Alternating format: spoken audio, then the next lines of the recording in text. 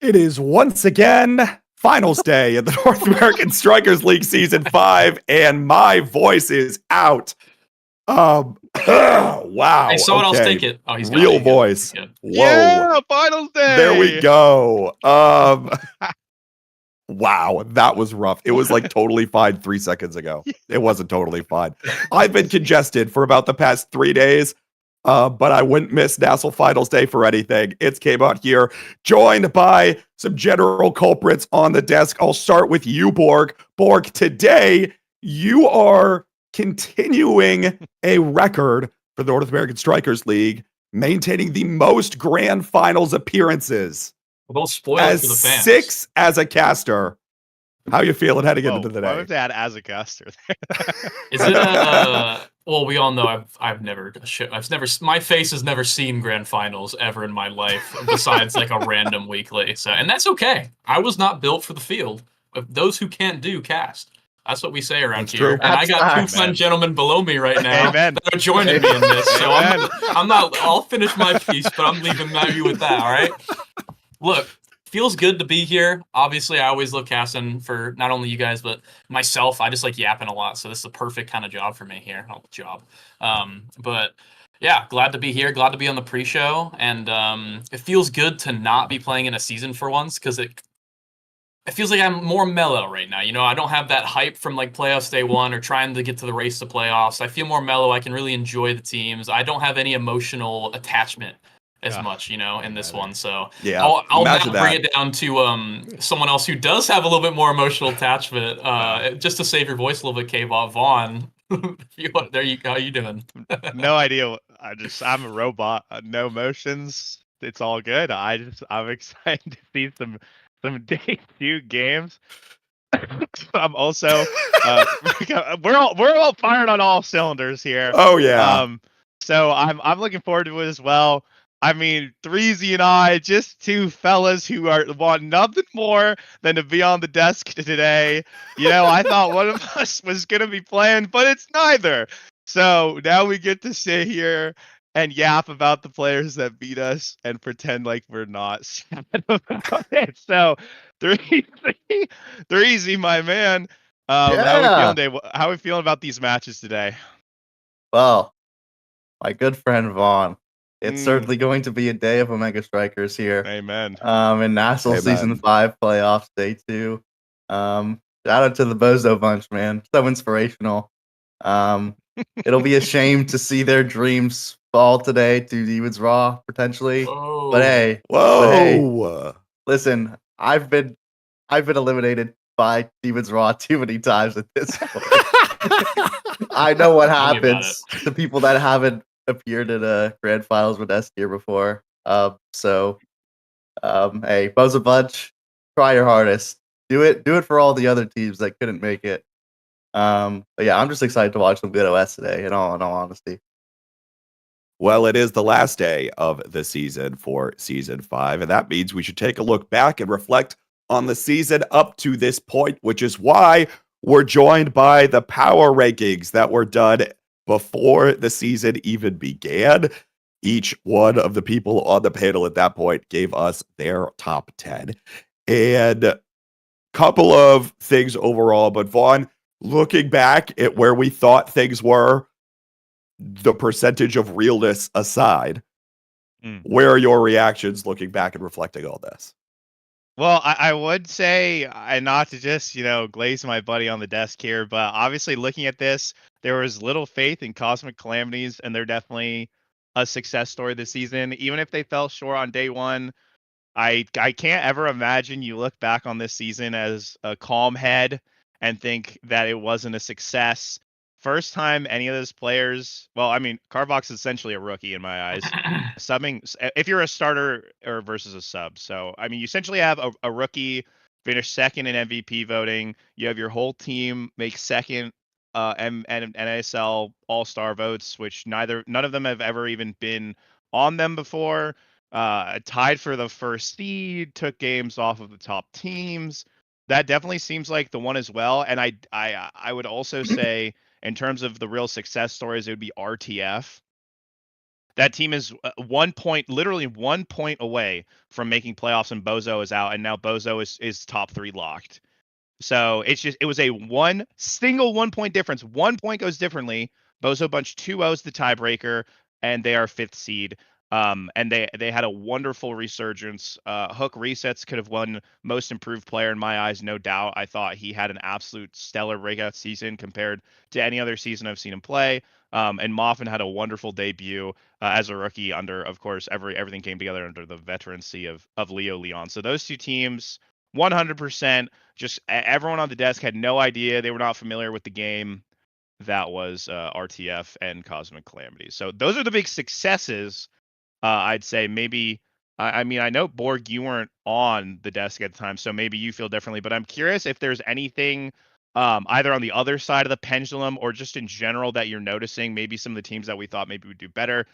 What are some other things that you've noticed over the course of this season that really have taken us by surprise over the course of this very long and prestigious season 5? Not to address the elephant in the room here, but I mean, in terms of teams that no one expected except you, I guess, to do, I mean, as really, no offense, as bad as they did, Bun Bun Bonanza, I mean, I think one of my favorite teams to watch historically. So it was kind of a shock to see kind of what happened with them this season. Hopefully they return in full force in the future as well. So we'll see about that. Return to form. I wish I was one of the people on here. Sadly, I couldn't make it this day, I remember. But I would have put them higher because I believe in my favorite brawler, my idol, Leo Leon, and then obviously my former teammate, Hook, who is always done fairly decent. I always thought he was a good role player, so I agreed with all your takes there. I thought return form did great this season. But yeah, other than that, I mean, we've kind of just had one of those. I feel like a lot of NASL seasons have kind of gone of a similar script, but slightly different teams in terms of the changes. Demons always slacking off in the beginning, except for that one season where they just destroyed everyone. But in recent Nationals, I mean, slacking off into now bringing it back in for playoffs. Sad Boys, a little bit of a slower start, I think you can agree, Vaughn, than due to some roster issues in the beginning and everything, and some deadlocking per se, maybe a little bit there. That game's But name. manages to come back. I mean, at the end of the day, it might not be a success for you, but still make playoffs back from a really rough, I'd say, start to the season. So I'd consider that pretty. I'd give that a little bit of round of applause there for sure. And then obviously, Cosmic Calamities, big fans. Obviously, Threezy Breezy. Love seeing you on the pitch there. I love seeing your resurgence after last season, last call. Bring it on the name single handedly. So I think overall this season was a big success, and obviously, I don't need to talk about Bozo Bunch. I can I can let Mr. Threezy Breezy talk about Bozo Bunch a little bit there, as he's played against them this season. Well- but the success of them so far has definitely shocked me the most, I would say. First, Threezy, I want you to actually address, do you feel like, from your point of view, Calm Season was a success? 100%. I mean, there's one thing, like, losing in playoffs is like obviously a failure, but you can't just let that wipe out all the success that you built up during the regular season. We had like 8 or 9 really solid weeks. I'd say I was the main disappointments for me this season were how I played against EKC, and then obviously playoffs. But besides that, I mean this season was a great success for my team. Like we didn't have much time to gel. We immediately had to play the top teams like Demons, Raw, Sad Boys the first 2 weeks. We played Modern Magic, who were supposed to be scary at the time, and we kind of just rolled them. So we had like a great season. I'm super proud of my team. It's funny looking at the rankings. I remember Vaughn's rankings were just the logos. For the teams. So I was looking at why Modern Magic was third, and then I remembered. But yeah, kind of like Borg said, this is kind of how most seasons go, right? With you have this top 3 Demons, Raw, Showtime, Sad Boys, like last season. Bun, I guess what happened there is they just role swap because they already got bored of midfielding, so that happens. Return to form. I always say Leo Leon is every brawler's favorite brawler. That guy is so fun to watch. So I'll give them their flowers once again. Then yeah, Bozo Bunch just again, they were 1 point away from not being in playoffs. They had a great day one. And that's always how it is with OS. Like if you show up to play, like all that matters is the one day, right? Like if you're there on that day, like at a LAN, at an ST or whatever, like you're gonna do well. Like if you're there to play and you show up, it just matters how you're performing on that day. And so Bozo Bunch did it. Let's see if they can do it again. The last thing I want to ask each of you is, at the beginning of the season, we thought that this season had the potential to be the closest season of the North American Strikers League. Up to this point, the league's been running for about 2 years. Do you think at the end of it, we can definitively say that this was the closest season? Vaughn, I'll start with you. Well,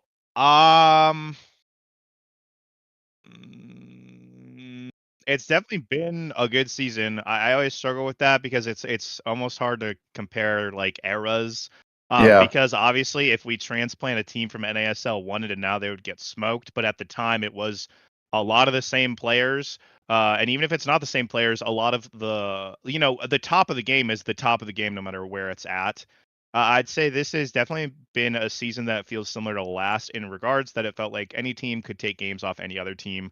That's something that I have really come to appreciate recently. I still think that I wouldn't necessarily give this over one season over the other because at the end of the day, Well, I'm excited because even though I've lost, Bozo Bunch cracking top 3 is huge because historically it's almost always been a Joker team, a Demons team, and a Boys, except for NASL Season 3. So I'm very excited to see that Bozo especially is cracking into this because they have made grand finals before, or they were 1 point away from making grand finals versus Demons Raw and Afrika. So they've always been relevant. They've always been good. I every season I vote this Gret guy to top 3.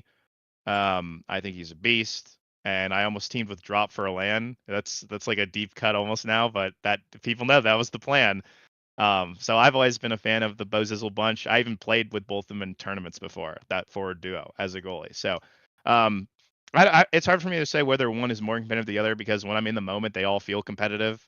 As one of the guys who's played in all 5 seasons. So, but I did like the fact that it felt like I could show up to any week, and if I didn't play well, I would lose. And that's definitely not been the case in the earlier seasons. But this just feels like another solid addition to the squad. I don't think this is definitively the most competitive, but I really have really liked watching 2 of the rookie teams, or actually all 3 of the rookie teams.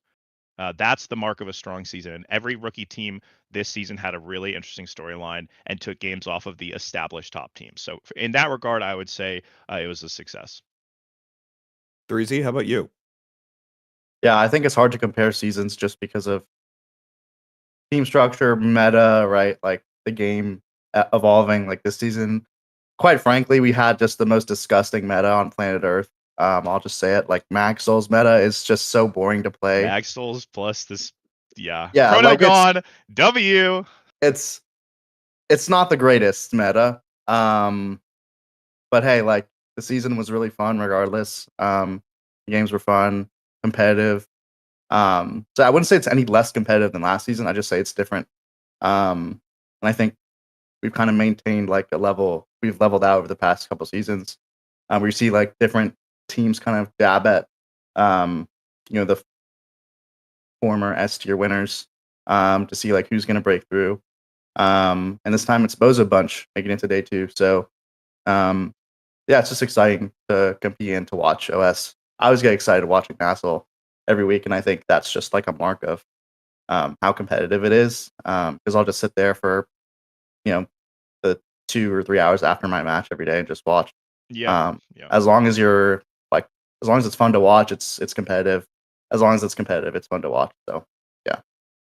Long live Omega Strikers as it goes. And today's going to be even more fun to watch with the 9 players about to take the pitch. And let's go roll by roll through those players. Yeah, sorry, Borg, we're running out of time, but I'll let you yap about the Brawlers if you want. I was going to make it short anyway. I was going to make it short. Well, you want to talk about something? No, go you for it. Keep going. I'll just go first next time. It's all right. All right, all good. Let's go roll by roll through the players that we'll be seeing today, starting with the Brawlers. Joker, Snake, and Drop Leto. You see some of the stats lines from last week's games, but the real player I want to highlight here, Borg, is Snake. Most people might not think about Snake when you're talking about Demons Raw. You think about Kaido, you think about Gooby. So those 2 tend to be the most flashy overall. But Snake has been consistent. Snake continues to dominate in these S tiers. He is the winningest player in S tiers. And should Demons Raw win today, Snake will have done a 3-peat back to back to back twice for these S tiers. What does Snake do so well in the Brawler position? So I've actually had to think about this a lot, right? As someone who was playing and a Brawler as well. I always thought kind of what separated the top Brawlers, what was the difference, because they definitely are differences. It's just kind of hard to tell unless you really deep dive and look into stuff. And I think Snake's biggest strength is his consistency. If you look at pretty much every game that he's in, it doesn't matter what team he's on. It's the fact that he can literally enter a roster. As long as he has other decent players with him, he can win because he does his job. He does it every single time. He's always incredibly annoying for the goalie and the midfield to play against because he's always peppering you with damage. He's always in your face, making it really hard. He's in the perfect spot at the perfect time, making it really easy for his midfielder to pass him the ball as well. So he has really good awareness. And that's kind of his biggest strength is he's always doing the thing that you want him to do. as a midfielder, as a goalie, right? As a teammate, he is always doing his job. Whereas a lot of other brawlers, they tend to try to maybe take things into their own hands, try to do more than they need to, try to carry a little more. They try to get a little more crazy into it. Snake doesn't really need to do that. I'd say, especially over the years, he's kind of gotten a bit slower and slower with his playstyle, and he's just doing what he needs to do to win. And it shows, right? He's won what'd you say, like 5, 6 S tiers, and he's done a 6. 3P. And if he wins today, has his second 3P in a row. So, I mean, the stats show for themselves. Stats do show for it themselves. But what they don't show, to your point, Borg, is being open for passes and conversion rates to actually put the core in the net, which at the end of the day is what needs to happen for brawlers to get it done. 3Z, these are some of your compatriots in the brawler position in the league. Who else stands out to you in terms of the way they approach the role? I think it's kind of been a running idea for a few seasons that the brawlers are just all really talented and all kind of excel in their own right in Nassau. And I think it's really interesting to look at each brawler individually because they function so differently in the capacities of their teams. If you look just here in the stats screen, right, you look at Joker, 7 goals, 72 shots versus Snake, 6 goals, 36 shots. It just shows you how differently, for example, those two brawlers play. With Showtime having more core control, kind of exhaust, wear you down with their offense style. Whereas Snake kind of plays a little bit more forward, relies on his back line and just trusts them to get him the ball in the right spot while putting pressure on the midfielder.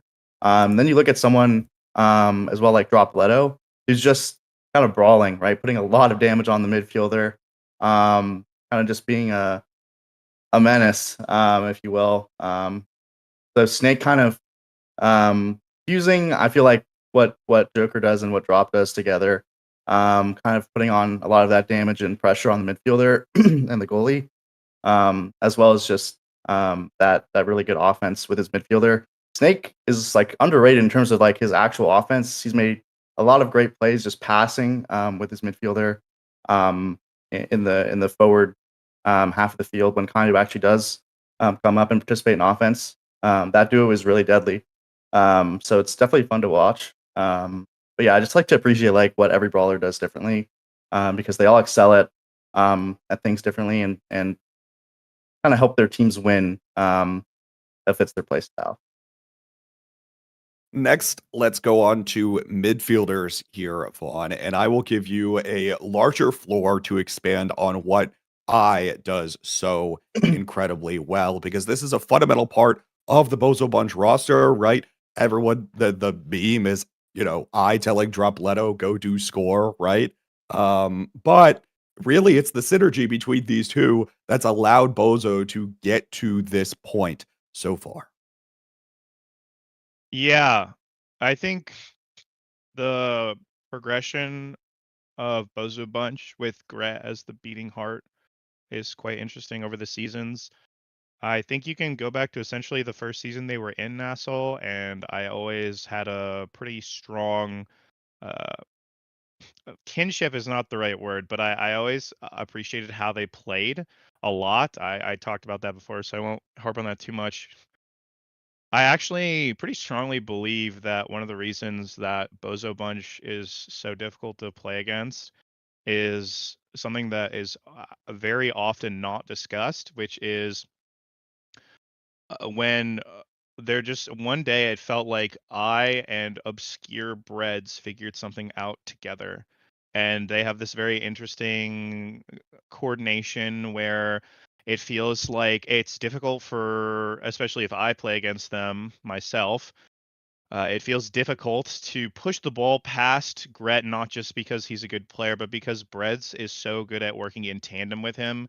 When a lot of times it feels like most of the teams that I play against, their goalie and midfield stack vertically, Breads almost plays behind him in a way that is unique and is difficult to punish. And I think that's quite interesting. I think that's something that's very rarely discussed and is something you might not think about until you're on the pitch against them trying to win interactions. But I definitely felt that last week. I also think that this is a very, very interesting meta for the midfield of Bozo, as it feels like every single one of his best characters is good. Not that that's to say like he's not good at other characters, but like I've never known him as an Estelle player. He historically has not really done anything with Rune, who is another top pick right now, Estelle in previous formats. Even with the removal of Chrono, you're welcome, everyone. Saved the day. All good. Jedi Mind Trick Aesop on that one. We all should thank me. Even with that being taken out and all these dumb people who don't understand balance saying that Octavia would need like help buffs, which were wrong. The character is filthy. I expect to be picked today at some point by any of the teams. I think that's part of the reason why it's so good. He's really blossomed into a two-way star. I think he's got wonderful defense, understands the how to layer strikes defensively, which is something that every midfielder below a top level fails to do accurately. It's one of the best ways to distinguish a true top player in the midfield role versus not. And then on the other side, he's so obviously good with Dropletto. They've been playing for as long as any other top brawler midfield pair, and it really comes together for something special. So I think this is the strongest Bozo bunch has looked. I think they're coming in with a lot of momentum after a great day one. I expect them to make waves. And if you remember in Nassau 4, they were just like one set away from beating Showtime. And Barcode has a lot of props for Gret. I've spoken to Sean more than once. I think that this Bozo Bunch team, like I could sit here and talk about Xian Zurkainib. I've heard it too many times. I've done it myself too many times. So I just want the focus just on that team. They're ready to make waves today. I think they have a real chance to put it away off of their just cohesive strategy they've built, K-Bot. And I think to your point, the midfielder plays a very critical role in that overall cohesive strategy. When you're talking about getting the core from your goalie through your midfielder to your brawler, that's what it is at the end of the day. And to your point about being able to sit there, layering those strikes in, winning strike wars, that's one of the reasons why Kaidoobs now is so difficult to deal with. Especially when this guy gets monumentalist like he did in 2 games consecutively last week. That's exactly how difficult that is. Isn't that right, 3Z? Yeah, thanks for reminding me, K. No problem. No problem. Yeah, giving me some flashback. That's awesome. But yeah, no, I think yeah, anyone who said that speed would be dead, I'm on the patch. Clearly they've been proven wrong. The thing about speed is when there's less of it in the pool, it's more valuable. And it's even more valuable against damage. So with the strength of Strike Shot, Maxwell's, and where the melee goalies are at, these speed characters that have a lot of core control, like now Octavia, even Kai, they're so strong. Now especially with her healing, with her repositioning ability, with her low cooldowns. That's another thing we talk about now, is that her cooldowns are just insanely low. And so when weak. so when she So gets weak. something like Perfect So Form or Spark of Focus or any CDR, A weak character. just makes it really impossible to move the core in a straight line against her. And then you have to go vertically, right? And then she just presses her secondary and runs up with Maxwell. So now definitely will be high pick ban rate today. Among other characters for sure. Definitely a problem. All right. Lastly, let's take a look at the goalies here. And Borg, I want to send it to you first. Barcode's a player that was around for a long time, took a little bit of a hiatus, now is Just stayed back. dead. He's kind of the original Iron Wall, right? good. Now Oh yeah. he's back. He's in a top 3 in Nassau, and here we are. What is it not only about the melee goalies that make it pretty good to play in this meta, but what Barcode's able to do in that role? So I've known Barcode, or Sean. You guys can't call him that. I can. Haha. Yeah, Sorry. I bet. Not a big deal. But anyway, I've known him for a while. I've known him for a long time. I kind of know his mindset in other things as well as Omega Strikers, and I think his mindset, he's basically just a huge grinder. He loves the grind. He loves to sit down, nose to the grindstone, just get it done. He knows what works. He has his formula, and he does that over and over again. As a brawler, I'm very suited to say this. Maybe you guys in the audience too, especially of the lower-ish elos, will be able to attest to this. A lot of times, when you're playing, you have this thing in your head that's like, what if this works? And then you do it and it just does not work at all, and you throw core control and it just doesn't work. You waste the possession. Barcode never does that. Megaverse. Barcode does the complete opposite. Or hey, we don't need to say names. Barcode does the opposite, where he goes, instead of what if this works, he goes, I know this is going to work, and he does it. Which is why probably one of the reasons and one of the ways to score on Barcode is there's two ways. You either kill him, so he can't do the things, right? That's the Barcode strategy, number one. Or two, you overwhelm him so much where he literally has no options. To score on Barcode, you have to checkmate him. And that's kind of one of Showtime's strengths, where they have such an explosive and such a very core control heavy team, to give Barcode those cooldowns, to give him those options, so he saves literally everything, no matter what. I'm expecting almost no mistakes from this guy today. And in terms of the other goalies, I think they got a tough matchup in the goalie position here. And sure, it's a tough matchup, but each one of them has a very different personality, I think, across the board. Cough, cough. Not at all. No, I didn't watch Mako walk into the enemy goal box last week at all. Look at the saves. But the other thing that I want to talk about, yeah. Well, actually, that was in the night market game. So, whatever. In any event, the other thing, though, is that we've talked a lot this season about melee goalies being good, but Obscure Bread sits here and is kind of showing the opposite. Last week was on now in the game I pulled up here, has played Finney very consistently in the past, especially for Bozo Bunch when they want to favor more of a damage style. And Vaughn, you were talking a little bit about Breads earlier. What does, why does this work? Because everything I've heard this season says that melee goalies should be what's winning. And yet, here's Brett's. He's him. I mean, that's all I got to say. I mean, he has played those characters in the past. I very vividly remember him locking in the classy Mako in days gone by. But I think it's just the thing about goalie, in my eyes at least, is anything can work if you put the time into it within reason. Like just yesterday, I was scrimming Showtime like the night before, and I picked Luna goalie a bunch, and we were doing great with it. The pickup team that I was on. So I think that at the end of the day, this isn't like a full-time job. The amount of time you have to put into OS to win these things now it's a lot. Okay. And there's something to be said about it's just easy and consistent if you stick with the same characters. If you've put in the time to learn them, you just refine that further and further. I mean, there is a reason why my team stuck with our tried and true Amy plus Estelle backline. That was like our super bread and butter defensively, because you just learn, you get a sense for your teammates' cooldowns, you know how to play around the character better, you know the limitations it might have when your teammate is piloting it. And so he's put in a lot of time learning these characters like Finney, and was one of the goalies that spent the time to understand more of this now pick with those CDR changes. And it was probably the biggest flavor of the month pick this season, like kind of new. And I think it shows the fact that they've just worked on it so much.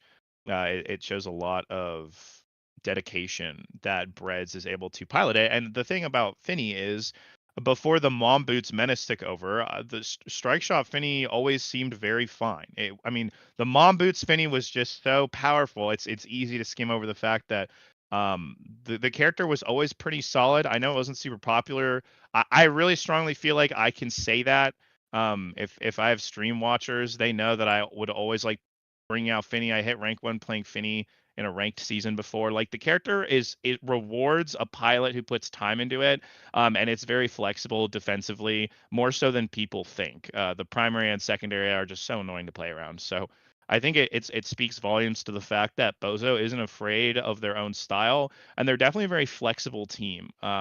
Speaking as the guy who just lost to essentially a glorified core control comp in our series, and then immediately got KO'd like 20 times. The next game, they can really pivot between any style. So I think Breads is really proving his own this season. He's always been a great goalie with a bit unorthodox, wacky picks like Rasmus in the past, and we're seeing it kind of culmination.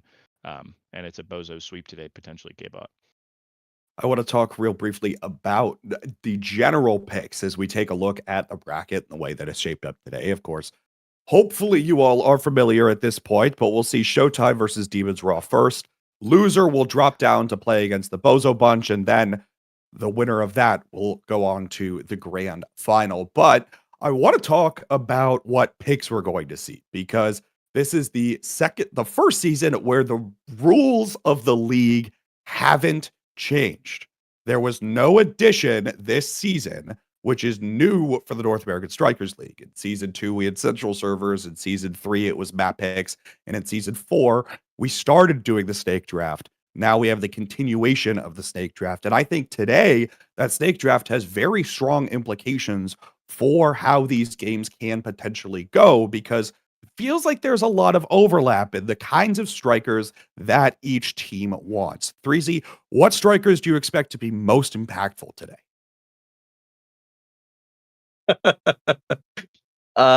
There's a few. There's a few strikers. We're gonna have the melee goalies be pretty prevalent today. Alice, Mako, Showtime. If they can't get either of those, probably picking Asher. Maybe we'll see a fourth mystery goalie from Barcode, but those are the three that he's picked all season historically in Nassau. So yeah. As far as midfielders go, like I said before, now Octavia, and then we've got the special characters, right? The characters that can really do anything. Rune, Juno, Amy, characters that give you a lot of flexibility between damage and core control. Maybe if we're playing damage, maybe we'll see something like a Luna or a Vice. Probably not. I'm hoping, but probably not. Realistically, it's going to be now Rune, Juno, Amy, with the side of Octavia Kai. And then for Brawler, good news. Every Brawler is pretty playable. Probably won't see a lot of Kazan or Rasmus today, but who knows? Rasmus is something that can be good into a lot of these melee goalie picks. Has a lot of speed in the midfield as well. It's hard to stop that primary if you have no abilities up. But we're most likely going to be seeing X, Asher, Juliet, Centauro. Can't forget about him. Those four are probably going to be the most prevalent today. Vaughn, I want to talk about these picks that have been flexed back and forth. Yesterday, we saw a lot of Asher in the Brawler position, but also in the goalie position when Barco pulled it in. Breads has played now in the goalie position. Some of these picks go back and forth between where they get picked. Do you expect there to be any draft strategy that the teams are coming up with heading into the day-to-day with that knowledge at the ready?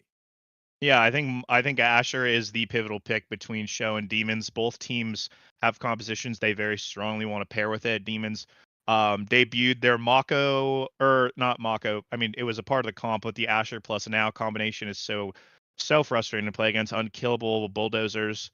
But on the other side, Showtime picks Asher. As we've seen, Sean has only picked 3 characters over the course of the last 2 seasons. Alice, Mako, Asher. That's it. That's all he needs. He's the ultimate 9-to-5er in this league, and he gets it done.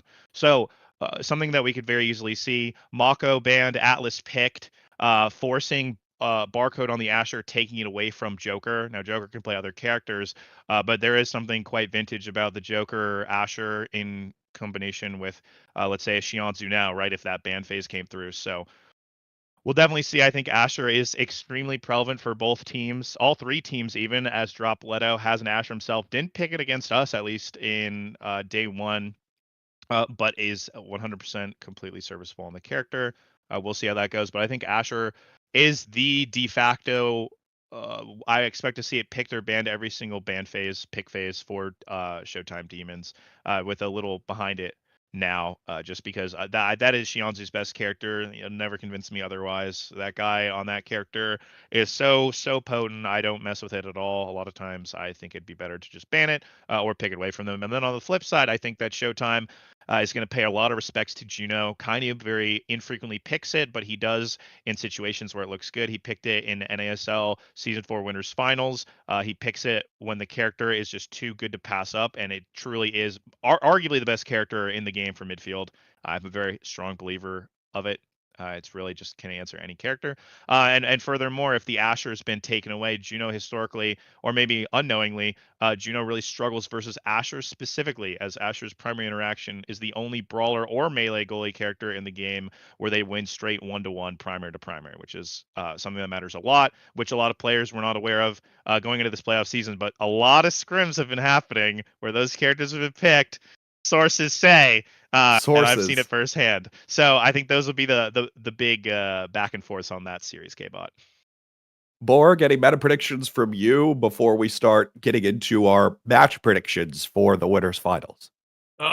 Just all the really boring picks, like what everyone else said. Asher forward, melee goalies, now Octavia, all the stuff that just really grinds my gears. The reason I retired, per se. That's my prediction, and I'm not joking. We're gonna see all that today, but I'm hoping, please God, I'm hoping Joker maybe will do it. Let's see some Zentaro, let's see some Kazan, let's see some X, let's see something that gets it done. All right, gentlemen, let's do it. Hey, Joker did pull out Zentaro once last week. We saw an X from Dropletto once last week. I think that's more likely than you assume, Borg. Let's get into we'll get it. Predictions for the match. We have stalled on for far too long. Alrighty, and we're back. We're back, everybody. Hey, wait, I think I'm the only other one on the screen. Everyone else is gone. It's all right. Ooh, the ghost. We're back. Ooh. It's okay. We're going to get through this, and we'll start the games, I swear. I'm going Showtime. I think Demons Raw has been missing something this playoff so far, and that's going to losers bracket for fun, just to knock out a team in the losers bracket, as they've done a few times before. I'm not going to name any names here, but that's what's going to happen here, and poor Bozo Bunch. That's my next prediction as well, but I think that's what's going to happen. Showtime's going to Grands, baby. Vaughn, to you here. Winners finals. All right. I'm going to say Demons Raw. I think Showtime is honestly the stronger team at this exact moment in time. But kind of is my boy till I die. Snake and I won the last S tier together. And Gumi is the pampered princess that gets to play with them. And Sean was late to scrims and then canceled early, so I hate his guts. So it's a Demons Raw sweep. Next. Breezy. Hey, gotta stick with my boys. Demons Raw. It's a Demons Raw sweep today. They're going for the back-to-back championships. Yeah, I think it'd be cool to see Showtime win it. It'd be cool for Huss to win his first Nassau season. But unfortunately, Showtime very cringe to play against, and I don't like playing against that team. Demons Raw also is cringe to play against when they play like Showtime. But anyways, go Demons Raw. I think they're gonna win. I think I'm gonna give changer. The hey, first Bob, series. Yeah, voice changer. Whoa. I think I'm gonna give winners finals to Demons Raw. I think they'll have the answer first. We'll see whether or not Showtime can respond. Folks, don't go anywhere. We will take an intentional break this time as we step away for some ads, but don't go anywhere. Winners finals will kick off Nassau Season 5 Finals Day on the other side of this short break.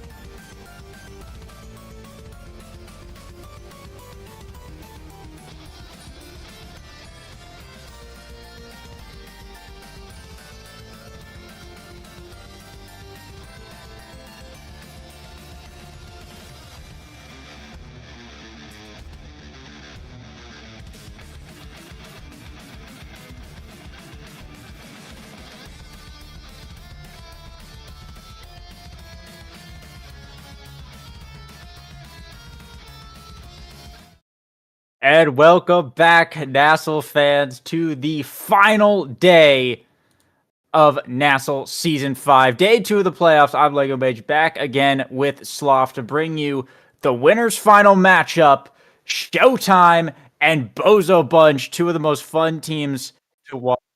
Oh, Demon's Raw, my bad. I don't know why I said Bozo Bunch. I am thinking totally wrong. Showtime and Demon's Raw, it's the rematch from last season's grand finals. So even more fun, really. But we've got the character draft already up and ready. Sloth, take us through what we're looking at in this very exciting series. Oh, we're looking at a lot of things, and more specifically for the Taiko Temple game, we're looking at the side of Showtime running that lovely Asher goalie, denying that pick off to the side of Demon's Raw as well, and for playing an Amy and a Zentaro into, might I add, a very damage-heavy game. The starting awakenings are a heavy impact and super search. That's a bit crazy. That's going to be enabling that Amy and that Zentaro a lot. The answer from Demon's Raw obviously being that Atlas now to keep yourself alive now, also being a very high value pick as well, and wrapping it up with a lethal X up front. Just really, like, I feel like two very dominant team comps, and very much two team comps that will enable KO gameplay. Yeah, absolutely. It has the potential with that heavy impact start. It's good on pretty much everyone here, so it's going to be interesting to see these picks come out. It will be Snake actually going for the Super Surge. Let that X fly everyone else on the heavy impacts. We see Mag Souls, of course, all around. But we were talking in the pre-show earlier about some of these picks, and you know, we see the Zentaro actually come out from the Joker here, which is something that a lot of people wanted to see. It's not a character we see a lot in this meta. It's going to be really interesting to see the matchup between that and the Atlas, which is traditionally pretty strong. But right now, seeing the Brawlers trading a few blows early on in this point. Yeah, most definitely. And also, again, like, the KOs. Like, Snake's already been taken off once, is about to get taken off again, but damage is being traded back and forth. That heavy impact just really coming into play. You have Joker also down to stagger now. So, very much a lethal game on our hands here. As Kainub is not trying to run up with the flip, maybe gets a barrier, almost gets taken out, actually, but does stay alive. Are doing a good job holding that corner defense. Now Joker, the flip available, but it's the flip from Kainub that picks up the KO instead. A big move there. Now the power play for Demon's Raw. Xianzhu has to burn the flip defensively, running out of health and energy as the pressure getting mounted by the forwards of Demon's Raw. A nice glitch pop, though. Slings it right around Kainub, and Gumi's not back in the net. What an angle from Xianzhu there to steal that point away in the power play, and Showtime will be first on the board. One of the few times where that aggressive positioning from Demon's Raw does get punished. A nice angle to be found around Kainub and Gumi there. But that is just at one point. There's still two more to be found before Showtime can find a first set here.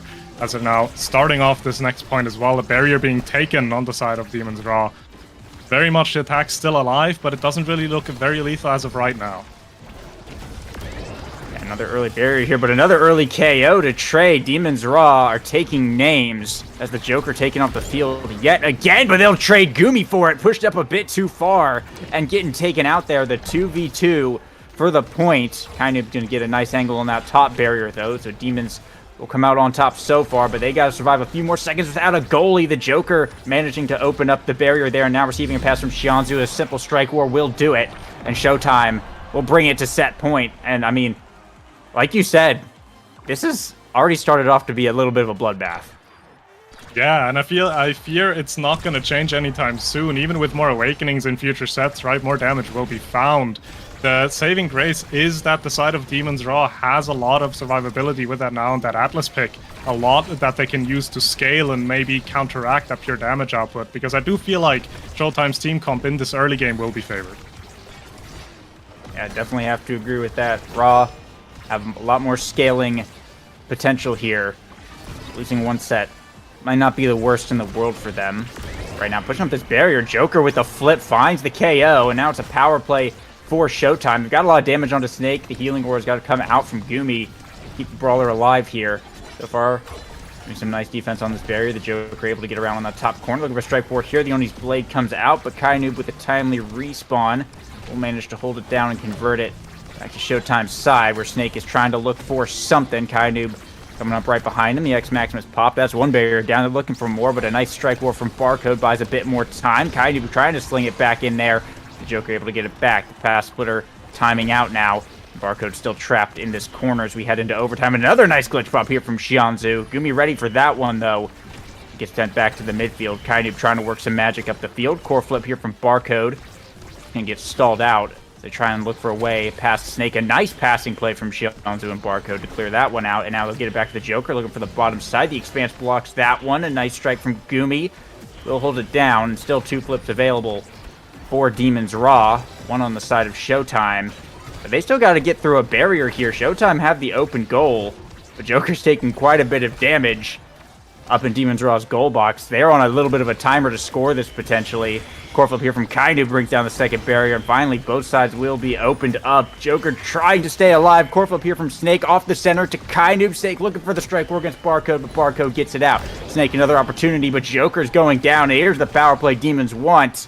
They're trying to force something in this corner. Pass up to Kainu, but drone to the top side. They're pushing in, closing in closer. Barcode holding strong on the goal line, though. Making the saves, being patient, and the Joker back online. Xianzhu burns the flip here, looking for the shot right to the bottom. It's a dime, and Showtime will survive and take set 1. Really convincing play from Showtime. I really liked as well. Even though they've been very aggressive in terms of KOs, they showed a lot of patience as well. All of their strike wars just had so much more power behind them by just being incredibly smart about it. And going into this draft, we have a lot of awakenings as well that will just amplify this KO playstyle and amplify the added control. There's a lot of things to be pointed out here, though. Extra special finding its way onto Xianzhu means a monumentalist is now on Kainu, and that is not only a monumentalist on its own, it's a monumentalist with a heavy impact on that now. So even now, it's starting to just be a damage dealer at this point. Yeah, I mean, there's a lot of ways they can get chip damage. We saw here as well, Joker picked up the ad rush, looked like mostly as a deny against Snake. Explosive entrance was on the table, but if Snake got ad rush, that might have been GG right there. So I think a smart move from the Joker to just forego the dash range and just continue on. I like what Showtime's picked up here in their draft. I think they kind of came out a bit on top there, but at least in this point, it's Demon's Raw tearing down everything. The damage is, of course, like you said, still there. And Demon's Raw capitalizing huge on their first point of the game right there.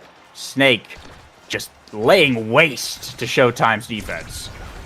Yeah, and I feel like Snake almost a little bit surprised by that Super Surge value with that flip coming out a bit late. So very much kills still being found. Snake does not have any evades to his name right now, though, so he does need to be a bit careful. Meanwhile, though, Showtime, again, just being so suffocating in their positioning. Barcode walking up there even and assisting in taking that barrier as they're now in an attacking position again. Joker, a flip in front of the net, has to get answered by Kainu. But the core back into sort of neutral play. Joker will be taken out here by Snake.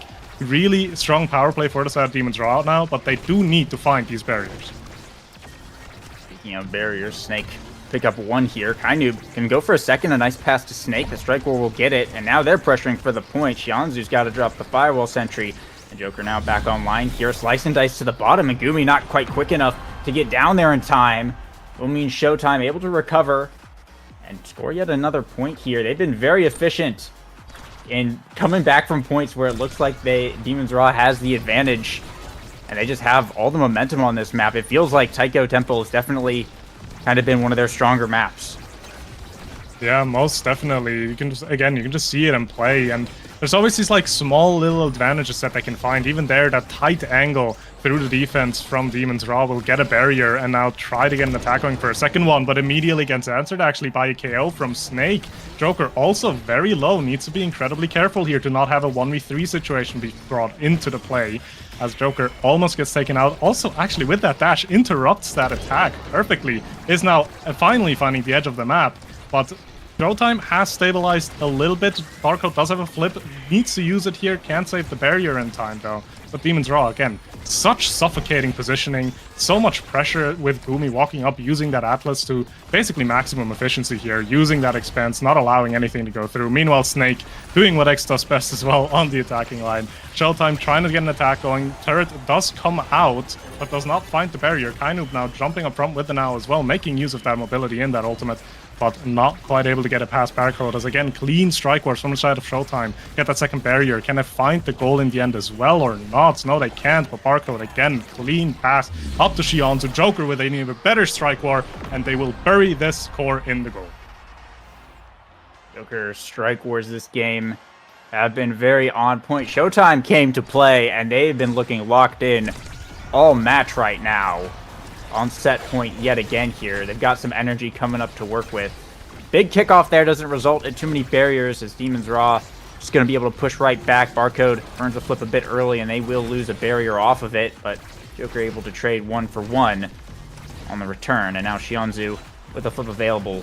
Fortunately, Showtime not quite able to get up to the core. Snake just pushing them back there with the X Maximus. Might have an opportunity in the midfield here. Kainoob and Gumi both pushing up, though, to keep it held down. So push into this corner. A nice clear from Barcode. Sneaks it past the bell ringer here. Now a core flip from Kainoob is blocked by the firewall sentry. The core makes its way down to Joker on the bottom side, looking for the dash. That's the second barrier gone. And now Shionzu pushing up here as well. Needs to survive against Snake, but Joker here with the flip. Going to get blocked by the Astral Projection. Has another chance. Goes to the top side. Doesn't quite get the angle. Might have another opportunity here with the Oni's Blade in the goal. Box is cleared out by Kainoob. And now Barcode on the defensive yet again. So getting it back down to the bottom side here with Joker. Core flip though from Snake. Gets it around Barcode. And now Showtime's opened up as we head right into overtime. Kainoob and Snake looking to pressure this top corner. The pass splitter in the way, and now the firewall sentry. Joker is pretty hurt, though. They might be looking for the KO, but a bad angle on the Astral Projection from Gumi. Looked to be a routine clear, but just couldn't quite find it. And it'll be Showtime taking set 2.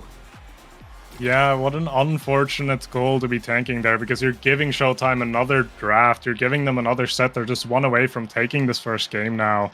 And again, in these Awakenings, you have a perfect form here. That's just so good for so many of these players. So I do wonder who's going to opt for what. Speed being taken up by both the midfielders makes sense, and that perfect form of X, definitely a strong pick for himself. Also a great pick to deny off of the Centauro here. Yeah, will be Size going over the Joker. And missile prop here for Barcode. Glass Cannon picked up by Gumi is a pretty solid Awakening as well. Speed has definitely been a little bit killer, especially in that overtime, so that will help out quite a bit. I think it's another really good draft here from Showtime, but that peak performance on Kainoob, I think is something we're really going to have to look out for. Yeah, most definitely. A lot of damage being put out by Demon's Raw now, actually. That peak performance is going to keep Kainoob alive, while that perfect form is going to enable Snake so much more as they take the second barrier as well. And they take Shionzu off the map. Barcode now, the next target of Snake. Will he drop? Not quite yet, but again, the core, it does stay up front, and it cleanly gets translated into a goal for the point lead in this set so far for Demon's Raw. And then striking first here again. But Showtime, it seems like when they're able to get a lot of damage onto Barcode, Demons are able to make things happen. But that's not an easy task, especially on Pauldron's Asher here with Catalyst. So let's see if they're able to keep it up. I mean, they've got some damage here onto Joker, forcing him back as Kainoob and Snake are working the pressure in the top corner. And another Super Surge KO here from Snake. Barcode's got a flip. They'll get a barrier on that one. But a barrier falls in return, and Snake's looking for a second. The Super Surge is coming in huge, and now Gumi pushing up. A bounce off the center, and it's right to Snake, who sinks it in. Demon's Raw now online and bringing it to set point.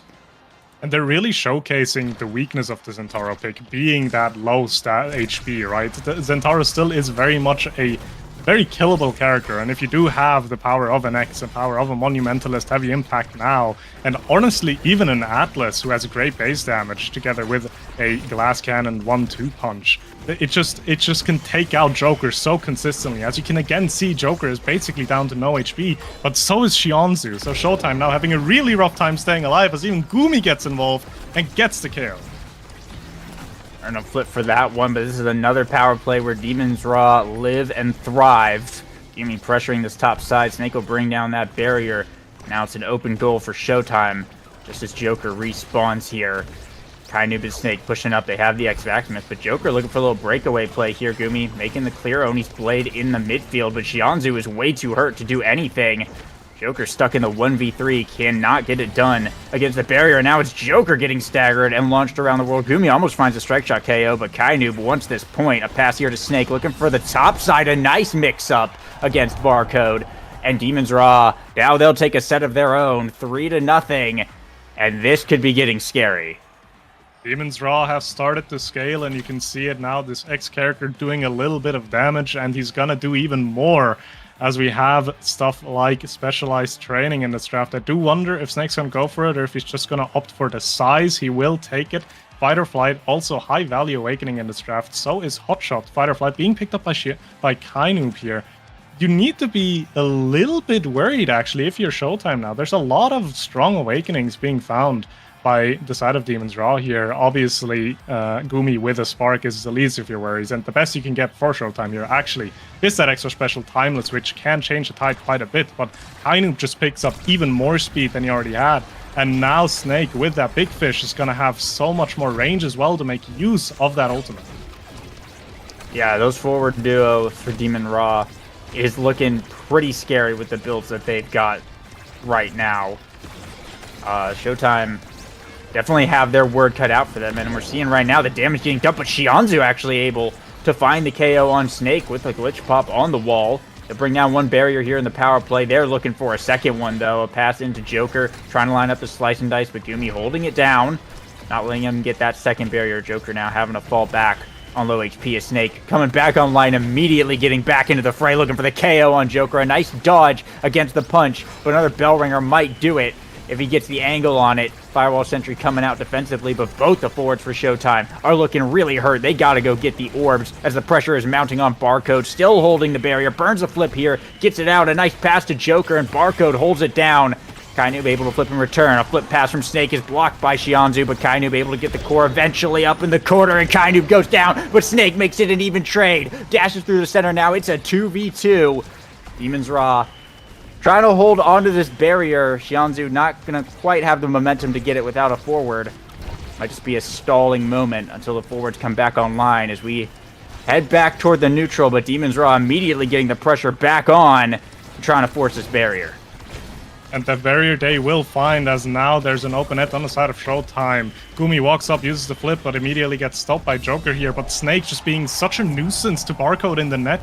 Barcode not being given the chance to defend properly, positioned properly to react to this attack, and it does go in. Demon's Raw find the first goal. And I feel like you can kind of see it as well now, the kind of ways that the teams want to kill. Showtime very much likes KOing through stagger, and that's just slowly not being possible anymore. The survivability on the side of Demon's Raw has just grown exponentially. So now they need to kind of move over to edge KOs, which Xianz was very much looking for with those Amy cyber swipes, but hasn't been able to find as consistently as they need to.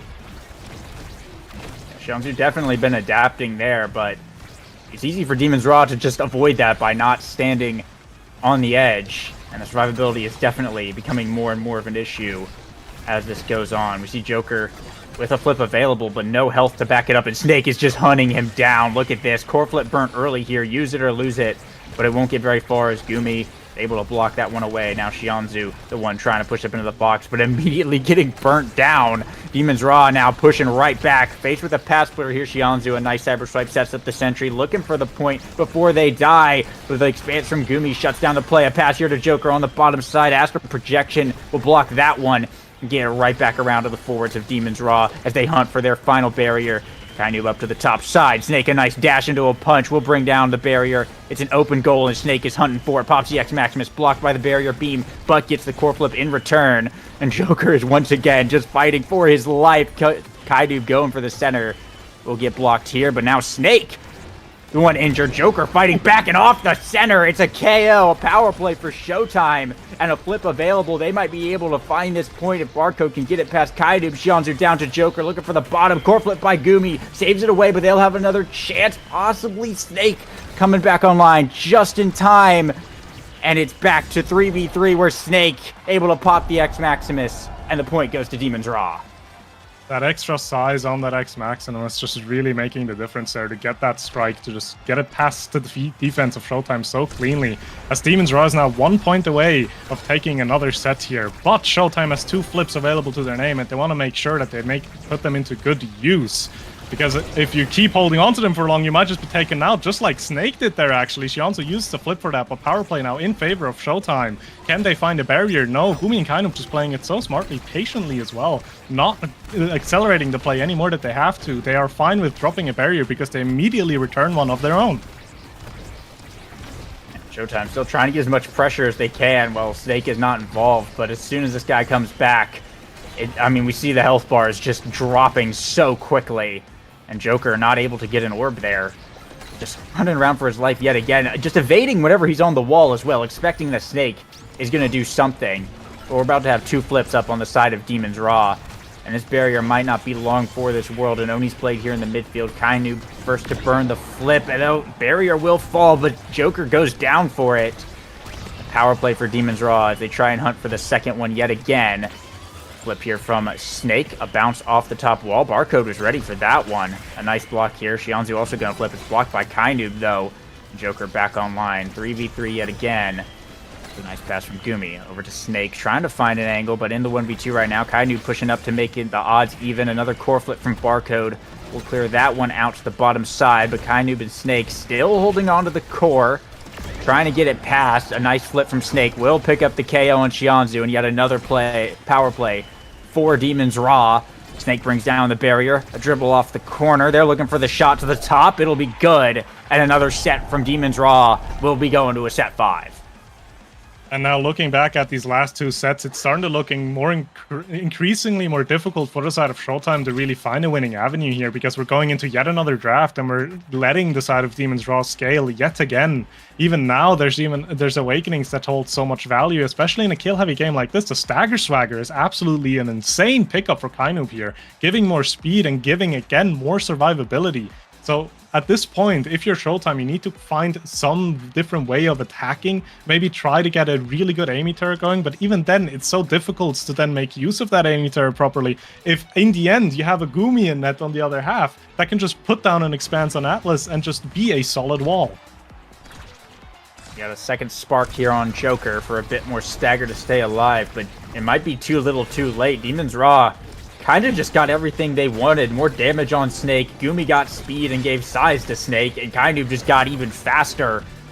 It's looking really scary here if you're Showtime, because it feels like the answers no longer lie in the Awakening draft, and this being the last set, this is all that they're going to get. They're just going to have to find a way to play better, and with Snake dealing as much damage as he is, and Kainoob running as fast as he is, it seems like a very tall order indeed. An incredibly tall order, and again, we're back in the corner of Showtime. A flip being used by Snake there. Doesn't find anything. Kainoob has a flip to his name as well. Will use it to find a KO. Xianzu now down to being staggered as well. Can't really get involved anymore. Does try to walk in, gets saved by the drum, but Gumi takes him out in the end. As now 1v3, Kainoob and Snake. Borderline toying around with Barcode in front of the net there. Just Demon's Raw back in full form and just showing why they're such a strong team. And Demon's Raw fully online in this set 5. They have scaled immaculately, and they are showing it. Showtime trying to make something off of this kickoff. They'll get one barrier here, but Snake and Kainoob, I mean, they're going to punish them for every inch of this. I look at the health bars yet again. It's Joker is just almost dead, and there's no damage on Demon's Raw at all with the double healing. And now they just convert back. They say, we'll lose one barrier. Well, we'll just kill you and then take both of yours here as they look to capitalize on this power play. Kainoob and Snake on the top side. They've got the flip to work with, and Gumi covering the out clear here. X-Mac is getting popped. A crazy save there from Barcode, but the barrier falls regardless, and Xianzu now traded out yet again. It's a permanent power play for Demon's Raw. Gumi coming up into the net, looking to get in there. Just needs a pass to one of the forwards. Goes to Kainoob, who wasn't quite ready for it, but just brings it right back to Snake. There's the flip, looking for the bull rush. The pass splitter in the way, but they get Joker on respawn. And now another power play for Demon's Raw, as they just keep the pressure up, and finally Snake able to sink it in. Oh my, match point from Demon's Raw.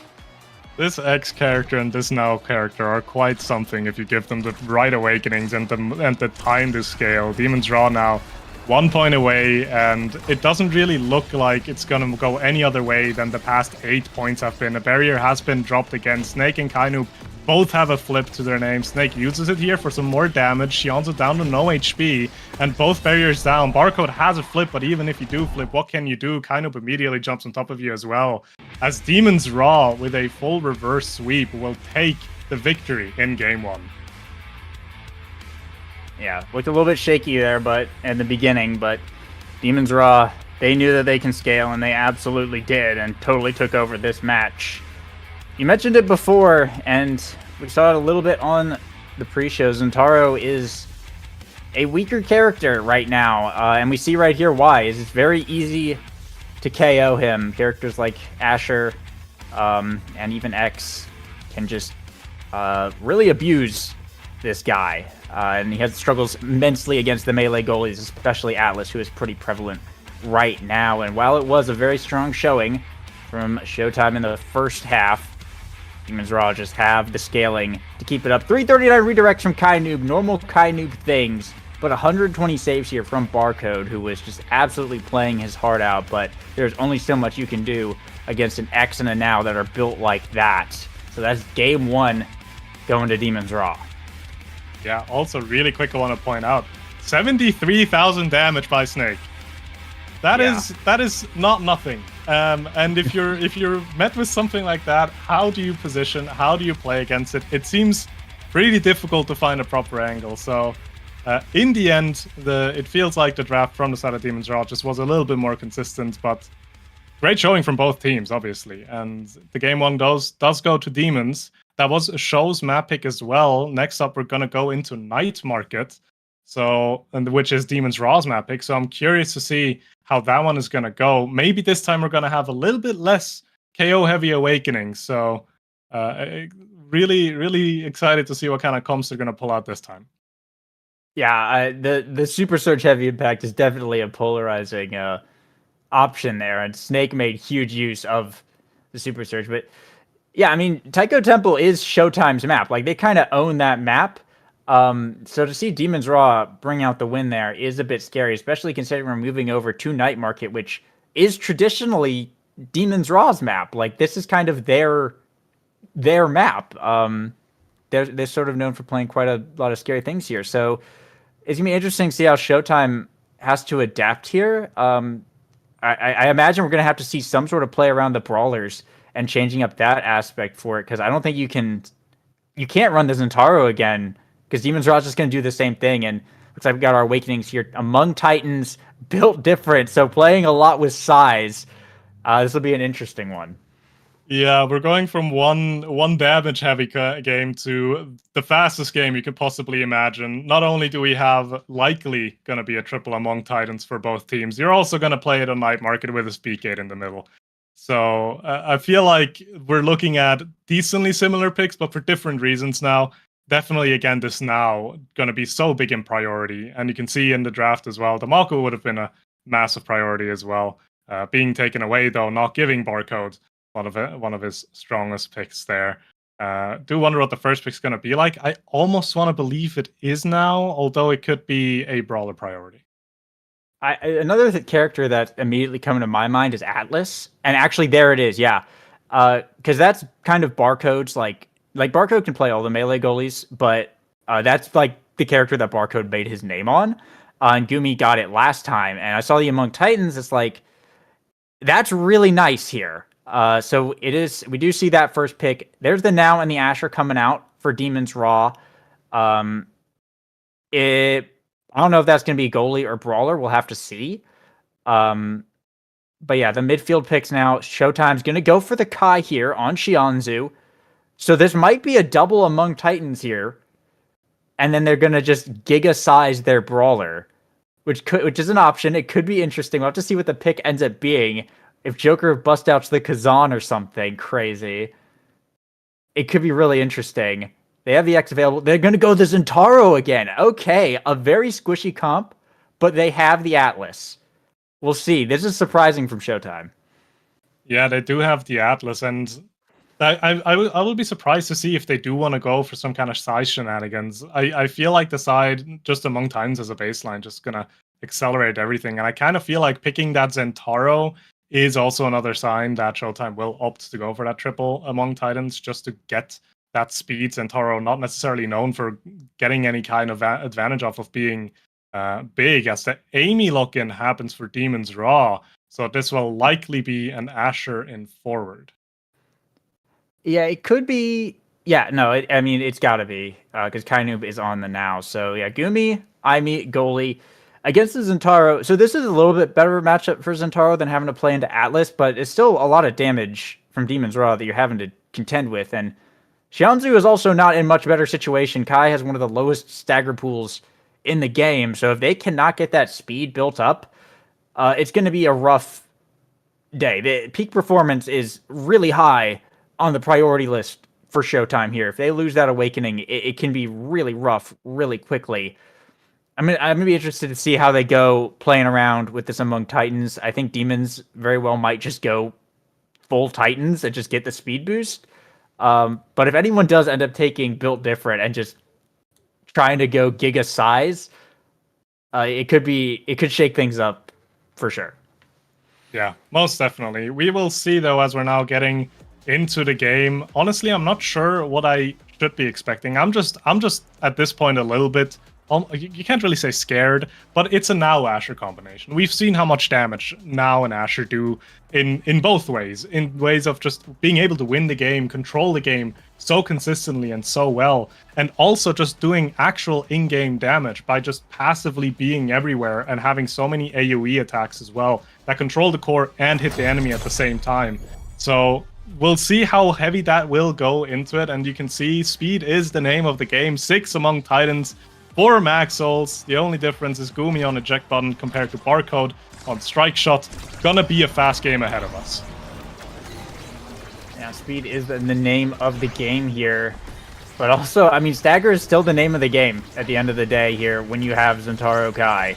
So we'll have to see if Showtime are able to... I mean, right now, Joker's gone. Bye. That's unfortunate, but this is kind of what you expect when you lock in Zentaro. So they're going to really have to look for those mobility awakenings. A dash enhancer would be nice. Like I said, peak performance, maybe some sparks is very well might be the difference between Showtime winning this match and it just being a repeat of last match where Demons just scale some damage and have them permanently KO'd. Yeah, most definitely. But as it stands right now, Showtime is a little bit better off. They were working with an open goal already.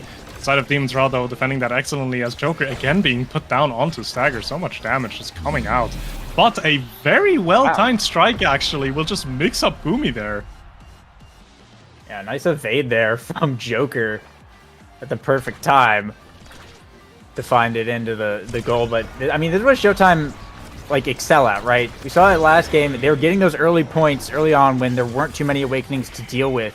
Things just fell apart as soon as Demons were able to start scaling. And we're already seeing that a little bit right now, where, I mean, Xianzhu is staggered, Joker already got KO'd, but Showtime are still managing to score. The question will be, can they keep it up and end this game as quickly as possible, or will Demons have the chance to come back? And right now, a nice blink up from Gumi will take that point away.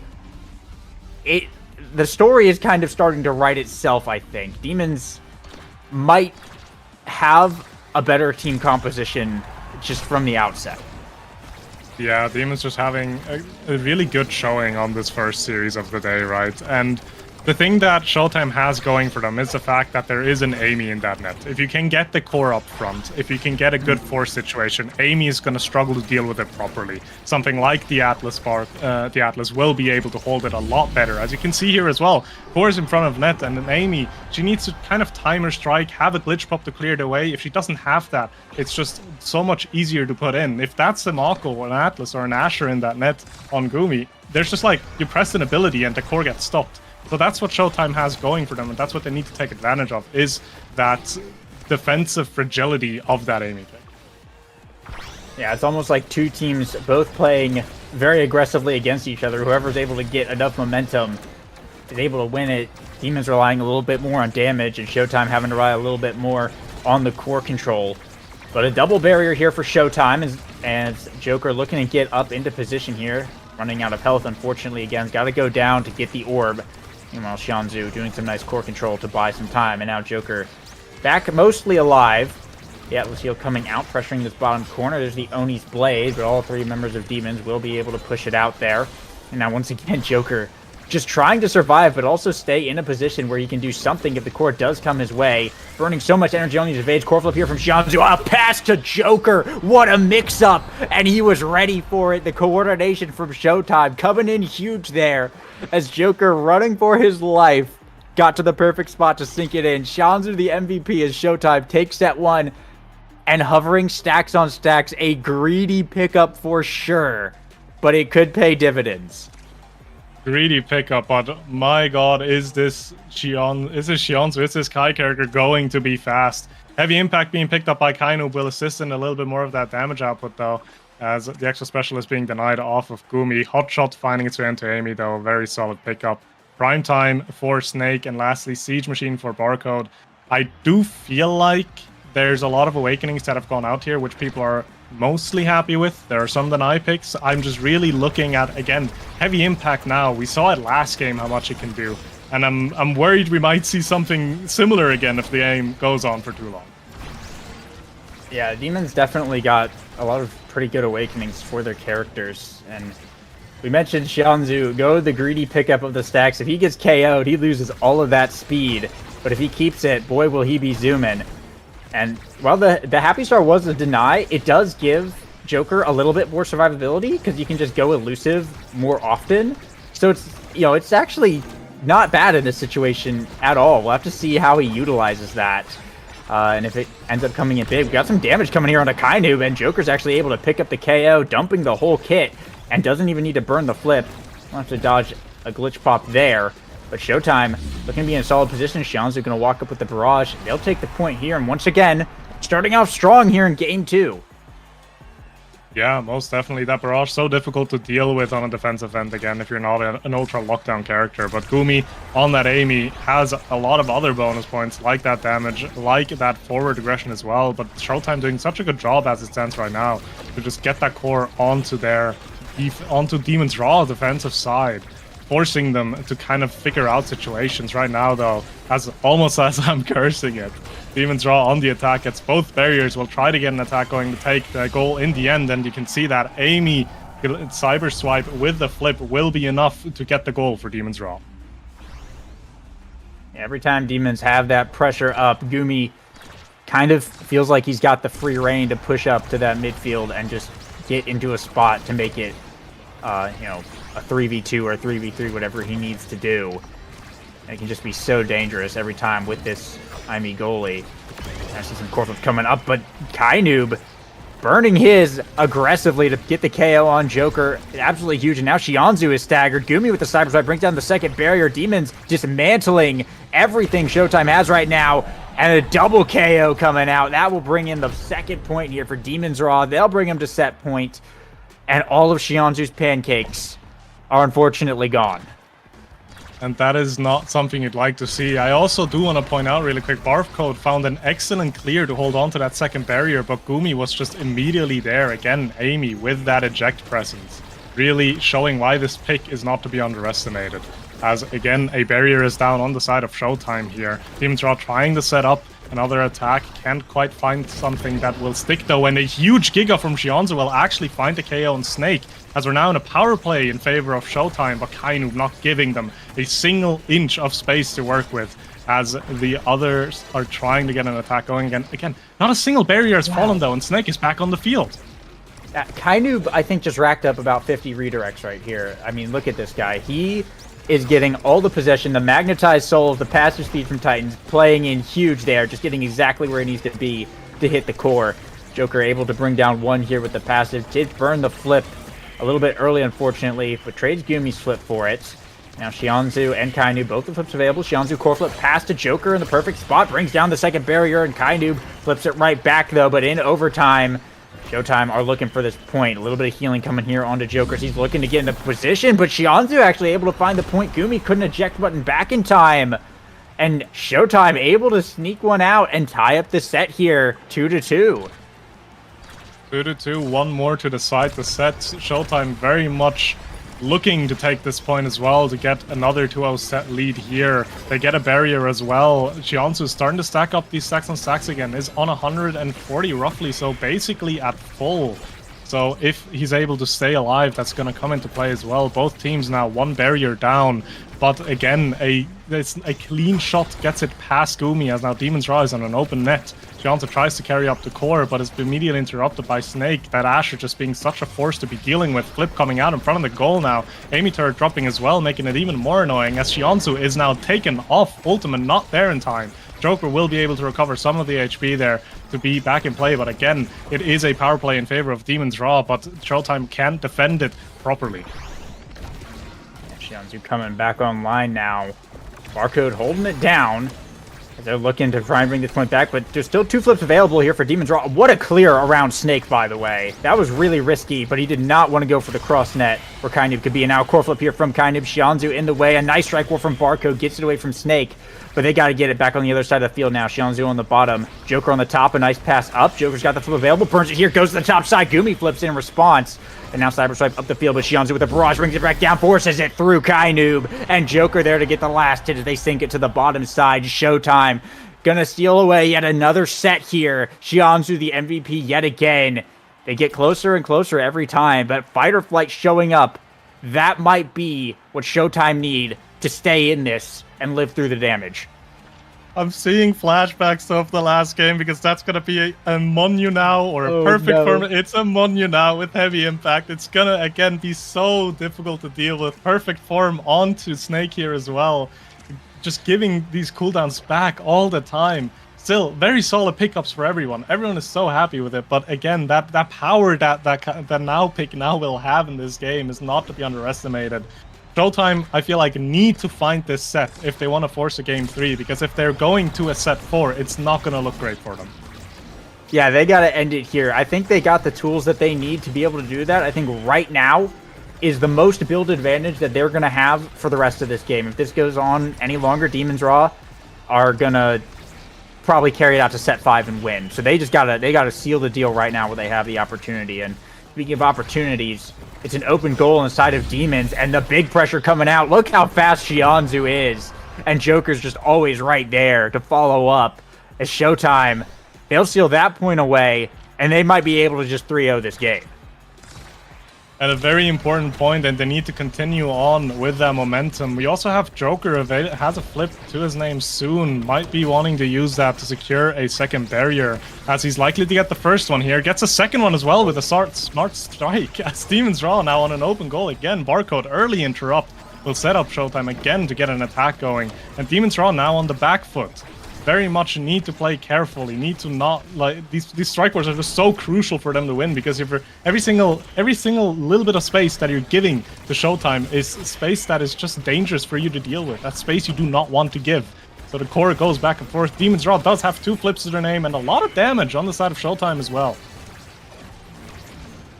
Shianzu, though, able to beat Snake in literally any given foot race. A nice flip, though, from Kainu, brings down the second barrier, and Shianzu has to get out of there to avoid death. Luckily, he's got the speed to avoid a lot of this.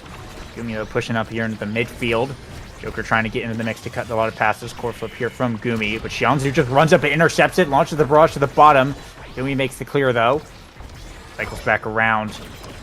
Joker with the Oni's play going to the core flip to the top side. A big play from Joker to bring it to match point now. Showtime managing to score still. They've got the speed to back it up. And, I mean, just watch. I swear, Snake picked up the speed gate and Shianzu is still running faster than him. Yeah, very much so. Shianzu did lose all of the stacks, though, at the end of that point. So very much a nerf on that speed department for the Kai, but baseline still very fast with all of these awakenings. As now the second barrier drops actually on the side of Showtime. Demon's Raw not done with this game just yet, are looking to find this goal, but can't quite right now. As Kainu will try to run up a huge KO from Snake. That's another stacks reset on Shianzu here. And they need to continue to find these KOs to just continue to scale this, as another one is being found on Barcode, and Demon's Raw take the first goal of the set for themselves. Yeah, that's really big, because now Shianzu is going to be slowed down quite a bit for this next point at least. And they still have the flip available on Kainub. Demon's Raw, the longer they can drag this out, the more sets that they can get here, the more chance that they're going to have of winning this. But Joker, a nice dash up, will get the first barrier. Snake looking to respond, but it won't have an angle there. Bring it back up into this Firewall Sentry. Kainoob covering this top end. That's one barrier gone. But Xianzhu looking to recover it back over to Joker here. They battle through the midfield, trying to find a way past these forwards. But Kainoob also moves pretty darn fast. A nice barrage, though, from Xianzhu. Manages to get it around. And now a pass here to Joker brings out the Oni's Blade. Xianzhu backing him up. Core flip comes out from Snake. Core flip comes out from Kainoob just around Barcode. That's the barrier gone, but core flip here from Joker right through the uprights to the top. What a shot. Joker saw the opportunity, and that will be the game. Showtime and Demon's Raw will move on to Game 3. Showtime this time around, they take their chance. They close off the game 3-0, and they did not let this game go on for too long. Did not let Demon's Raw scale. So very much a great showing for them this time around. And if I am Demon's Raw, I'm going to have to start looking at maybe that Atlas pick again for a Game 3. Because Barcode was doing so well, even when the core did get to the defensive side of Showtime, there was just little to no crumbling from his end. Meanwhile, Gumi obviously on that Amy pick, having a little bit more of a rough time. And as much as I like seeing an aggressive goalie pick, it's just really not the same level of consistency as a defensive goalie pick will bring to the table. And again, if you look at the stats really quick as well, Xianzhu just having a masterclass in that midfield position, controlling the game so much, almost doubling the redirects of his forward and his goalie as well. Just so much core control coming out from that guy.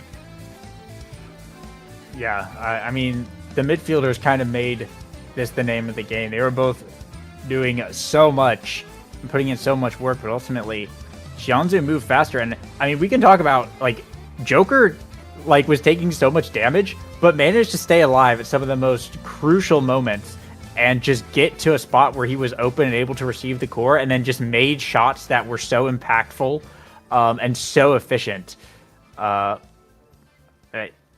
guy is pretty incredible, and the synergy that they've got with Xianzhu is really impressive. That forward duo that Showtime have right there, and we saw it on full display where it looked like they had every disadvantage. They got it done. And now moving on to Game 3, Clarion Test Chamber. Feels like it's one of the most classic, common Game 3 maps where it can kind of go any way. Everything is allowed to be played pretty much, and I don't think there's a team that's particularly bad on it. So it'll be interesting to see how they change it up. The Zentaro has gone poorly for Showtime. It's gone well for Showtime. But either way, it's taken quite a lot of damage. So we see the Glass Cannon Ad Rush come out here. The big ticket question, will they pick Zentaro again?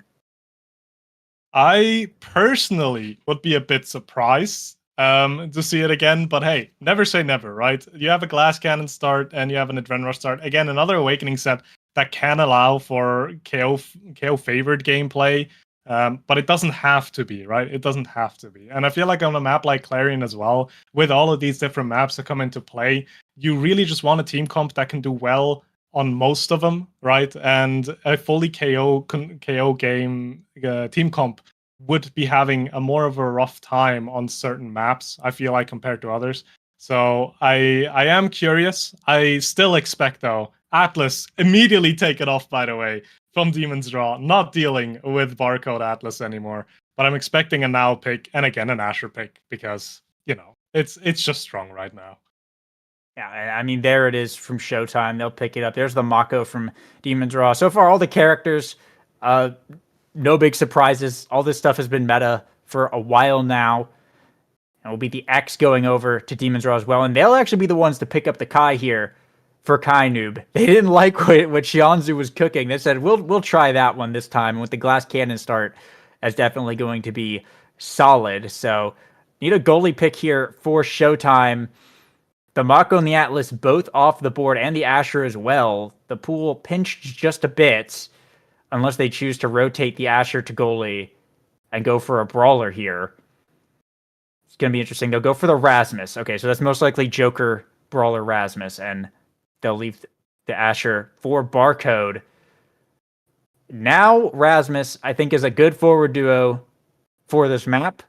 Controversial, maybe? No, it's not controversial. I'm joking, but we have a miniature kitten comp on the side of Demon's Raw. I mean, the Mako buffing Kai and X to make them go faster is scary. She's a good character. She has Glass Cannon, and that's an Ad Rush start. So Snake is going to be looking for those KOs, but I think it's a smart move by Showtime to ditch the Zentaro, go for the now, go for the survivability, and go for a goalie as well, who just won't die. Yeah, most definitely. And I also feel like the Rasmus pick for Showtime here is kind of goes along the line of like Barcode has a tried and true method of playing the defense, being those three characters, being that Atlas, Mako, and that Asher. So I don't think if you're in the last game of a best of 3 series and winter finals, you're really going to be trying out too much experimental stuff. But definitely a solid team comps, I think, from both ends. Personally, I'm very curious to see who's going to pick up the glass cannon and who's going to pick up the Adren Rush. Yeah, I think we can sort of guess, but looking at it here, okay, so Joker actually did go for glass. Everyone on Showtime went for glass cannon. It was only Snake who went for ad rush.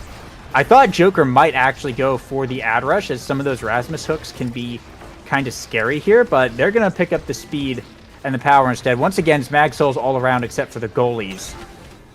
So, I mean, it's just the gear that's really good right now. And starting off, it's Showtime, who will open up a quick goal. They will open up the goal, but they need to find and translate it in the end. Snake does take a lot of damage here. Needs to be careful a bit because the damage is being dumped, not really allowing the Sex to play on a map like this, which is very much going to go into Showtime's favor here as they're trying to get the core into an offensive position. Joker gets a shot off, but Gumi strike shots it away just in time, as now the core is again being passed around in midfield. Snake is taking a lot of passive damage though. This X is really going to have a difficult time staying on the map in these early sets. Yeah, early on, it's definitely going to be a challenge for the X, especially against the you got the now Asher and Raz, but I think are 3 characters that can play against X pretty darn well. And Joker can always come back to confirm a kill really easily with the hook. And now that they got the hook available, you might have to look out every time Snake is staggered, because I know that Showtime are going to be hunting for it. We just see X Maximus here. And there it is! Joker with the death touch brings Snake off the map. It's a power play, and they got a flip available. Yumi with a nice red core in overtime there does clear it past to buy a few seconds. The Ensnare Drum's coming out to trap Joker, buys even more time. The Snake will come back online now as Kainoob still working to get this final barrier. A Barcode holds it down on the Asher. Kainoob bringing it back up to Snake. Xianzhu intercepts the pass to Joker, who hooks it back. Doesn't quite get it a second shot there. Continues to go back and forth, but another KO here onto Snake. I don't even know. I think it was a pendulum swing. What a clear from Gumi on the line to clear it back, but a core flip here from Xianzhu might be going in. A pass up to Joker. Kainoob wins the strike war, though, but another power play for Showtime as they continue to put pressure on the net. Kainoob, though, in the right position to hold it down. The Snake will come back online. Whiplash up for Joker, but once again, can't get an angle on the goal. And Demon's Raw still working to bring down this barrier. Barcode clears it past, and Gumi caught with the drums. Won't be able to make the save. Showtime will take point 1.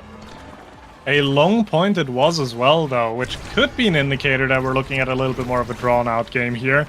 But Demon's Raw is back on the attack now. Kainoob has a flip to his name as well. Will he use it anytime soon, or is he going to try to hold it for maybe an orb confirm? No, that would have been a little bit too much, but he's big now. He has that power on the cat. These barrages will hurt a bit more. The strikes will be a bit easier as they're getting an attack going yet again, but Barcode holding excellently, making use of this Asher so well here. And the damage actually comes out from Demon's Raw yet again. Luckily, you have a Now on your team. You have a Now that can ultimate and help with that, as Joker with a smart death touch there will deny Gumi that defense as the first barrier drops at this point. Joker bringing down the second one, but Xianzhu getting taken out for it. And Joker might be getting taken out for a Snake going big mode, popping the X Maximus, as well as the Orb. Both barriers are gone, and now dashing in Barcode, trying to hold, but it's just too much in the 1v3. Demon's Raw immediately striking back in a much shorter point there to tie the game 1-1. As Demon's Raw, I mean, they're going to show that they still absolutely can KO people when they have the opportunity, and that ad rush just makes every KO that they get so impactful. What will you do when a big orb ulted X with will come for you? There's nothing you can do other than pray, as again KOs have been found. The barrier is down though on the side of Demon's Raw here, but they are controlling this core so well. They're not really giving any unnecessary core control to the side of Showtime here. as they're playing around that middle orb so well, or the expanse. They do get a barrier up top here. Shianzu is down HP as well, has to use the ultimate to stay alive. But again, the strike wars are just consistently being found by Demon's Raw here, as they're taking a second barrier as well, and they're now looking to score. Gumi has a flip on the defensive end if necessary, but I do not think he needs to use it yet. Clean strike timings will completely diffuse that situation. Here from Gumi is blocked by Joker, and they'll lose a barrier for that one, as both sides going to be opened up. Core flip here from Snake, shut down by the pass splitter, and goes for the shot again, but Barcode keeps it held down. Giga Blast from Kainoob was a bit wide here, but Snake getting taken off the field. A core flip from Kainoob, blocked by Barcode, who rushes there in time. But the power play here for Showtime, they need to make something happen. Trying to force it past Kainoob. The now primary will do it, as Joker with the flip available. Burns it here, looking for a shot. Gumi with the secondary available, but Shianzu on the rebound is able to get through Snake. The bell ringer not coming out in time, and Showtime will bring it to set point. One more point to find the awakenings that they probably want. This time around, the now, again, is probably going to look for something like a Monumentalist, and being able to pick something like that would be so massive. But something else that is really massive here is the damage on the Joker. It gets taken out almost immediately, but the now will keep him alive, as now Demon's Raw is down again, has an open goal on their end as well. Again, that's Showtime. We'll try to get an attack going. Snake takes a lot of damage here. Needs to be a bit careful around those KO zones. On a map like this, damage will fall fast, and if you do find yourself inside of those zones, it's going to be difficult to get out of them. Yeah, careful standing near the walls here as well. There's a lot of damage on the Demon's Raw forward, but Shianzu just running up against Kainoob. Knows they got no abilities and will just take the strike war for the set. The Showtime winning set 1 in every single game so far, and Shianzu going to be the MVP here. Peak, Catalyst, Titan, Stagger Swagger all showing up on the board. A lot of really good options. We'll see how this draft goes. Yeah, I am going to be curious what the pickup for Shianzu will be here. Among is really good, but Stagger also really great to keep yourself alive. Peak, again, a great survivability pickup here. Extra special finding its way into Barcode, making sure that that path splitter is going to be even more annoying. I think more importantly, though, we have an Among Titans on Gumi, enabling a lot more movement speed and a lot of that aggressive play that he can play so well. And an extra special on Snake will make it even easier to get those Adren Rush procs. Yeah, that's a scary build for sure. I mean, no surprise here, Stagger Swagger and Peak Performance went off the board first. You gotta love what Demon's Raw were able to pick up in that draft. Showtime got quite a bit there as well, but this game seems to be a lot more dead even than the previous two, so we'll see how these are going to influence what these teams are doing. But right now, it's Demon's Raw off to a quick start with both barriers down. And looking to set up for a point, though. Showtime will be responding with a barrier of their own, trying to get past this center. But Snake is pounding away on the center orb. Might be able to get it. Yes, he does. He's going to go big mode. Pops the X-Maximus as well, just wailing away on the defense here. Showtime try and keep the core away from him. Kainoob looking to send it back in, but Joker winning some strike wars.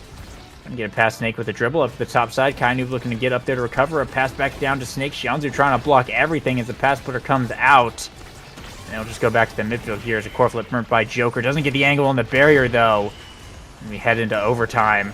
There's one barrier remaining for Demon's Raw. No barriers remaining for Demon's Raw as Joker with a quick strike war brings that down. Open goals on both ends now. Joker, no evades, no HP, though. So very much a target on the side of Showtime here. A great strike shot will hold on to this point as well. Barcode has a flip on the defensive end, but doesn't even need to use it because Joker and Shianzu are just setting themselves up so nicely to secure this goal for this set. And again, Showtime just really showing convincing play in the first few sets. It's just about, are they going to be able to keep up this performance, or is Demon's Raw going to be able to get, like they did in the first game, some kind of second win? Yeah, it's definitely going to be interesting. Showtime seem to be the ones who just want to close it out as quickly as possible, and Demons want to drag it on and scale up pretty consistently. But a big KO from Shianzu with the flip takes Snake off the board. And now it's a power play yet again for Showtime. Joker brings down the second barrier as Barcode pushes up to the midfield. Core flip here, shot to the top. It's perfect, right past the Mako primary, and Showtime will bring it to set point.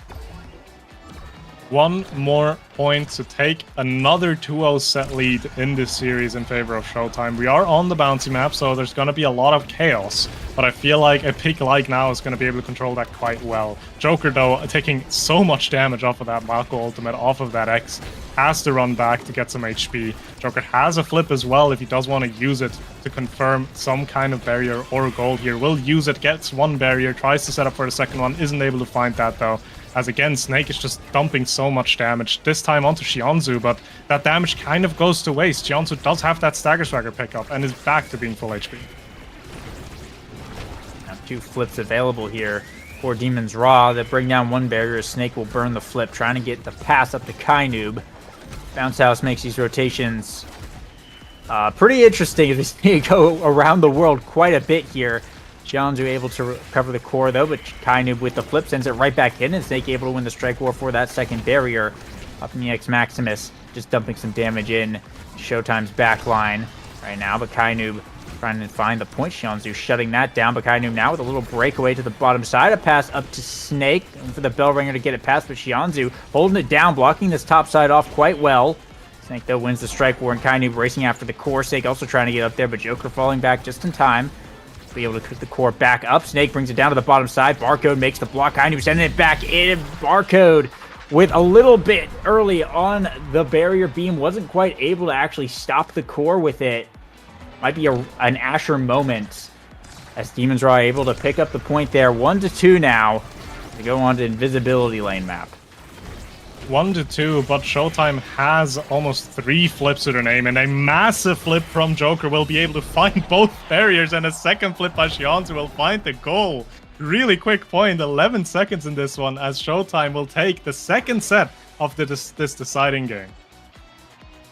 Xianzu the MVP here yet again. Monu and Heavy Impact both showing up, both big awakenings for now throughout this entire series.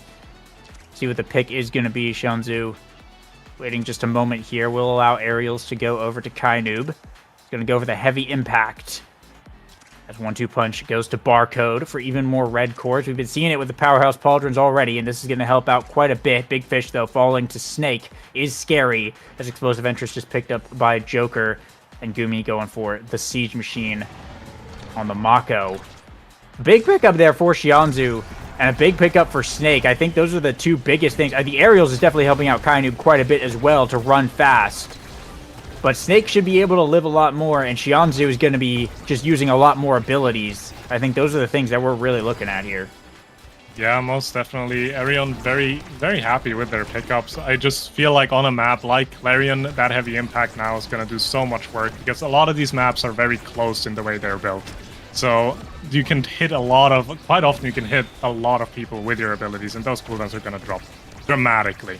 As this time around, the Demon's Raw is holding up the pressure.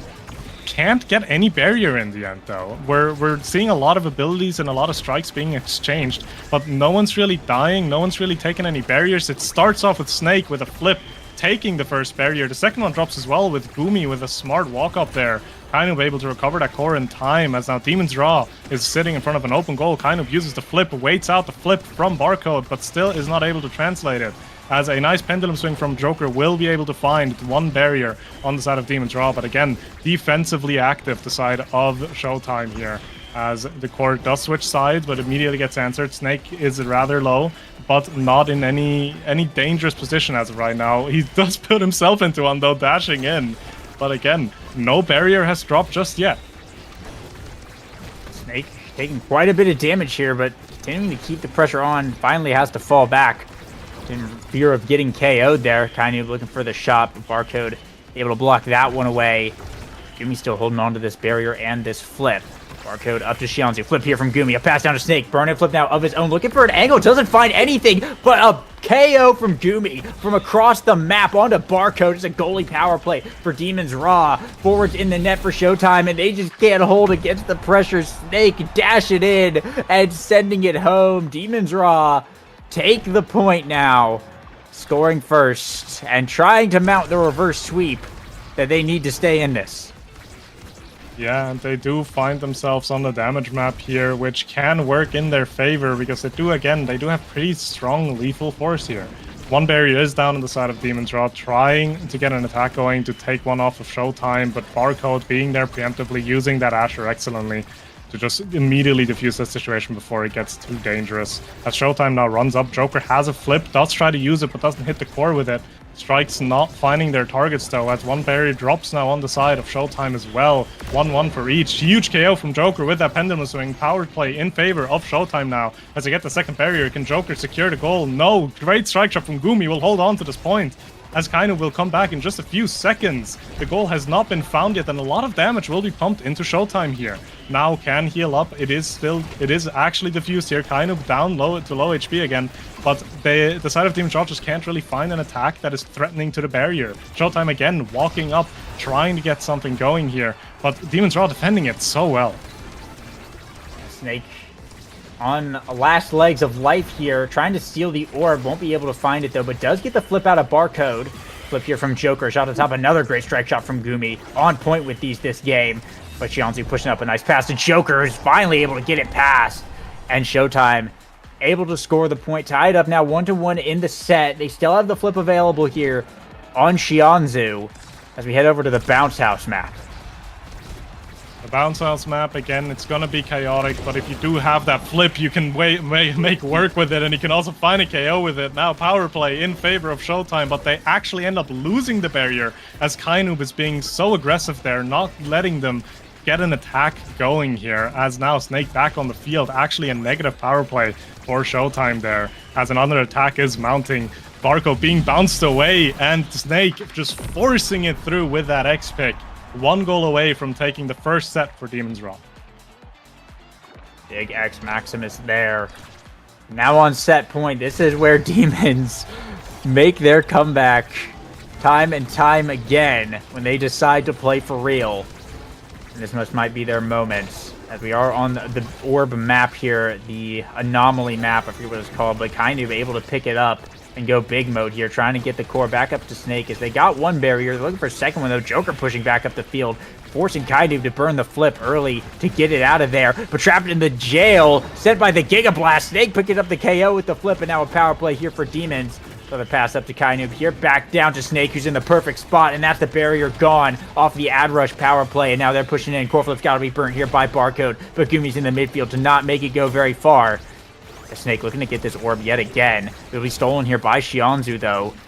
And now a little bit of a chance, possibly for Showtime to do something, but Snake almost with the Bellringer gets it through, but Barcode will win the strike war and hold it down. Now in a sticky situation yet again as Kainub and Snake pressuring this top side. All three members of Showtime got to come in to try and get it past this Kai as we head into overtime. The pass splitter comes out. Xianzu trying to force it back through the midfield, teleporting up with the barrage, sends it back through. Barcode with the dash, able to make the save on the goal line as Joker looking for the barrier, but Gumi allows nothing. A strike shot sends it back across, and a Giga Blast from Kainu brings Xianzu off the map. A power play for Demon's Raw. Kainu looking to force it in. The barrier beam holds it, but pass up to Snake. Back down to Kainu, back up to Snake to the top side. It's blocked, but back to Kainu to the center, blocked again. Barcode holding it down in the face of it all, and now Xianzu back online. Oh, Xianzu's back online, but Snake has been taken out. Power play for Showtime now. They get the barrier. They want to get at the goal as well here. Put the set into a 2-2 to put them 1 goal away from taking this entire series. But they can't really get an attack going. Snake back on the field now. Orb on Joker. Size is so great for the Rasmus, but can't really make use of it. Barcode has a flip. So does Gumi. They can use it defensively if they feel like they need to. As an attack again is mounting. Flip on Kainub as well now. Might be used to get a forward momentum here. Doesn't have to just yet. The Giga will do the same thing, but a pass splitter from Barcode just immediately shutting down any kind of core play going towards the defensive side of Showtime here. As again, the strike wars are just trying to be found. They're just trying to get a good position here. A Snake will pick up the orb, will go absolutely big with damage, and will put Joker down to stagger. Joker does have a flip. Can he use it to get an attack going? No, not yet, because the core doesn't connect to it. Kind of almost secures the KO there as well. Doesn't find it though. As now Demon's Raw on the attack. Flip from Snake, and great patience as Snake just shoots it calmly past the flip and the dash from Barcode. Demon's Raw will take the set. Great patience there from Snake. Barcode burnt everything, expecting that core to come, and Snake waited it all out. And now a big reward for Demon's Raw. Not only do they get the first pick, but they get to stay in the series here. Stacks on stacks going over to Kainoob. We saw Xianzu with that on Kai earlier in game 2, and it absolutely can pay itself off. Twin Drive going over to Barcode. Good deny away from Gumi, who will go for the Super Surge instead. Size getting picked up by the Joker on Rasmus. A much-needed Size Awakening for the Brawler. As Might of the Colossus will be denied away here by Xianzu, and it'll just be a Spark here for Snake, settling for the Spark of Agility. An interesting draft here, but Demon's Raw are definitely a lot more locked in than they were earlier on, so we'll see if Showtime are able to close out the game and get it done, or if Demon's Raw will get it, or will make the comeback. But that size on Joker is, I think, definitely going to be really helpful here. That size is going to help, but there's just so much more speed now in the team comp of Demon's Raw as well. That Super Surge making that Mako even more strong with that extra speed. So the side of Showtime will need to try to be in position to cancel that whenever they can. And obviously stacks for Kainoob will do so much work as well. As the barrier now drops, open goal versus open goal. Kainoob tries to get it past the Path Splitter, but can't quite. As now Kainoob is being put to low HP as well. Not really in any danger of dying just yet, though. Meanwhile, Xianzu almost taken off, but the evade will come out just in time. Let's look here from Barcode. Gumi's projectiles go so far with the Strike Shot Siege Machine. And just sends it right back in that corner now as we see a lot of damage onto both of the midfielders here. Kainoob getting it back up to Snake, but Xianzu going to cut the pass, clear over to Joker. Gumi going to burn the flip before Joker can. And now Kainoob pushing up in this bottom corner. The pass player's got to come out here from Barcode. Kainoob bounce off the center, a little reverse dribble there. Now pushing up with the Barrage Core flip from the Joker to clear that one out. Snake taking a lot of damage as the core gets back around to Kainoob. And Giga Blast blocked by Barcode, who just keeps rotating around the top side. That is the weak side with just Snake up there. It's really hurt, but they pick up a KO, and now the ad rush is online. And the power play is here. Kainoob down to Snake. Back up to Kainoob on the goal line with the flip. Sinks it to the top through everything. And Demon's Raw striking first here in set 4. They are mounting the reverse sweep, and they want this series. They will not give in at any point, as again, just convincing play from them coming out now. We are on the bouncy map. Again, it's going to be chaotic, but both teams have tools to deal with it. Damage onto Joker is being found, but it's being healed up by Xianzu as well, as Demon's Raw will hold on to their barrier. Snake now being that threat of that X, just pumping damage into Joker as well. Really difficult to deal with that as they're trying to get the second barrier, but great strike wars from Xianzu and Barcode will completely shut that down. Joker now getting a barrier and still staying alive, more importantly. I feel like if Joker is being taken off this map, that power play might be a little bit too much for Showtime to handle. But he is staying alive, he's staying on the map. Gumi on the defense now. Flip coming out from Joker. Flip coming out from Gumi here, as the attacks will continue to be rained down on the defense of Demon's Raw. Second barrier being found now as well. Showtime not wanting this game to go any longer than it has to, as Gumi is playing on the goalie line and completely misses a strike. Oh no. A crippling error for Demon's Raw. It was a great sword angle too. That's the crazy part. Is if he just struck it the second time and got it out of there, it would have been a really good save. But Gumi moment, I guess, as Showtime will get the point there. And I mean, that's really dangerous though for Demon's Raw. You don't want to give Showtime any points at all, because if they just win one set, they take the whole series. You got to go down to loser's bracket here. And Showtime, they're capitalizing off this momentum. They're immediately getting 2 barriers. A flip from Xianzu as well. Gets it up to Joker, who just strikes it through 2 of them and the cage. And now just like that, Showtime are on match point. Oh, Showtime taking over this momentum so excellently. Sorry, I'm still processing what just happened. As we're now going into potentially the last point of the series. Now Showtime getting an attack rolling. Joker has a flip up front as well. Will not have to use it. Gets a barrier, gets a second barrier. Showtime now 1 goal away on an open goal. Trying to get this last point going, but power play in favor of Demon's Raw. Barcode holding on defensively just fine as of right now. Kainoob and Snake will have flipped both of them, as now the one barrier does drop. The second one will try to be set up. Xianzu's back on the field though. We're back to 3v3 play as Kainoob now runs up, uses the flip, cannot get it past Barcode. Joker takes a lot of damage in the end as well and gets taken out by Snake. Power play for Demon's Raw again. Flip coming out, but the barrier does not drop just yet, as the attack will not be slowed down. Another KO. 3v1. Can Demon's Raw find this goal or not? They will find the barrier. They will try to set up. They will almost find the goal, but Barcode holds on. Barcode, the GOAT with the dash. Now Joker back online. They're still waiting for Xianzu. Here he is, and now it's 3v3 with an open goal. And Barcode's got to get the core out of his net right now. The barrage coming in. Some nice patience there defensively, and they'll clear it back to the midfield now. But Xianzu and Joker got to find a way to take over. There's so much damage coming on to Joker, though, as Demon's Raw continue to put the pressure on. A nice pendulum swing from Joker, but Gumi's drum and bass able to push it out. Now Xianzhu a pass to Joker. Strike shot gets it wide, though, back to Snake. A shot to the bottom is good. What a dribble off the bell ringer. And Demon's Raw, they'll tie it up 2-2. Match point for Showtime. Set point for Demon's Raw to stay in it. What a point. We do have a lot of energy in rotation here as well. Gumi has a flip if he does need to use it. Meanwhile, on the side of Showtime, though, a lot of flips being built as well. No berry being dropped yet. Never mind that. First one going down on the side of Showtime as Demon's Raw is trying to set up another suffocating attack here. Making use of that Kai pick, making use of those barrages. Trying to just force it through Barcode. Barcode is forced to flip here as well. Will get it out, but Kainoob again just controlling this midfield so well, immediately getting the core back into this bottom section here. Making it so difficult for the side of Showtime to play. Yeah, now Forfeit is about to be coming up all around. Xianzhu able to claim the center orb and get that extra size increase. Snake trying to get past a nice secondary from Xianzhu. Steals away from Snake and brings down that second barrier off Demon's side, as now Barcode looks to hold the final barrier of his own. Still 2 flips on the forwards of Showtime. They don't want to burn until they know they can. Xianzhu burns it here, but the pass gets cut by Kainoob. And the pressure's still staying on right now. Kainoob finally able to get it back out as the fight over the center orb ensuing once again. Snake comes out on top. Has got the power on the X. He's hunting for a KO on Showtime. Doesn't quite able to find it. Looks like it'll just time out with nothing too eventful happening. Nice clear from Barcode, who sends it through the center, and the barrier goes down as Demon's Raw's goal is open now. Showtime with an opportunity to end it all right here. Xianzhu trying to get it past for the forwards of Demon's Raw, not allowing it to come off of Showtime side of the field. X-Max was getting popped. Snake brings down the barrier here. As now Gumi with the core, the pendulum swing from the Joker. Xianzhu through the middle. Snake trying to cut the pass desperately to get it away from here, but Snake's got a flip available as it floats back over to Barcode's possession. Kainoob versus Xianzhu in the pass splitter. Snake goes big off the center orb here. Xianzhu trying to prevent the core from getting it to him. Trying to pass it up to Joker. Dribble off the top bumper. Dribble off the top wall. But all 3 members of Demon's Raw going to shut that one down. As Snake now with the core in the top side brings it down to the bottom where Kainoob is waiting. Barcode able to clear it back. And now Snake once again with possession. Barcode's got a flip to clear that one out. Gumi and Kainoob, though, with flips of their own on the way. But the Joker's just hovering, waiting for his opportunity. Flip here from Kainoob.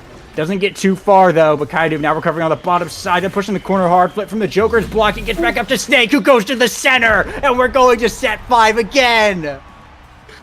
Oh, man. A Game 3, set 5 for an absolute crazy series here. Going into this last draft here, is there anything that can be gotten? A fight or flight for Kainoob is definitely an incredible pickup.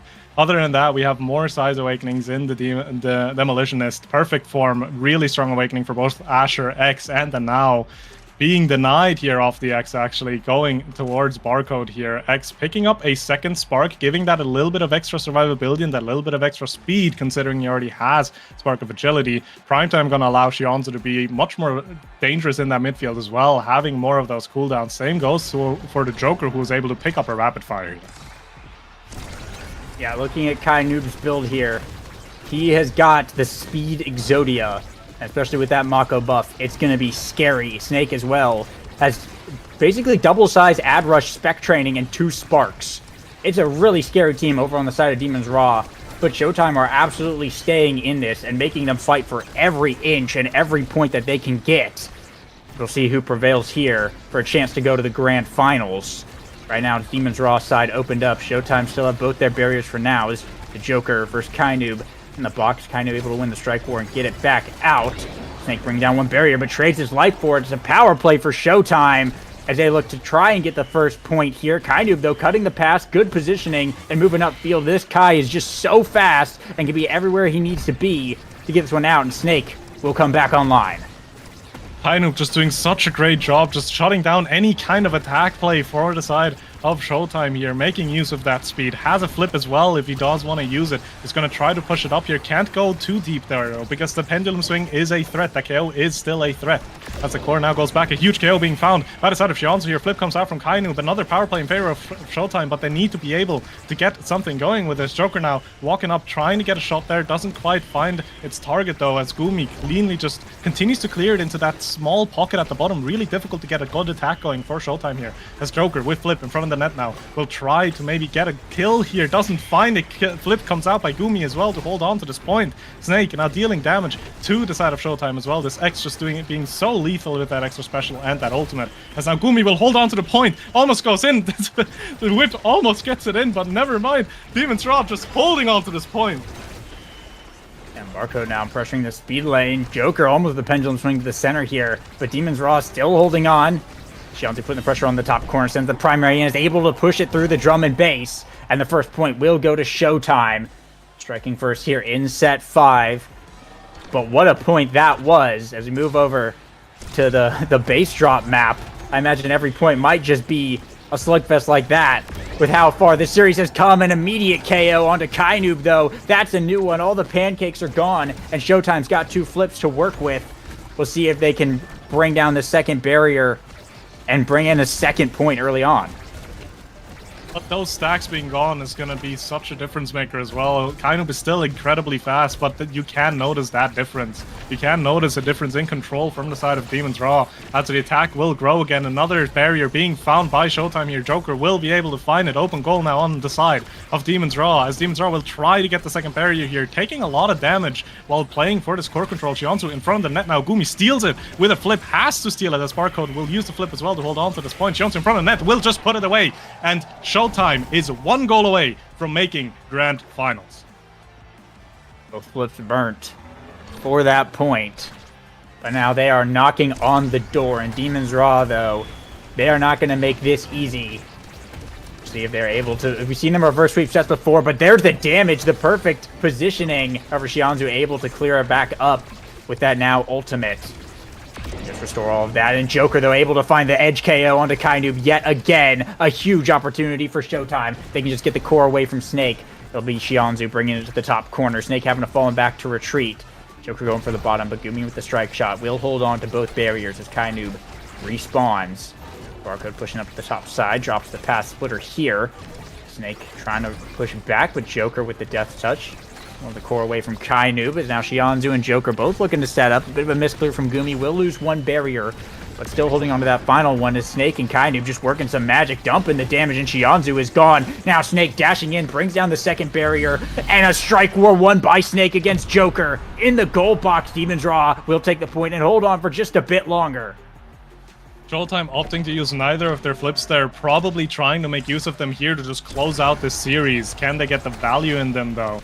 As almost a Giga will take out Shianzu, but they do hold on. 1 barrier down, flip from Joker gone now. Barcode has a flip defensively and will likely have to use it as Demon's Raw is now mounting pressure on him, getting an attack going, but Shianzu there to clear out the play just in time. Kainoob again being a bit low, needs to be worried to not be taken out again, because each time he dies, each time he will lose those stacks, and that's just more speed and more control lost for the side of Demon's Raw. Kainoob has a flip soon, will probably try to use it once he gets the opportunity. 3 flips on the side of Demon's Raw now. Snake will use his, not get a barrier with it though. Showtime holding on to this point as of right now, as the core is bouncing back and forth. Flip comes out from Kainoob, but gets answered by Barcode, as Shianzu has a flip now as well.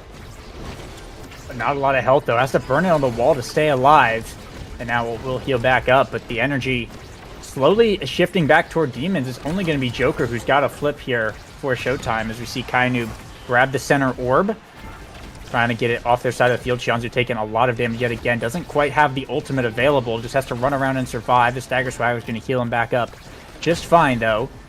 Now in overtime. Both sides relegated to 1 barrier.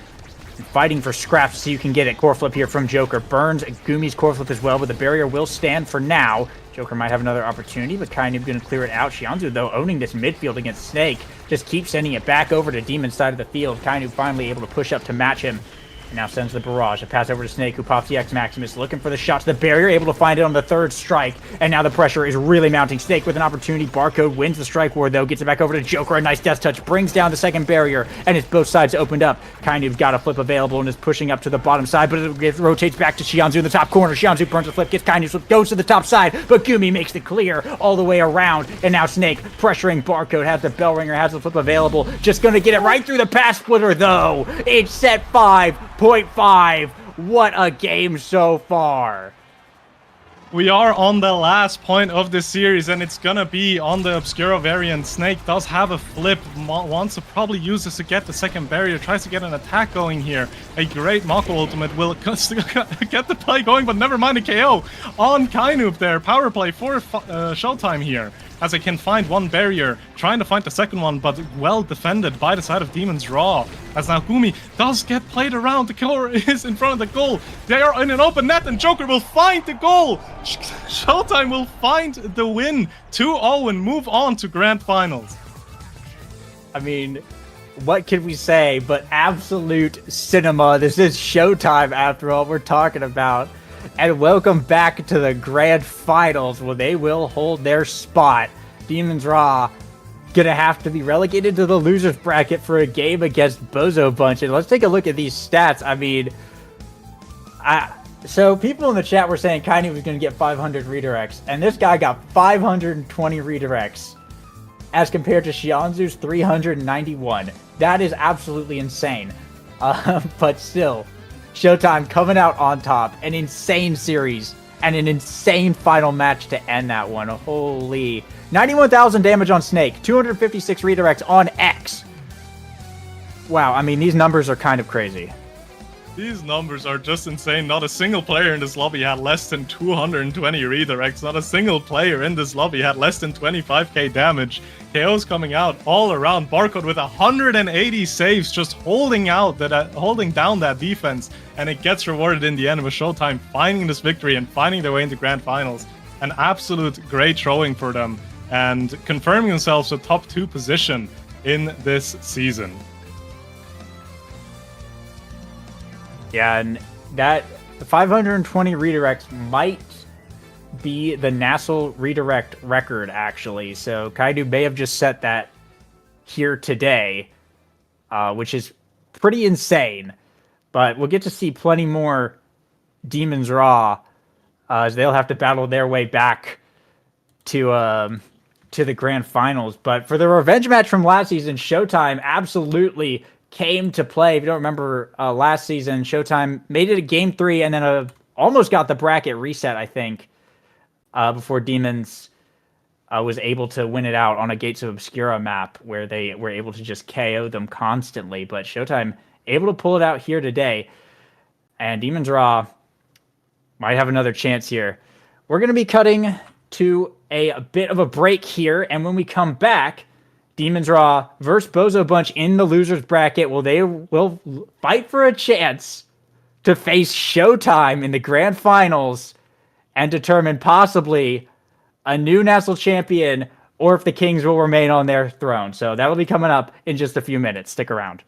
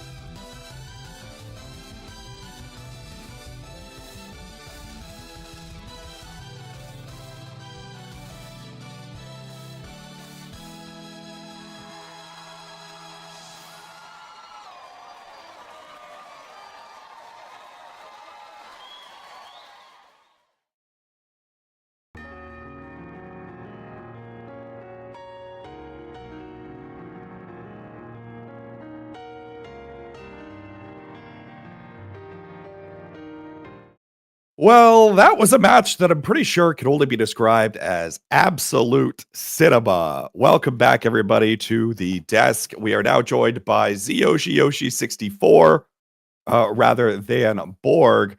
But Vaughn, I'll go to you first. How do you process what we just watched? Is that Hey. possible? Do the best teams ever grace the court strike fields, just slugging it out? A little bit of a blip on the radar when the Maka one trick locked an Amy on night markets. But those other two games were absolute bangers. I thought that especially Barcode was just the absolute model of consistency. My God, that guy he just doesn't really make mistakes. There was one little oopsie in one game on one point where like the ball he like missed his strike timing, but I will say I don't think there's ever been a more consistent player in like the history of the game. I literally can't ever think from literally May 2023 when that guy hosted the CECC bag, his only S tier win. I don't think I've ever seen him play badly ever. So shout out to Barcode, and then the absolute midfield slobber knocker between kind of and Chionzi was just awesome. So good series. Really good series. 3Z, just give me your unfiltered reactions. Wow. Yeah, I mean, like Vaughn said, Barcode locked it down. I thought Joker played extremely well to win that Yeah. last set. He KO'd kind of 3 times, 3-setted stack. Each KO was really, really crucial. He played really well in terms of converting offensively. Yeah, I mean, great job from both brawlers. Snake made a few mistakes defensively, but offensively he was really dominant kind of the whole series, putting a lot of KO pressure on Tishianzu, and then just scoring through Barcode when he had his chances. Yeah, and then obviously, kind of dropping 520 redirects. That's a bit crazy. To lose on 0.5, that's got to be a bit tough. But hey, they've got losers now. If they're able to beat the Bozo Bunch, that's a good little mental reset for them going into what could be even more of a slobber knocker in grands here, with a potential reset on the horizon. So you mentioned Kainoob's 525 redirects. That is a North American Strikers League record for single game. The previous record was also Kainoob getting 424 redirects in Season 5, Week 8 versus your team, Vaughn. Sad boys. That guy does a thing or two with the core. Yeah, bit of a ball hog. Almost a competitive record too. 3 redirects short, or 4, and he would have had the overall record, which also was just set in the nasty grand. So lots of milestones being crossed in these last couple weeks, K-Bot.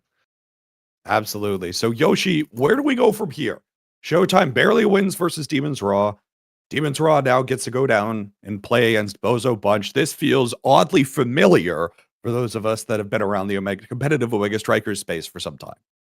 Yeah, I wanna walk everyone back to, was it October 2023, the Lord's Year of, where Bozo Bunch was on a generational run in the Africa Invitational and faced off against Demon's Raw in Grands, and if you could guess, they did not win.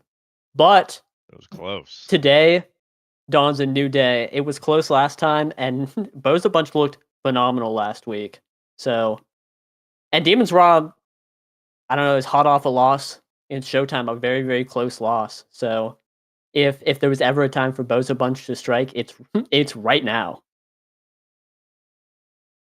But I feel like 3Z, knowing that it's the time to strike and being able to strike are two different skills. What is going through these players' minds right now? Is the Bozo Bunch coming off of just watching that series in the background, probably while they were warming up? Now they've got to go up against one of those teams. Yeah, I mean, watching Guided drop 520 redirects is a little scary. But I mean, you just have to be confident, right? Like that's it. If you're not confident, you can't win anything. Confidence is like the most important thing in OS. You have to have a good mental, and confidence is a really big part of that.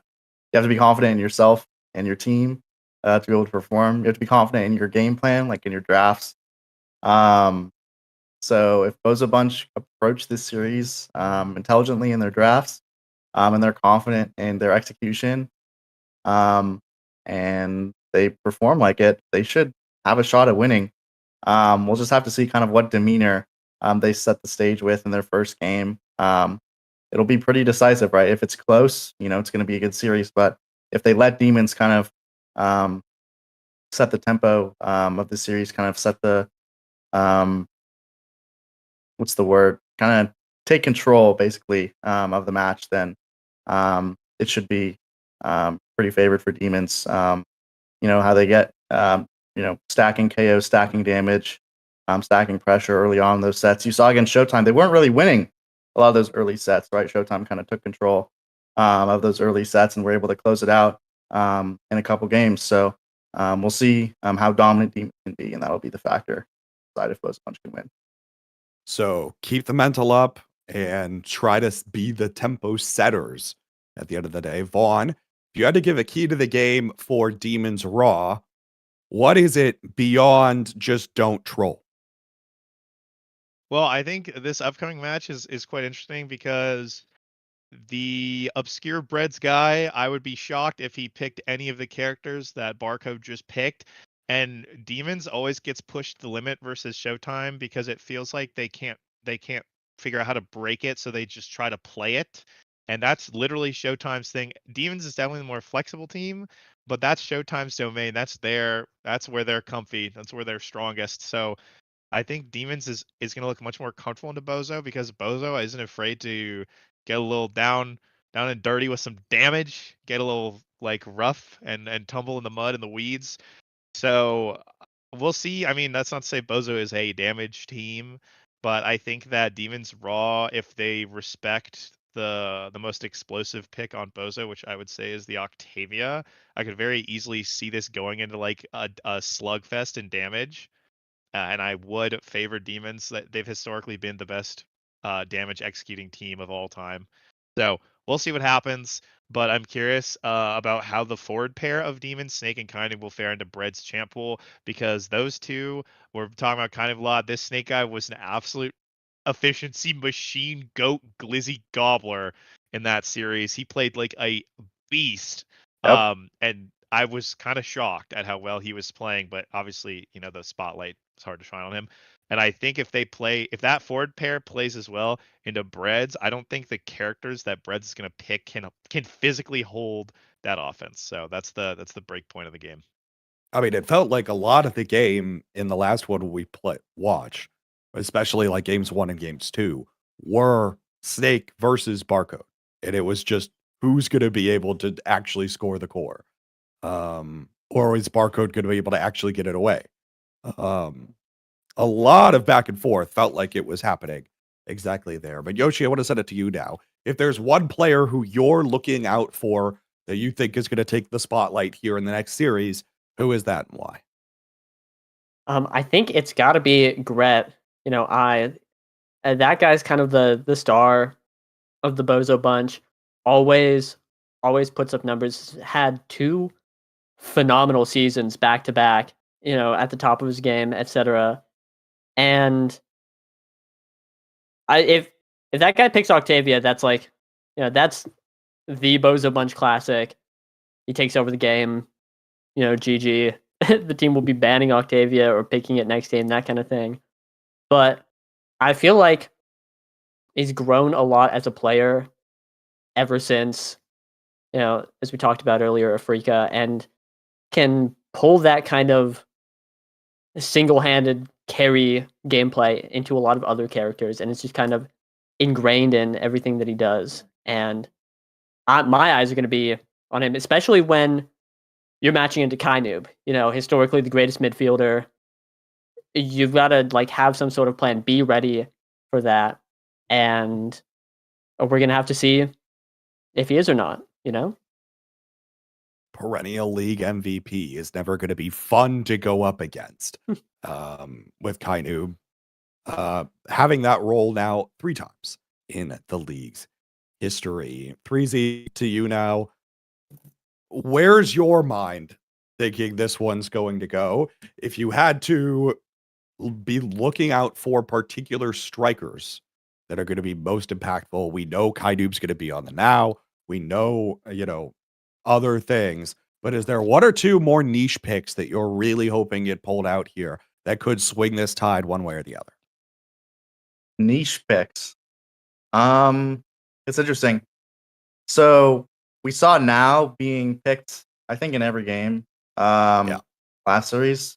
And that's a pick that Bozo will pick, and they'll flex. We kind of talked about it before, where either Muncher, Brett will play it, or Breads will play it in the goal. So I think now for Bozo and for Demons, obviously, they're not afraid to pick it. They enjoy, trialing that pick. It'll be pretty high, probably pick ban. Same thing this series. As far as niche picks go, I mean, yeah, you have potential for a Finney, you have potential for Erasmus on Breads. Those are two picks that not a lot of other goalies play. Dropletto mainly has been playing X and Asher. Those are kind of his bread and butter two picks. So if he's forced to play something else, it'll be probably Juliet, Centauro, maybe Erasmus. We saw Joker pull out the Erasmus in Game 3, able to get it done on that. So maybe taking one out of Huss's hat there.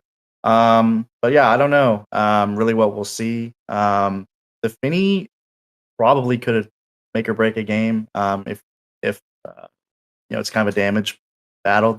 Finney does some of the highest damage like as a goalie in the game. Also, it doesn't show up on the stat sheet, right? The debuff kind of just one shot someone, right? If you have one of those high damage brawlers. Amy as well. We didn't see it all last series, and I have a feeling we could see it this series because both Brett and Kanye like to play me. And if we're playing damage, then Amy's great at damage. So we'll see what styles the teams end up playing, and that's going to be a large deciding role in who ends up coming out on top. And now that is the question I present to the panel. Yoshi, I'll start with you. Who have you got here? Demons Raw versus the Bozo Bunch. So I'm giving it all my energy, everything to the Bozo Bunch. I want to see those guys clock in a huge win against the previous season champions. Underdog, buff, etc. Everything. It would be so exciting. I'm a huge Demons Raw fan. Let's make one thing clear. But I wouldn't mind seeing a next level, never before seen Showtime Bozo Bunch Grand Finals. You know how crazy that would be? Two teams that have, Showtime was in Grands, but two teams who have never won Nassau duking it out for the spot. That would warm my disgusting little heart, this wonderful Nassau Season 5 final day of playoffs. 3Z, to you now. Who do you think? Well, the odds favor Demons Raw. I play the odds. But let's just say that there's a piece of my heart out there for Bozo Bunch. The underdog is always fun to root for. But I'm going to play the odds and go Demons Raw here. Vaughn, who you got? I think it'd be cool. There's a potential for Grands to be two teams that have never won an S tier, and I don't think that's ever happened ever.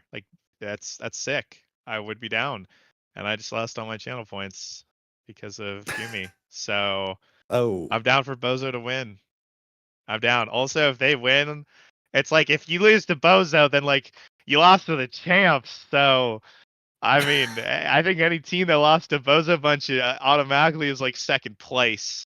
So if I lost to Demons and Sad Boys who lost to Bozo Bunch, that's pretty chill. Well, you lost to frauds. I lost to the real my team. Bad. So, my bad. Whatever. Yeah. So I think it might be a Bozo Bunch sweep. Why not? Okay, well, I will agree with 3Z because I like playing the odds as best I can. But we'll see where this goes. If the last series was as the indication, the rest of the matches today will certainly be matches that you want to stay tuned for. So don't go anywhere. Demons Raw is up against the Bozo Bunch when we return.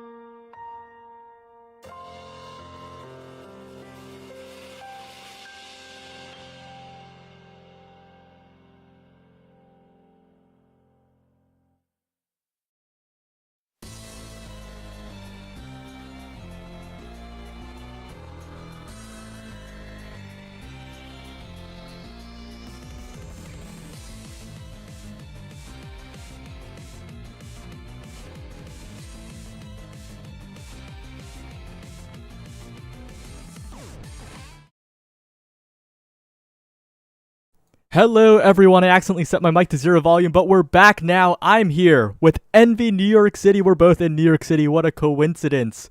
And it's kind of hot with these suits on, but we had to get dressed up for the Bozo Bunch here in top 3, a historic moment. But speaking of history, history does repeat itself. The last time they were in an S tier top 3 was in the Africa Invitational, and the team they fell to was Demons Raw, when they were so close. Here again, this is a stronger Bozo Bunch, the strongest we've ever seen, but the question is, will they be able to overcome the demons that have shut down so many up-and-coming stars? Bro, that is definitely the question today. They have the work cut out for them here. I mean, Demons Raw are on kind of a loss here right now, though, after just playing against Showtime in a really crazy close set, bringing that one to game 3. Last set, last hit, last stock, whatever you want to call it, man. Last point. It was actually an incredible situation here. But we're getting on in here. Bozo Bunch, hopefully you guys have been warming up, checking out Demons Raw as they were playing. And we are just about to get into a nice big one here. Starting off on to Atlas Lab, which is Demons Raw. First pick here. Things are getting a little intense now. As we had mentioned a little bit earlier, if Bozo Bunch make it to Showtime here, these are going to be two teams that have never won an S tier or a national before here. So it's like, wow, the stakes are high. You're trying to finally make yourself so known. I mean, man, these teams are damn known, but known. You want to get that little star next to your name to make sure the victory is set. And we see here, starting off with Twin Drive and Built Different here. A couple of mixed choices, except for Magnetized Souls is not a mixed choice. That's going to be your fan favorite #1 pick here. All the forwards taking that one. Now we're finally starting off here. What's it going to be? Oh my gosh. So the picks, actually, Gumi got the Mako. We actually had the same, not the same bands. We had the Juno band, which was actually static in the last series as well, but we do have an Octavia band, mostly for Gret Eye, to keep them off that one here. Kind of grabbing the Kai again, who had just got an insane amount of 500 plus redirects there. Snake grabbing the Asher as well. It's actually just a great pick here. I now actually did take the Now away from Kainoob, and it's just a good pick in general. Obscurebread's going with that Rasmus 2 and Dropletto, the classic X. So everyone's kind of on a pretty comfort pick here. Nothing too crazy as far as I can tell, but boy, lots of action on the way. Yeah, very, very comfort, but crazy for every other team in this current meta is Obscurebread's Rasmus goalie, right? We live in a melee goalie world, and the only rebel is Obscurebread's, who's done it all the way to top 3 of Nassel. But this first set, not really going to plan, but as we saw in the previous series with Snake on the X, right? You can still lose the first few sets. The X is weak early on. It's all about that scaling. It's all about getting there. And if you pick up the first set, that's only a bonus, as the Bozo Bunch are still in this first point. Absolutely. X is like the Reggie Gigas of Omega Strikers, man. Slow to start, but incredible right when you start getting going there. And if X does take the first set or two, it's going to be kind of catastrophic for the opposing team. But Dropletto does actually grab the first point there. Or sorry, Snake gets the first point there, stealing it away from Dropletto, is what I'm trying to say. And grabs the first point here for Demons Raw. Starting out pretty nice, because we're going to get... Oh, okay, first barrier goes down there, kind of the Atlas Lab circle. Actually, Snake takes a whole lot of damage right off the bat. Gumi's going to try to get it onto Kainoob there. Really nice split on right through the both forwards there. Getting onto this top side. Kainoob's going to try to reinforce Snake here from the top side, but Obscurebread's not having too much trouble to get it through there. Lots of energy coming on to the side of the Bozo Bunch there. They're going to spend some of it. Kainoob's going to react as well and grab the barrier with their own flip there, and it's going to be Dropletto getting a kill for the side of Bozo Bunch. Now they got a power play. If they can just get some of these barriers here from Demons Raw. Gumi has a flip as well, can stall for quite some time. Snake is already back now. Obscurebreads also has a flip to see if they can make an offensive play when that situation comes up here. I now soloing the bottom side, can't get it through that drum and bass with Kainoob on the front side either. Dropletto looking a little weak, in fact so weak that they're off the map, and now we have Demons Raw here with this power play, and they could make this a 2-0 in the first set. They definitely could. Obscurebread's doing well to play proactively, and Gret cutting the pass, but it's overwhelming the barrage into the barrier beam. Snake forces it in, and as expected from a matchup like this, with these characters being picked, it is favoring Demons Raw early on, but I kind of want to go a little bit more on that Kai Noob Kai, right? We saw so many redirects, 520 of them in the previous game, and a lot of that was the Kai being enabled. We see the Mako again, so Kai Noob's going to be able to run freely here, but different in this game is the Brawler choice, right? This X is going to be a menace in terms of the damage department later on, and if Dropletto can endure, find some Stagger Awakening, survive, like that's going to be really difficult to deal with later on.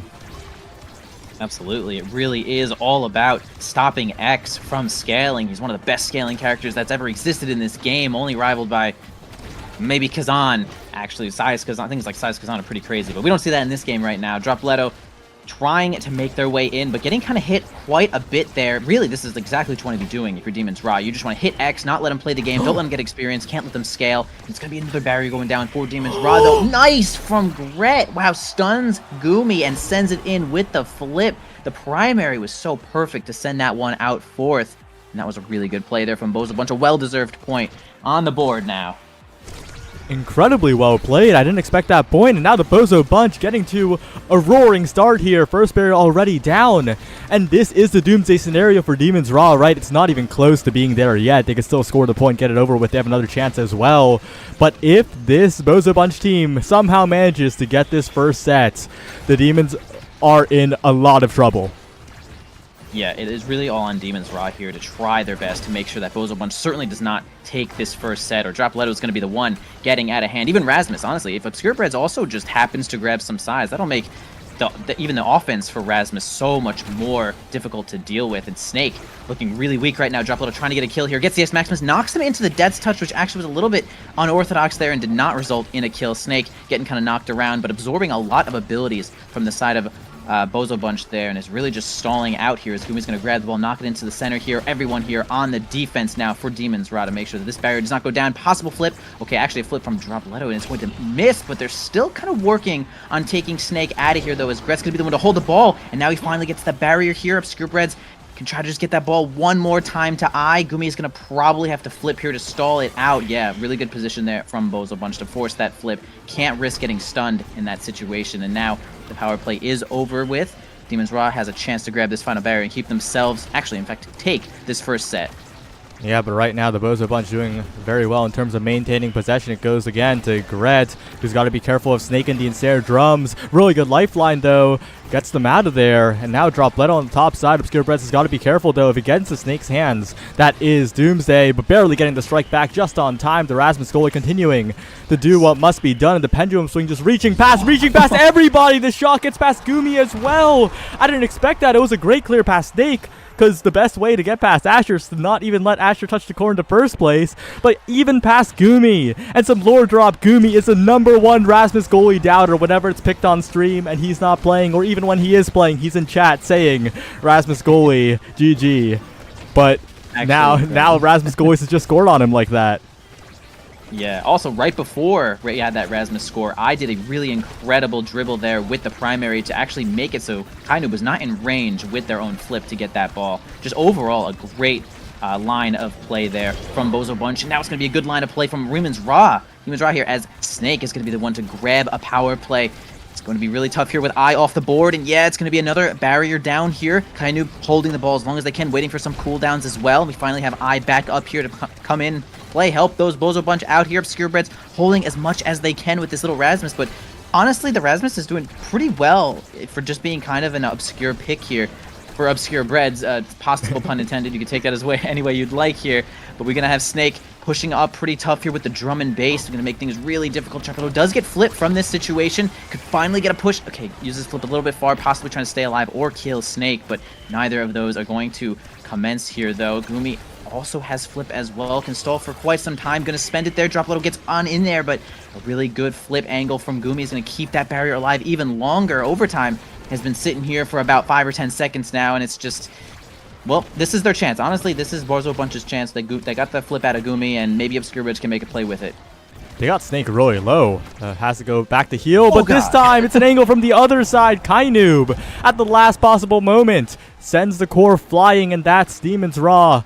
Thankfully for them, getting the set win. avoiding the doomsday scenario. And now in this draft, there's so many possibilities, but my eyes are on the 2 survivability awakenings. Peak performance, stagger, swagger, going to be the main priorities. And of course, a spark with no other sparks on the board is nice too.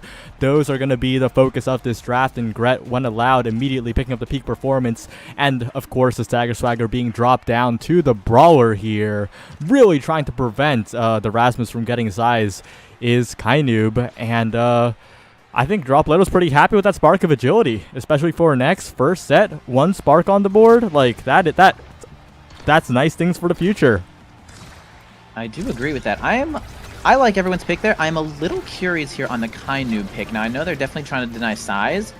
I mean, maybe I just don't value like 12% size and a little bit of power as much as like I should, but it seemed like Primetime would have been a really nice pick there for Kai as well, just to like really give the ball to Snake as much as they possibly could. But I'm not going to sit here and question their picks because they are Nassau champions, to be completely honest, as they're going to be fighting once more here. Both barriers, one barrier down for each team. Snake really low here. X Maximus comes out here. Snake trying to defend himself as much as possible. The drum and bass keeps Snake alive. Gumi with the awareness to make sure that they keep their teammate up here. And Dropleto's going to be the one to go down instead. Now power play here for Demon's Raw could result in possibly the last barrier going down here for Bozo Bunch, or maybe even more, but really great defense here. Nice strike there from Kainoob as well. Keeps himself alive. Snake right in front is going to win a situation there as well. And yeah, great barrage there from Kainoob to push it right on through Obscure Breads. Rasmus does have kind of a tough time when it's really close quarters there, and he doesn't have the whiplash. So good taking advantage of that, Kainoob. Yeah, it's a tough spot. Like you said, the matchup not too favorable when it's up close, but that's why they're going to try to play the corner so aggressively. The Ensnare Drum shut that off though, and Kainoob and Snake rushing forward. The midfield presence of both these players, especially with the stagger swagger on Snake, is going to let this Asher just keep on fighting in the midst of everybody. And if the Asher's allowed to do that, that's really, really scary. Gret, on the other hand, trying to play around the outskirts of the play, but the core gets loose once again, and the momentum kind of fading for the Bozo Bunch.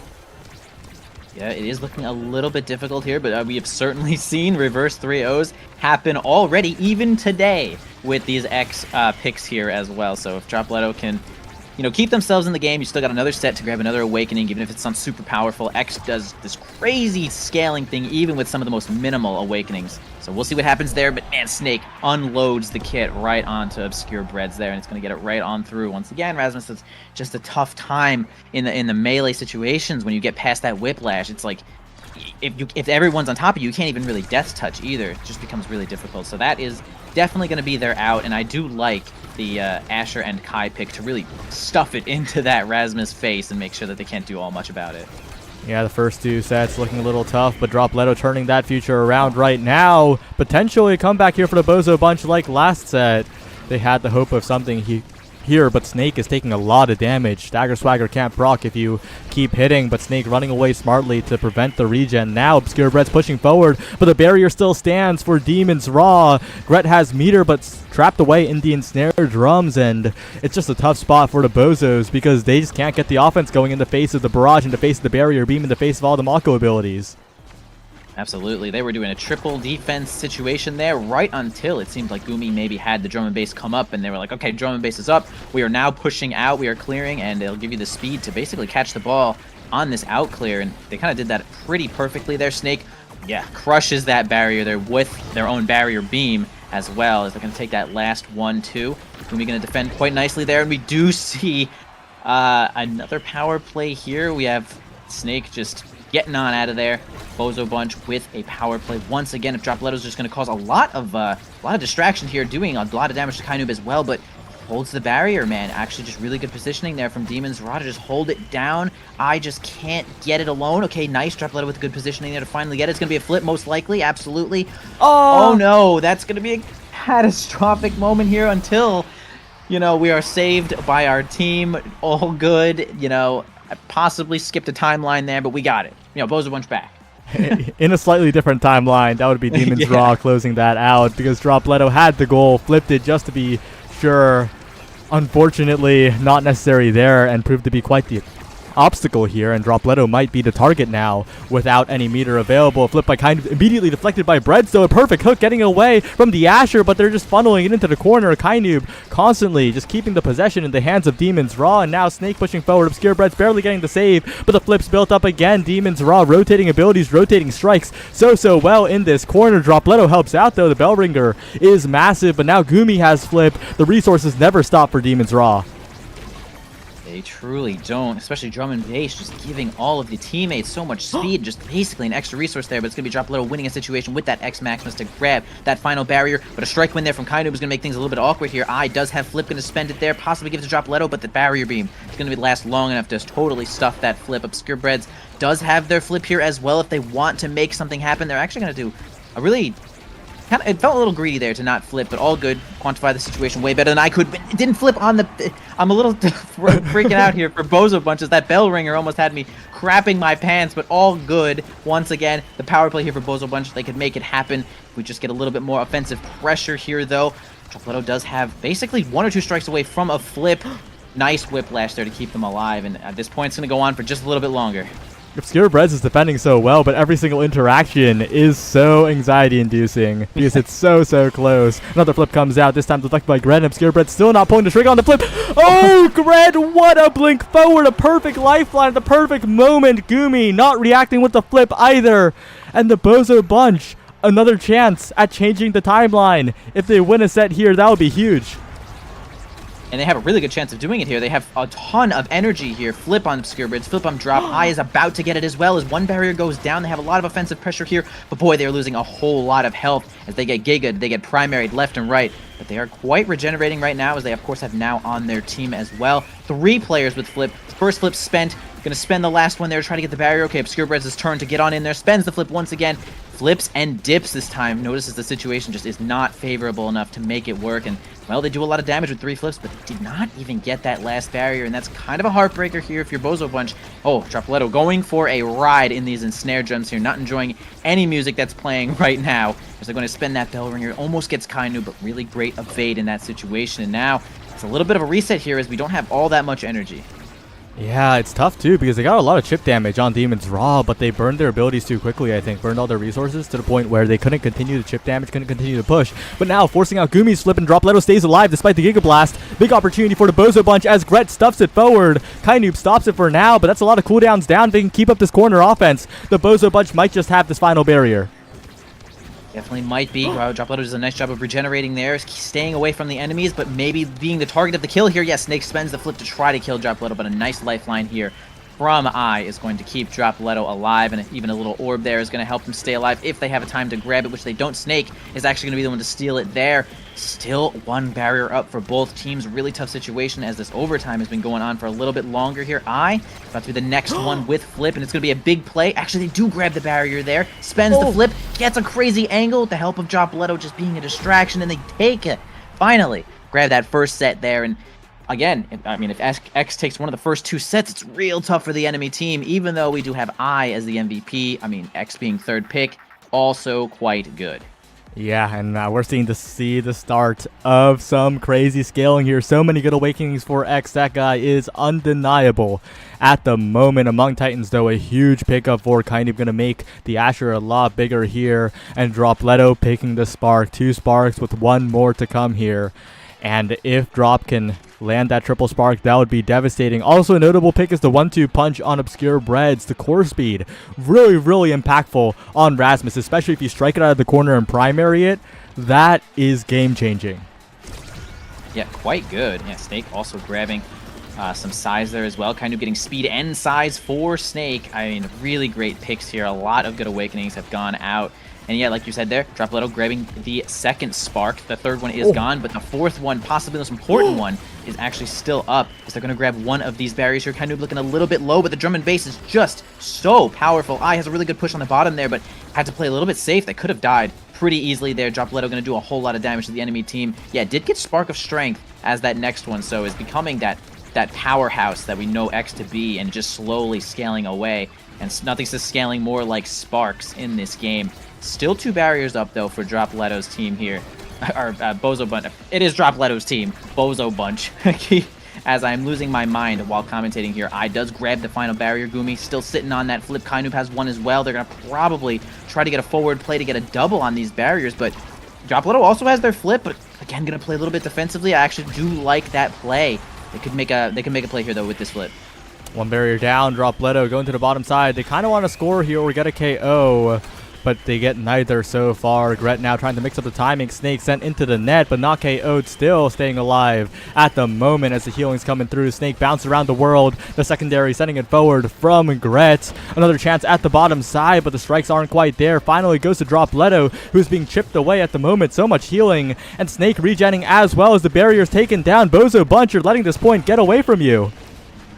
Yeah, just things get a little bit awkward there when you're like focusing on what Snake is about to do, and then Gumi hits the drum and bass, and wow, great flip from Snake onto the top side. Look at all those abilities that were just too slow. The flip's crazy. Flip is a crazy move, and usually there aren't any projectiles that'll actually like beat something like a flip, like maybe Rose Warp or something, just because the projectile flies so insanely fast. Yeah, Obscurebred's hook almost got there, but almost, not quite. absolutely. It's so hard to beat that at that core speed.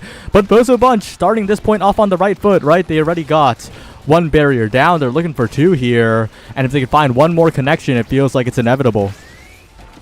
Yeah, flip on the bottom side here from I with Dropletto defended though, but Gumi always has a flip in response, but Dropletto does not falter there. Gets it on in, but takes a lot of damage though, gets staggered right there, but healed up once again, now being such a value pick in all of these games. Like the lifeline and the healing has been so insane, as well as just the primaries helping to push the ball on in there, but a double defense from Kainub and Gumi. The goalie players are going to keep that one alive there from Dropletto, because they have one more push here though. Snake gets in the way. Boy, does Snake get in the way. Takes the ball, but Dropletto finds a kill with that bell ringer there, gets it in, and the drum and bass cannot make it happen, and it's going to be Bozo Bunch evening this whole game up right here, 1-1.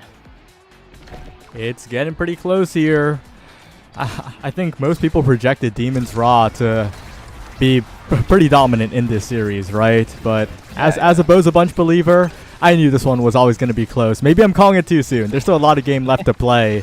But especially with an X in this position, it's looking quite nice. Snake brought low, but the Stagger Swagger doing a lot for the Brawler of Demon's Raw. Dropletto, no such luxury on the other side. Could be KO'd in an instant if Snake decides to combo. But right now, Dropletto allowed to regen as well, sending the core to the top side. Gumi with a good flip out. And it goes around Snake as well. Obscurebred's not flinching. Absolutely, though. Steals that orb there. Snake keeps himself alive. Dropletto looking a little weak here. Another flip there from I. Ooh, I really do like that maneuver. It didn't seem to work out, though, but really tricky. But they do end up finally getting it there. Dropletto staying in as much as they can. Snake winning a couple strike wars, but cannot seem to get it past Obscurebeds right now. Dropletto really had a crazy situation there with that bull rush. Wow, nice kill, nice play. Such a good play from Dropletto there, making that one happen as much as it could. Spends the flip when it needs to happen and takes their first advantage here in this set.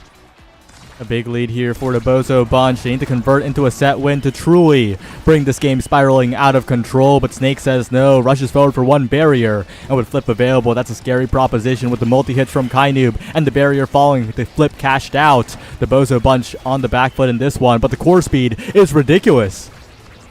Yeah, a little bit of RNG there, it feels like. It could have been an easy double, but sometimes God is in your favor there. A flip from Gumi's going to be a little too late, as Dropletto's going to be the one to grab that barrier here. We're looking really good for Bozo Bunch, as another resource has been spent there. Gumi just does not have that available anymore, as Obscurebeds does have their flip. I, again, working on just another one here. Dropletto looking a little bit weak, but gets healed once again now. Insane amounts of value. Self-dribble there from I. Almost makes it happen. Great strike shot. Nice position there. Again from Kainub as well, who's working on a flip by themselves. Dropletto dueling Snake at the top side there, though, but we do have a drum and bass, but wow, gets stunned by Gret into the bell ringer there.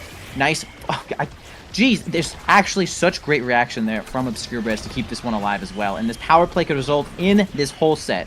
Oh, but now Obscurebred's in a bad spot, but the 1-2 punch doing a lot on the strikes. So much core speed to work with the hook now. And a perfect hook from Obscurebred's a panic strike, but it doesn't matter. It still saves the day. And now Gret has possession. A miracle save by Obscurebred's. Dropletto to Gret looking for one more opportunity to close out this set. Dropletto in the midst of everybody, but they can't cash out. And now the core speed's getting a little bit overwhelming. Kainoob incredibly low, but they can't find the KO. And Snake burning so many cooldowns, trying to find the return and flip available now. It's do or die for the Bozo bunch at this point. But Obscure Bread still continuing to save another shot. And this time, Gumi sends it past Obscure Bread's primary right on time. We're tied right back up at 2 points to 2. Oh my goodness, that was crazy there. I understand that Obscure Breads might have had to use that primary to get the right timing because Snake was definitely going to go in there for a stun combo. And it was going to be really difficult there. And so we got Demon's Ra making it happen there with a good combo as well. But pushing onto the bottom side here, though, Bozo Bunch almost had it there, but just really not making it happen, except for that one's going to work out. Not going to be a double, though. They got the X Maximus there, almost makes it happen as well. I can't find a situation to get that flip. Okay, Obscure Breads with the patience there. Holy, was that? Oh, okay. I got a little visual glitch. I thought he got that behind the barrier and actually kept it one, but all good here. Bozo Bunch do end up losing that barrier, no problem, though. They still have one more left, one for each team as well. This next set kind of huge right now as, of course, X is not stopped scaling here. Demon's Rock kind of has to win this or we might see X just get out of control in the next couple of sets. Especially with those sparks, but right now Kainoob's looking for an opportunity. You could see him. There's blood in the water right now, but oh, the flip goes wide, but the barrage is good. It's the Bozo Bunch truly on the back foot. Snake almost dead, but still surviving. One hit away, but that last hit's so difficult. As Dropletto and Gret trying to find an opportunity, but it's all Kainoob right now in the midfield, stalling out the regen. Snake all the way back to full, sending it around the world now. A path splitter, and Obscure Bread's almost a miracle hook. Not quite enough as Demon's Ra pull the game back into their control. Absolutely. They kind of needed it to keep themselves away from this X scaling that could have actually happened. Let's see. Yes, Spark of Resilience did show up. Okay, it looks like second in command, though, was I, so it was probably still going to be X third pick unless another miracle happened there, possibly getting a goal, and they're going to certainly steal that spark away there, though. But a lot of really nice stuff here on the board. Stacks on stacks, hotshot. Going explosive entrance. I here notices that they might have to support this X just a little bit more, as they probably are going to be the carry here. Rapid fire for a little bit more bell ringer action. The stacks do end up falling onto Snake. Super happy about that. Gumi a little bit extra cooldown and core speed there with the hotshot. And some good speed. Okay, I noticed Obscure Breads has just been really slow. Pretty big, but really slow in general with these defenses. Just movement speed. So Glass Cannon is going to be great to help that one out. And just a lot of good awakenings here. No one gets scuffed in this draft. Maybe Kainoob a little bit, but it's going to be in the mix all the time against this X. So honestly, having the stagger is no problem. Yeah, and the important explosive entrance take from Gret was mainly to deny away from Gumi. You can't let Mako have those dash awakenings or else the team will get out of control. One good thing about the Glass Cannon, though, is that it gives Obscure Breads that extra bit of power that much closer to getting Red Core on the primary without the hotshot, which was denied away by Gumi. It's a series of denies in that draft here. But it's the Bozo Bunch who are finding themselves low more often than not, kind of rushing the edge as well. And these Ensnare drums constantly being a problem. Demon's Ra, I feel like they have the control and they could close out this game pretty soon. I do agree with that, and they are on the same page right there as we don't have a double flip. Gumi's going to be the one to spend that flip, which is actually just straight up optimal. You want the forwards to have the flip so they can make these offensive plays either way. So they're going to hold that final barrier there as well. As we're going to have Dropletto pushing from the top side here. Ai's going to support from the mid lane, basically. Going down to the bottom side, see if they can make it happen with that primary. But Kainoob and Gumi are playing defense, but it's going to be a kill. Snake falls down. Okay, the giant strike there from Obscure Breads is going to keep themselves alive, but Kainoob has the ball again. The barrage is not going to do all that much in that situation. The Bellringer is not also going to assist Bozo Bunch as well, as they basically waste all their time of that power play, but find a miracle there to get that one on the top side, grab the final barrier here, and it's going to be just an open goal here with overtime. A flip available. Gret trying to cash out, but barely not getting it defended away by Kainoob yet again, like so many other points. But Dropletto! Find yourself a brawler that could win Strike Wars. There's not many of them in the world, but Drop is indeed one of them. The only brawler to ever hit rank 1 in solo queue for a reason. Look at that. Dropletto making it happen there, and they certainly have to, as they are down a set here, though. They have to win this next one to bring this one back, or Demon's Ra are going to find themselves a 1-0 in this series. Dropletto playing really hard right now, about to get a flip as well. I grabs that bottom barrier there with a really great situation. Again, Dropletto with a great strike. Just good positioning there of X Maximus in, and he does not even need the flip. Could have most likely KO'd Gumi with that flip had they thought they needed it, but the X Maximus does stun you, not too long, but it does end up stunning you, so you cannot use things. So really great from Dropletto to keep that resource as well, and boy, you might need it. Yeah, Demons Raw, do not let these goals go in too easily. That flip's going to be very useful here. Obscure Breads with the hook as well to maintain both barriers alive for the Bozo bunch. Kainoob and Gumi building up flips, though. That's a scary situation to be in, especially Kainoob. The flips from Kainoob in particular have been so accurate, but Snake goes down to the black hole, and this time it isn't because of his teammates. Kainoob with no flip available, though, means a huge lead for the Bozo bunch. Yeah, big leader down now, but Kainoob is doing a great job of holding the line here with that extra speed they got from the Among Titans, but they do end up losing it there with the perseverance of Dropletto, who wins it. Dropletto does get that flip win, but it's not going to result in a goal just yet. They just need one more point here to even up this set, and that could be X getting another crazy good awakening for them. They're looking pretty good right now, as their Skibred still has a barrier to work with and a flip as well. Some extra speed here is doing a great job. Good positioning, but gets the the top part of that wall. Does not go in exactly. I like that strike there from Snake, but it's not going to be good enough. Whoa, crazy angle from Obscure Beds, but I love that one. Actually went straight to Dropletto, who puts it straight through Gumi and Kainoob with perhaps a little bit extra power and the overtime, and it's going to be Bozo Bunch getting that. Oh my god, X MVP. I mean, no spark left, but what else do we got? Oh, there's so much here for the X. Almost too much, honestly. Like, you're spoiled for choice at this point. I think it might be a fight or flight angle, though, because Kainoob is next, and that Kai will take over the game, and Dropletto does seem to agree. Extra dribbling power and making sure the MVP of the North American Strikers League, the guy that's gotten the most MVP awards in the history of the North American Strikers League, Kainoob is not getting that extra speed, and of course you'll always take a size pickup on that Rasmus goalie, but perfect form falling all the way to the last pick. I think Demons Raw have a bit of a win condition here too. That is true. Snake still does have that stack, and I get a bunch of extra cooldown as well from this perfect form.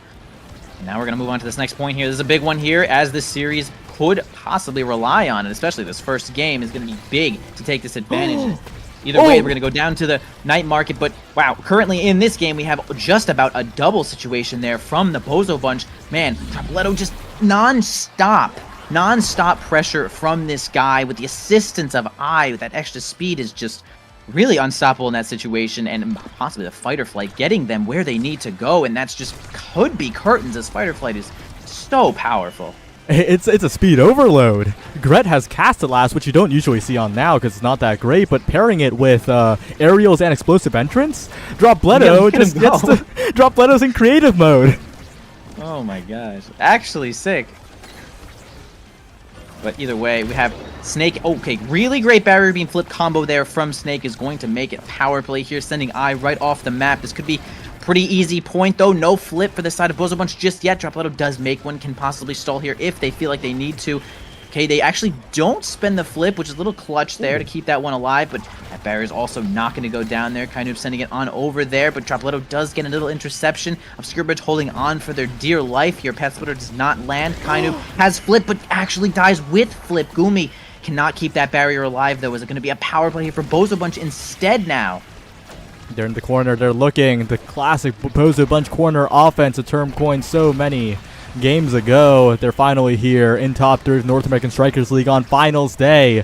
Not something that many players can say in the history of this game, but they still need to close this game out. Demons Raw, they are the dream killers for a reason. And once again, they push forward, and you can't let up on the gas.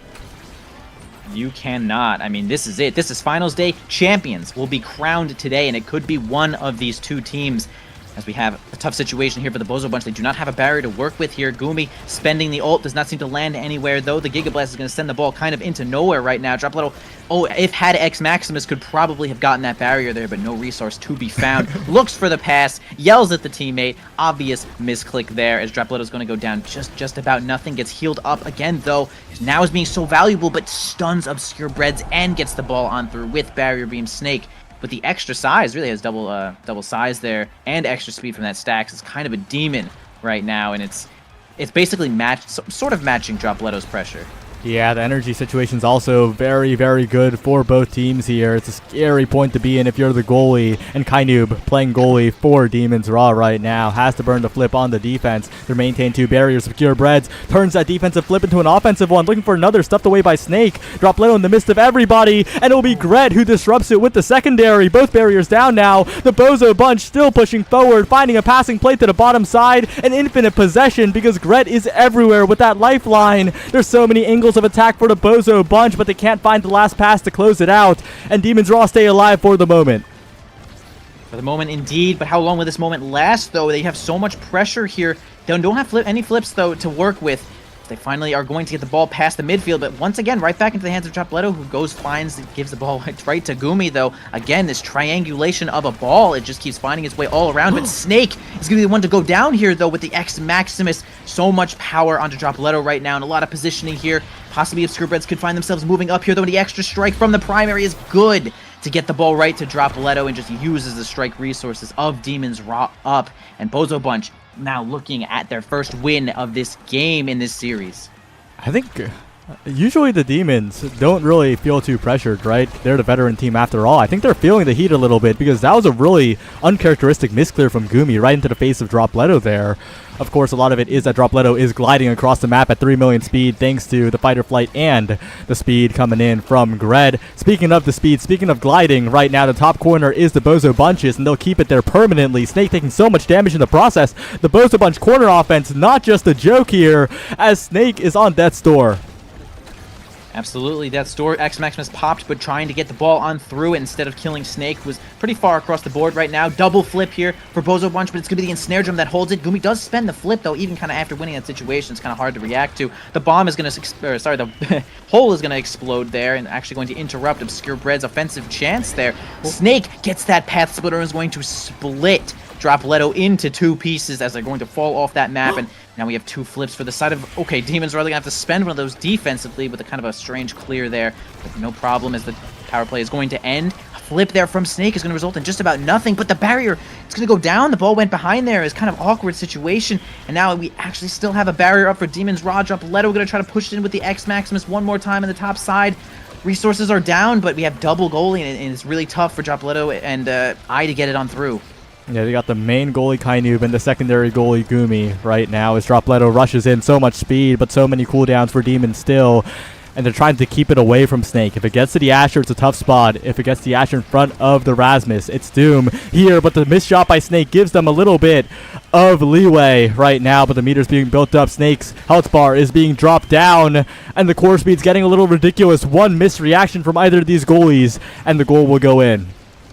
Absolutely. I can see that some of the plan here from Bozo Bunch might just be to kill Snake. Like, he actually is super demon right now here with that full stacks on stacks and the extra size and the drum and bass. There's like no way to stop this Asher. You have to deal damage to get her out of here, and that's exactly what they've done. Now there's the greatest chance to get this ball line in here, though. Going to be an initiative flip here from Gumi. We get a save there from Obscure Breads. Finally, the flip from I and Dropletto make it on through here, though. The power play, the extra speed, the fighter flight, the secondary, the mine. Like you were saying, insane speed given to Dropletto from I is going to be just good enough to get that ball in there. And it's going to be Bozo Bunch taking the first game in this series with some damn good, incredible gameplay. You better get those apology forms ready because the Bozo Bunch has already defied expectations here. People were predicting this one to be a showdown of demons and Showtime, but the Bozo Bunch with one game take here, it's already getting pretty interesting.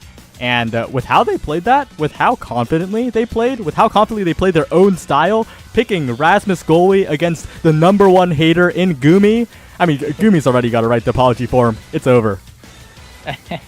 He might have to there, as we do see a win from Bozo Bunch. Man, 36-minute game. Insane amounts of redirects. Man, 2 players almost rivaling what we just saw from Kainoob's 500 redirects. I mean, we have just about 500 here from Kainoob again, and I both just dummy amounts of core control. And I mean, we do see the X going absolutely ballistic. Over 20,000 damage, more than the next player, Snake. And it's like X just be scaling. X just takes whatever he can get, and it's usually just like multiplied because just the way that X works and the way that X is supported by a character like Now makes all those awakenings almost double value. And that's just some really great teamwork there, some good picks from the side of Bozo Bunch. But, you know, honestly, Demons Raw had it right down to the wire there. A couple of misclears and just a little bit of awkward situations there is going to result in possible, you know, loss of barriers there. And it's tough. It really is tough when you are just in the finals of playoffs here. I mean, you're trying to take it, and the opposing team is putting up quite a fight, especially with X scaling kind of out of control as he do. And so, next game we got Night Market.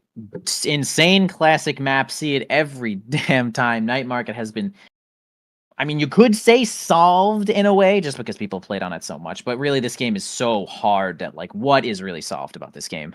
Yeah, and speaking of the game, this is an interesting map in the history of this matchup because Night Market was a crucial map in the series versus the Bozo Bunch and Demons Raw in that Africa tournament, where the Bozo Bunch, I think, were 1 goal away from making the grand finals, fell just short. And a large part of it was due to error double brawler on this particular map.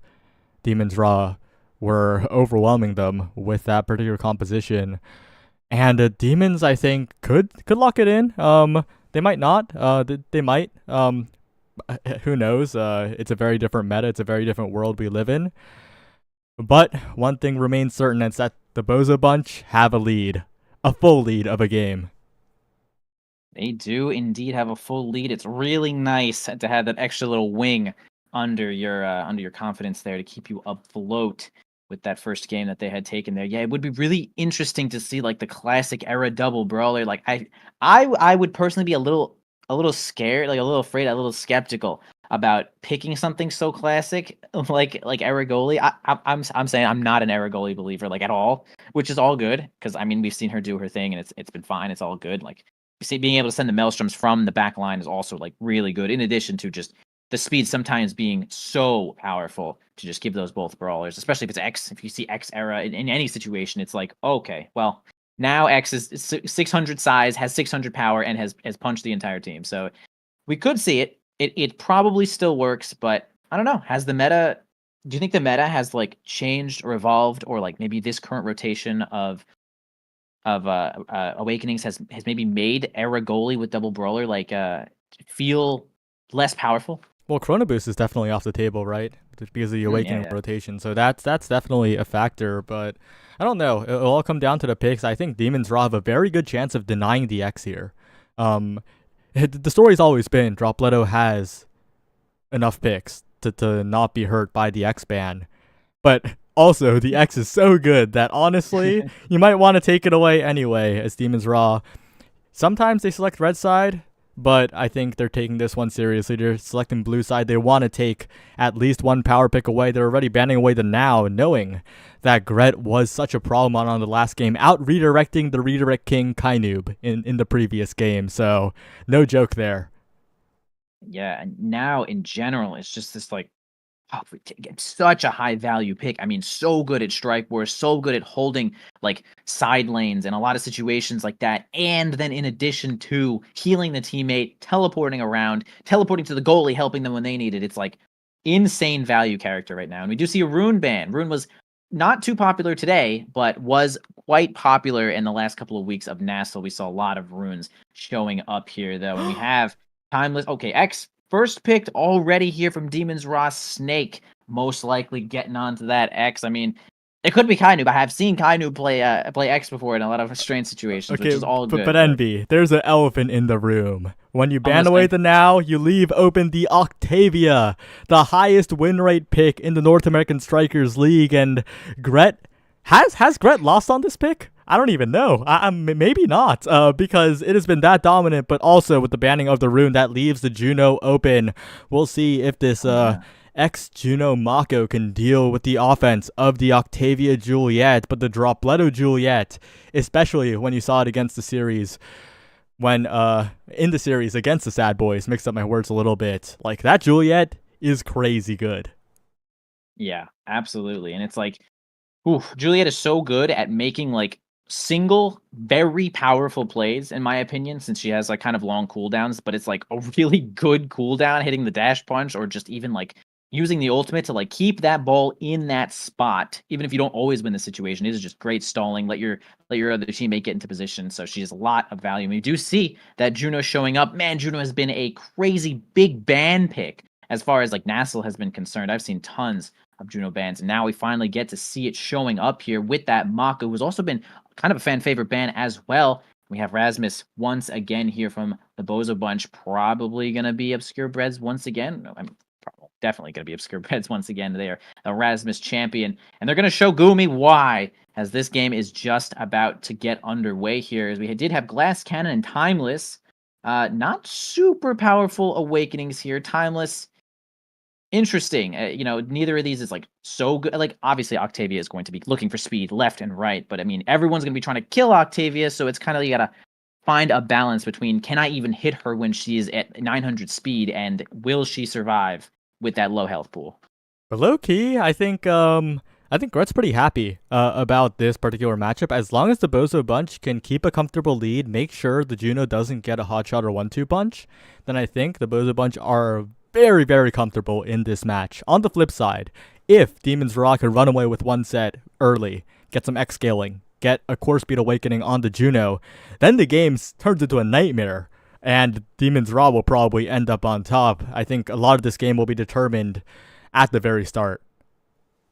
Absolutely could be. I mean, even a couple of I know Hotshot Juno was kind of like this, like, everyone thinks of Hotshot Juno. I mean, the ball just goes too fast. I mean, the best goalie in the world that can't just make themselves have more speed in a lot of situations. So it's like super good, a lot of value on Juno to have some of those like game-breaking awakenings there. But as you were mentioning a minute ago with the Bozo bunch having Octavia, X does do a lot of damage, but still in general, like, doesn't always get around so fast. Like, I feel like in order for X to really catch this Octavia, we're gonna need a drum and bass to make that one happen, to get up there with that bell ringer, or you're gonna need like a fight or flight or something to make it work. Because Octavia could run circles around X, no problem, can kind of avoid Juno's abilities, as well as Juno's not super good at just killing outright. Your opponents step on the slimes and you're like, oh, okay, they're at half. But we'll see. It's all kind of onto Gret here, though. Octavia is the super carry of the game, left or right? She either carries the opponent's team because you have died 17 times, or you are untouchable, you've taken every barrier, and you are just a menace. Well, we'll see what the future holds in this game. The Bozo bunch one game away from making history, guaranteeing a new winner for the North American Strikers League and potentially continuing the MVP and the first seed curse. On the other hand, Demon's Raw, defending champions, they do not want to fall so early here. They want a repeat of last season's grand finals. We'll see. But that Octavia, all eyes on I. All eyes on I, indeed. All eyes on Magnetized Souls. I'll bring it up every damn time for Magnetized Souls. Obviously, it is the Magnetized Souls meta, and everyone is taking Glass Cannon. Timeless dropped right back onto the pool. None of these players really gonna look for that one just yet. But we do have I already starting out with that flow state, spending the ult to keep it up as well. Man, I already hit the ball so many times, has ult, which is crazy. First one to hit level 2 already, which does make sense. Octavia do be that character. Now we have Snake looking a little bit low already here. Obscure Breads trying to help deal a little bit of damage too. I also trying to get damage on in there, but there you go. I mean, Snake passing midfield and getting a hit there with this X, and it's just a lot of speed. That's something that X really gets a benefit from, and Julie, right? Those two characters don't have a ton of movement abilities, so this map really helps those two characters when it's trying to get around the board. Oh, but Dropletto lives, and Gret manages to steal away the top barrier. Big opportunity for the Bozo bunch if Drop can stay alive. Good elusive dare, good movement from Drop. Obscure Breads with a missed strike, but it's okay. And I think the Bozo bunch are stabilizing a little bit here. It was looking bad for a moment, but now we're in overtime, and these slimes are going to be a big problem as Kainoob just dribbles all across the field. Drop steals it away for a moment, but this flow state's going to end as soon as it began. Obscure Breads having a bit of trouble here as well, as Kainoob is controlling the midfield so well at the moment. But a perfect pass by Gret. Doesn't even graze the terrain. Gets past Kainoob somehow, and that's the first point for the Bozo bunch. Incredible angle there. If they had hit that center thing, it would have gone straight to the opposing goalie, and it would have been basically a nothing play. But with an angle like that, it's going to be everything that you could ever want here for the side of Bozo Bunch. They do a great job there as well. Spend the ult one more time, keep that flow state up. Octavia, just like X, does an insane job of scaling when the game just goes a little bit too long. You know, Octavia, you don't want her to win any of these things or be the MVP, but she usually is. Has a good flip there from Dropletto, is going to grab that last barrier here. Defense from I as well to keep it on through, and simply just throws that sonic boom right at Kainoob, and the ball just kind of goes in. I mean, that's really it. No flip coming out from Kainoob, no abilities left perhaps, and okay, Bozo Bunch taking the second point. Yeah, and we're starting to see some Bozo Bunch gameplay coming out as Snake goes down, just vaporizes instantly, overplayed the corner a little bit, and that's kind of what happens. We saw the same with Dropletto in the previous game. Set 1X does disappear sometimes. Yeah, I mean, set 1, it's like crazy because it's both teams have this like insane scaling character, right? If Bozo Bunch win the first set, Octavia goes insane. If Demon's Rod wins the first set, X goes insane. It feels like the first set of this game is going to result in the winner of this series, and that is going to be my prediction. Very, very possible here. Gret leading the XP race right now. Battered and bruised, though, because Snake is going in, and the barrier falling as well.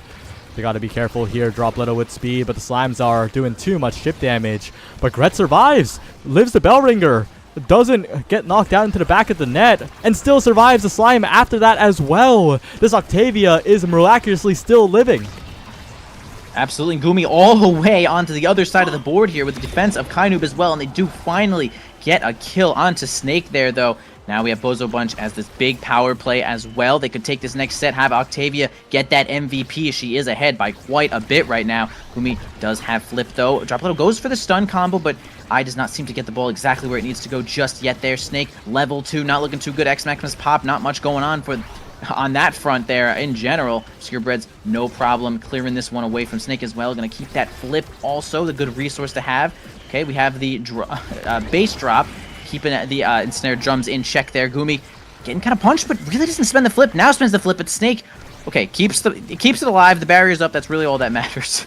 Yeah, Demon's Raw keeping this barrier up despite the primaries coming out from Gret from range. Now a flip by Dropletto.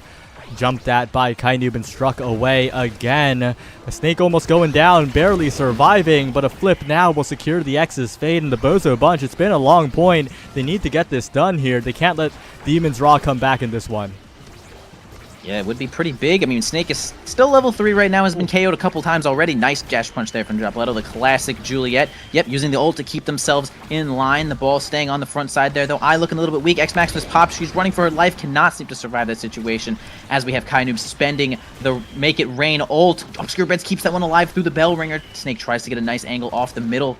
Does not seem to find it out, though, but Kainoob actually grabs that one and just puts it on the bottom side. Dropletto expecting perhaps a little bit something different there, and it's going to be Demon's Raw keeping themselves alive in this set, and the scaling for these two characters is just, it's really scary. I think this first set is going to be just so big.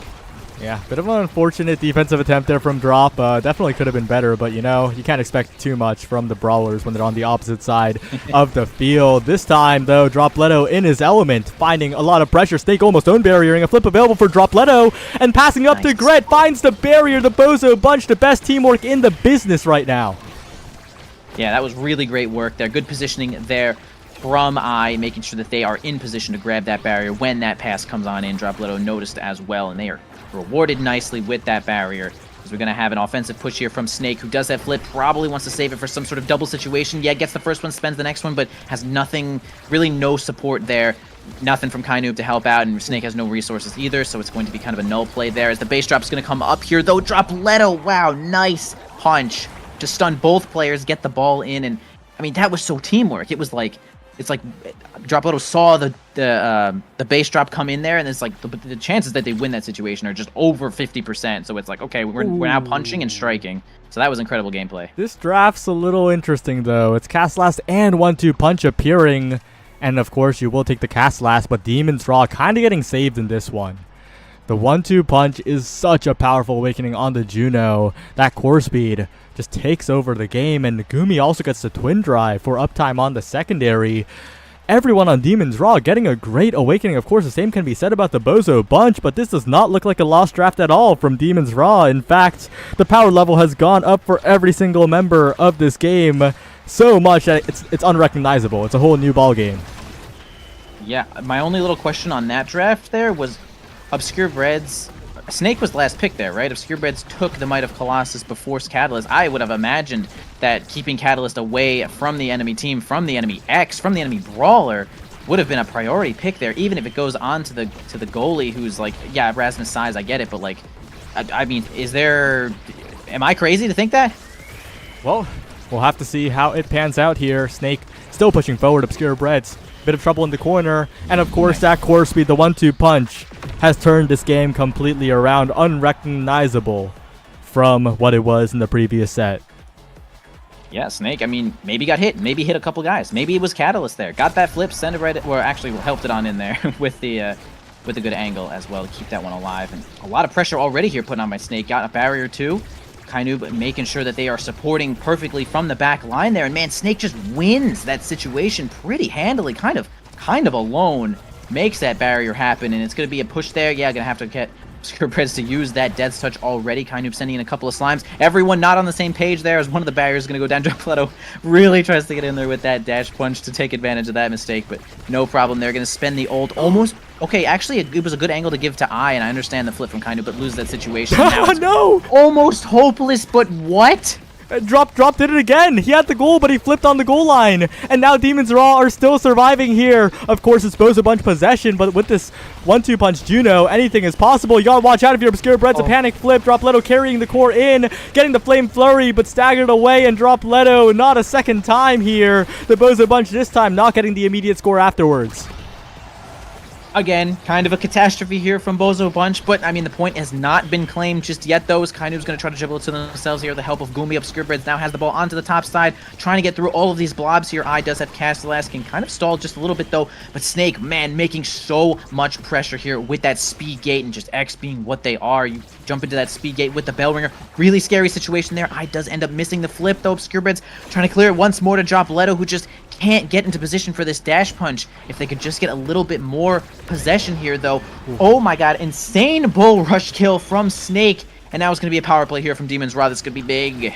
The Dropletto's gotta defend, and Gumi's kind of making it a little bit too easy for Dropletto, I think. Of course, it's hard to play the lane, but now the core's gone to the other side. Now the respawn's coming. Now the Brawler's gone, and the Bozo Bunch turning it around in an instant. They just have to watch out for the 1-2 punch Juno. Kainub and Gumi on the defense, but it's Gret pushing forward with the flow state, and Dropletto receives, finds the goal. That point was 2 minutes longer than it should have been. That was padding stats is what it was. They were padding their stats, trying to get more redirects than Kainub. I understand what's going on here. I just trying to keep that ball alive as long as possible, as they're going to lose that first barrier here from a little bit of whiplash action. Okay, everyone's going to keep missing their Snake. Actually kind of pushes Obscure Breads out of position there, and they do end up missing that strike. Wins a strike board there against Snake, though. Huge situation as they keep themselves alive here, though. Still 2 barriers up from Demons Raw. Dropletto trying to get into position here. Okay, holds the ball there with the flurry, but can't make too much happen right now. I get the speed gate. Going to try to get a self-dribble there, but nothing really comes up from that base drop as well, and it's kind of slow here from Bozo Bunch, as they maybe are just building up some energy. They do have a lot of flips. See if they can make something happen with it. Yeah, Dropletto tries to dash punch flip Gumi, unsuccessful, but ends up strike warring Kainub afterwards for the barrier, so it's not all bad for the Bozo Bunch, but Demons Raw the ones in favor a lot more, and Snake will find an amazing flip through 3 there. Demons Raw, they could even this up. They can cause some big problems here if they can win the next point. Yeah, true. Like we mentioned a little bit earlier there. I mean, I did get cast flash, which is pretty incredible there. Now I just really needs like some defense to be immortal, basically. But, you know, this side of Demons Raw also got some pretty strong awakenings there. Juno really great with hot shot and 1-2 punch and got one of them. So it's not like one of the teams got out of control even with that first draft.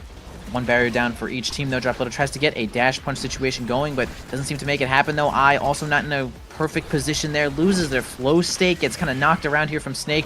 Just trying to go for a crazy angle on through the speed gate, though. Dropletto can't seem to play on the front side there. Is a little bit weak, but actually dashes right through Snake to grab that orb and keep themselves alive. But Snake is not done with this just yet, as the ball is just hanging out in midfield, but Brawlers are simply brawling. The Brawl and Brawler, Snake still going at it, but Dropletto getting the better. Flip available and Snare Drums disappearing. A punch attempted, but the full combo will not come through. And now Snake in the 1v1. He gets a past Obscure Breads. Bit of an early hook there. And now Gret with the flip available. Might want to use it here. Kainu with the flip as well. Dropletto's got to be careful, but so does Snake. The Brawler's all in danger, but Gret just blocks the flip into midfield. Huge for the Bozo bunch, and not have to worry about that. But it's overtime, and the Slime Speed's picking up as well. They got to be really careful, but Dropletto looking to finish the kill, but they send the core there. Bit of a mistake from Gret, unfortunately. Keeps Snake alive, and Dropletto's the one falling. Yep, tough situation here for Bozo Bunch, as we do have Dropletto on out of there here. This 2v3 could be really rough, but Snake kind of weak. I think the Bozo Bunch are out of cooldowns at this point. They're going to try to go for defense there. Do survive that situation and grab a kill onto Snake instead in the combo from Dropletto. And I is going to stun Gumi, get the ball in there, and kind of an insane situation to have Bozo Bunch win that point, but man, that is some determination from this team to keep themselves alive in this set. Obscure Breads is looking like the best goalie of all time right now. Like, it's single greatest performance mode right now, as Dropletto and Gret, of course, are making the offense happen. I say that, and Breads misses the strike and drops a barrier. You know, it's all good. But you know what? These things happen. It literally happen to anyone. Everyone misses strikes, and you know what? Even if it's televised to 16,000 people, I mean, what does it matter? Everyone misses strikes, as we're going to get a flip here from Gumi to keep this one alive here. Snake not going to be able to push it right through Obscure Breads there. The drum and bass, not enough just yet. A dash punch here from Dropletto, but man, the defense from Kainoob and Gumi, I really got to say Kainoob is always just playing second goalie exactly when they need to, and it's right when Bozo Bunch have an offensive situation, and it's like, nullified because just a bunch of extra abilities here from Kainoob, especially with the slime being basically like 3 strikes, right? It's like strike, primary, slime eats it, strike again, so it's so much to go through if you're Bozo Bunch. Yeah, but Dropletto, oh, another slime eating the flip this time, and this barrier's looking like it is immortal on the side of Demon's Raw. Snakes away, though. Big opportunity for Dropletto on the dribbles, but can't quite catch it with the dash.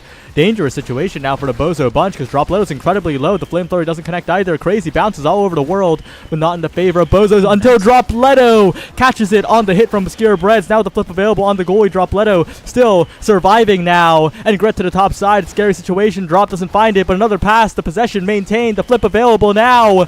Looking for the goal. Whoa. Another pass. And the Bozo Bunch, they do not forget, no matter how much they think they can send it through, they will find the pass, they will find the angle, and they will find themselves one set away from Grand Finals.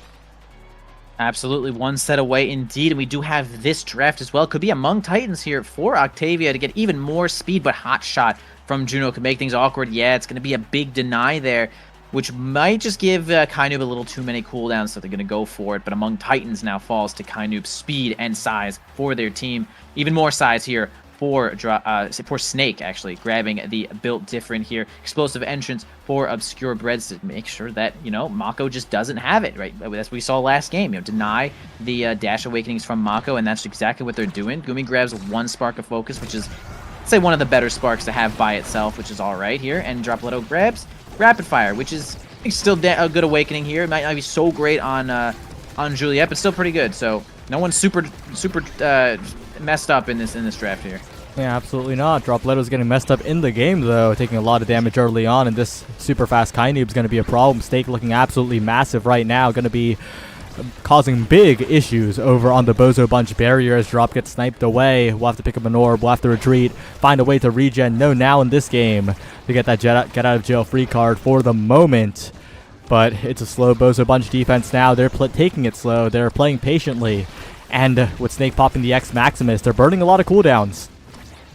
They are. Bozo Bunch is surviving the situation here, though. I just pops the flow state, but ends up losing the barrier in return. But maybe this flow state is exactly what they need to get on out of here, though. I mean, I also doesn't really have much speed to go off either way. I mean, Magnetized Soldier, you have to make as much use of that as you can. As we can see them strafing right on through to try to keep that offense's pressure up here, though. Kainoob had a chance to get the ball here. 2 flips for the side of Demon's Raw. Again, open goal from Bozo Bunch. Really tough situation. Dropletto just grabs a flip of their own. See if they can make something happen here, though, as they're about to have a really nice corner push. Continuing into this corner, this actually could happen here as the base drop comes through. A flip from Gumi's going to keep that one alive. Obscure Bread's fast enough and good enough to keep that one alive as well. And now it's going to be a slow game in overtime. Overtime comes, and you say a slow game, but the I core is say a moving slow game. fast. And when the core is moving fast, it looks like everyone's moving slow. Gret keeping the possession up, though. The strike placement on point for the moment, but the Slime's causing a bit of a problem. Dropletto almost KO'd right now, but barely manages to regen all the way back in this flow state. Everlasting, never ending for Gret at the moment. Still keeping it up. So much speed available. Now with the special out, forcing Snake back as well, and continuing to just run around the field, avoiding the KO, keeping it refreshed. And all it takes is one more opportunity, and Dropletto drifts it all the way between Gumi and Kainoob. 2 points away now. It's a countdown.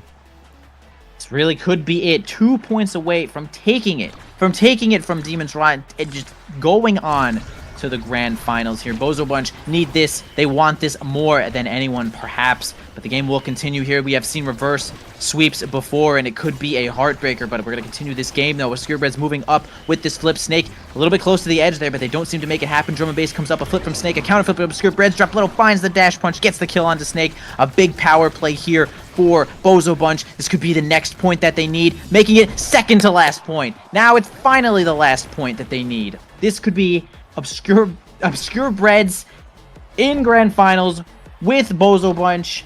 I mean, we used to see, I Forgot Dropletto, Forgot was on this team for such a long time. Obscurebreads, though, an amazing addition to this team, doing such a great job right now.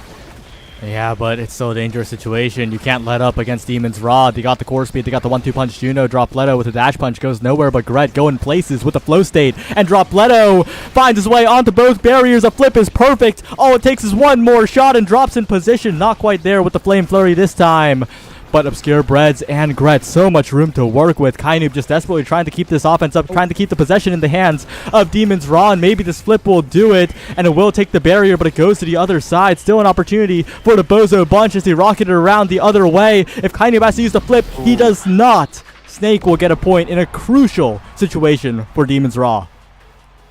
And some people will say you only need one to make a big upset here, and hopefully this is not the end of the game here for Bozo Bunch, as 1 point is sometimes just enough to keep the opposing team in the game, but we'll keep working on it, though. We have Demon's Raw with 2 flips. We got a flip on Eye, though. If Dropletto can just get into position, and a nice dash punch would be great to grab that barrier. Eye's going to move up here with that flip. Counter flip from Gumi, though, to try to make that situation not happen, though. Another flip coming out here from Kainoob is going to keep this one alive as well. The base drop comes in, the stun from Dropletto, who's just about at no health. Their flip Snake off the game. This could be literally the last point here for Bozo Bunch. The Splobs come out to try to keep themselves alive. Dropletto looking at just about no health. It could be a dash punch strike from What Dropletto. a flick from Dropletto to close it out. The Bozo Bunch make history. No repeat winners here.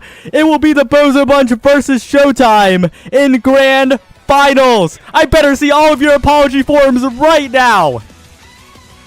Chat, apologize. Actually, I think chat were honestly believers for the most part there, though. Keeping themselves in this game. Bozo Bunch actually getting to grand finals to play against Showtime for Nassel Season 5 Grand Champions. I mean, this is quite incredible here, though. They have it. They made it. They have it. I mean, that was actually kind of an insane game there. 2-0 series from Bozo Bunch, just playing pretty damn hot the whole time, not letting that X get any scaling situation going on. But Octavia, of course, being a possible infinite win pick here in Nassel. I mean, Octavia, what kind of character is this, as she is just winning every situation that she has seen played here, though. Almost, I mean, I don't know about this 100% win rate, but it really could be like 100% win rate. This character does it all, and actually great work there with Dropletto, Obscurebread's infinite. I mean, man, what a well-deserved win here from Bozo Bunch. Yeah, and the Bozo Bunch story has been one of very small differences, right? Against Demon's Raw in the Africa tournament, where they fell at third. They were 1 point away. This time, to even make it to playoffs, they were 1 point away versus return to form. And that's how close these games are in the North American Strikers League. It's a new era. No sad boys, no demons. Only the Bozo Bunch against Showtime. 2 teams that have never made it all the way before. And the Bozo Bunch are the ultimate new team. I mean, speaking of, like, so many of these players are, like, from the beta, right?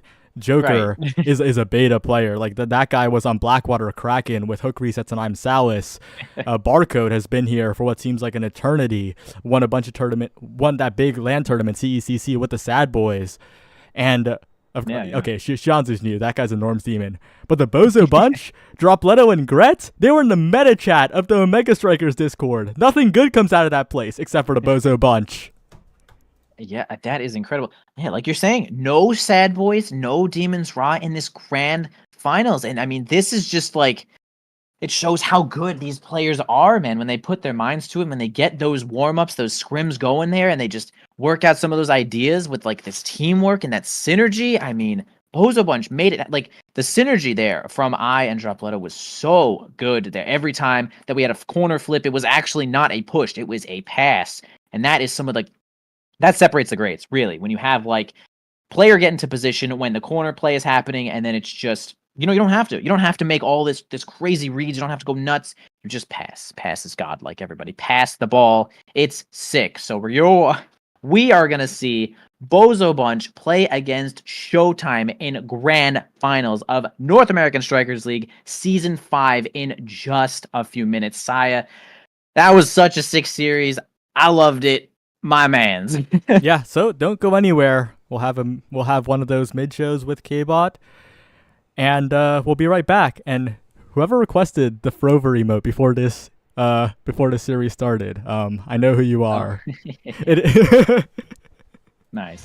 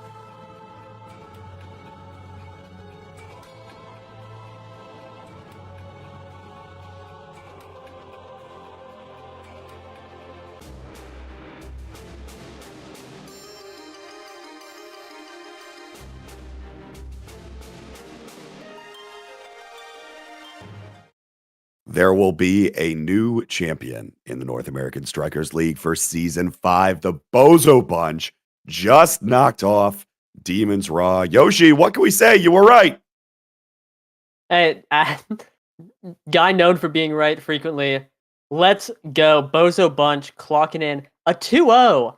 Not even like a super down to the wire game. Bozo Bunch looked phenomenal out there and just crunched Demons Raw. Now going on to face Showtime, who also beat Demons Raw. Tough day for them, but now these two Titans are facing off. One of them will be claiming the title of National Champion today. And like you said, a new team will be the one to do it. So, Vaughn, I think you know this Demons Raw team probably better than anybody. What went wrong in that last series or today as a whole for them? It is crazy to think, K-Bot, if you think back to winners finals, Demons was one single point away from being winner side grands. It just shows how all of a sudden it can just change like that. They dropped a really close series, and that's always tough on the mental. I know exactly what it's like to go from close winners finals, drop losers, and then just sayonara. It happened to my team last season. Very difficult to like take a breath and have a bit of like recompense. So I think that was part of it. I think the other thing is also, I think we all kind of historically know how Demons Raw's goalie thinks about Rasmus goalie. As soon as they drop that first game with Breads playing like a demon, I was hesitant to think that Demons was going to win. I know I was in the call with 3Z and he heard my thoughts as soon as game one was lost in that close thing. I said the series is over. Bozo Bunch just look like they have all the momentum right now. Very impressed with their play. I mean, Breads is such a beast. So shout out to Ian and I getting our prediction right. No biggie. Excited to see Grands. It's gonna be the first time anyone outside Demons and Boys have won since our like big national combination. So this is a big day. I'm excited. Very big day. And 3Z, it feels like today has been the story of the goalies. We were talking a lot about Barcode in the last game. This game, Breads looked like he really popped off 2 games on the Rasmus here. Yeah. It's great to see someone from Sunduvu make it into Grands of Nassau. And Breads definitely worked his tail off for this one. Put in a couple shifts on the good old Rasmus goalie. Yeah, there's 5 size awakenings in the pool. He was able to pick up that Might of the Colossus in game 2, I think. Playing really well on the pick. Obviously, it works really well into Mako and kind of some of these more melee goalies who sit in their box, able to push up and put some more pressure on. Also putting a lot of damage pressure on the Brawler as well. So looking really good on the pick. I'm excited to see what Bozo Bunch has in store for Showtime. So as we look ahead, I mean, Vaughn, I think you were kind of talking like Demons Raw, Showtime, probably both teams I want to do relatively similar things when they're paired up against each other. But now it feels like these 2 different teams have 2 different identities as we head into the draft. Who do you think that gives a striker select advantage to, or who's feeling maybe more comfortable heading into striker select, knowing that the other team doesn't really want to touch a lot of the same things, aside from like now? Well, a lot's changed since then, but if you remember in the North American Strikers League Season 4, this was the last time we saw these teams play in a bracket where it went game 3, and then Showtime had a bit of a dominating performance on Gates of Obscura to tie it all together. And that series completely hinged around now. Last season in the playoffs, I believe correctly, the team that picked now, if it was not banned, won every game. Bozo won game 1 with the now. It was banned game 2. Showtime got it done on Clarion, which is their best map. They've only dropped 1 game on Clarion in the history of their team with their starters. It's an incredible stat.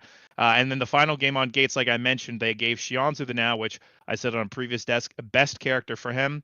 So it really feels like it hinges around this incredibly weak midfield character now. Wow, she's so unpickable, guys. Jeez. So We'll see how that's going to work out. Obviously, both teams have Octavia. Showtime's Octavia is a little bit of a different breed than all the others, but obviously both teams love to use it as well. The real differences is coming down from those goalie stylistic approaches to the game, where we've talked about both of them so many times. So I really just want to focus in on that now. It feels like Xianzhu and Gret have almost identical pools. They love prioritizing the same things. The speed characters, and then a pocket Juno with a little bit of Amy on the side is usually what I see out of these midfielders. It's the things that I associate with them the most. So we'll just see how the chips fall, who can play the speed matchup a bit better. Both these players are super awesome. Voted for both of them for my top 3 midfielders of the season. I'm really glad to see that they're there. Wait, I didn't vote Xianzhu. I lied, but that's because he missed like half the season. So I'm really glad he's having a gamer performance in playoffs because he's absolutely going beast mode, K-Bot. 3Z, I'll send this one to you as well, especially from the Brawler perspective here. Joker's been back and forth between a couple different strikers today and last week. We saw him pull up Zentaro. We've seen him on the Rasmus, which could even be a higher priority to pick away from Breads. Where do you think his mind's at as we head into games here? Yeah, I mean, don't forget about the Asher as well. That's a heavy prio for Bozo on their Brawler Dropletto as well.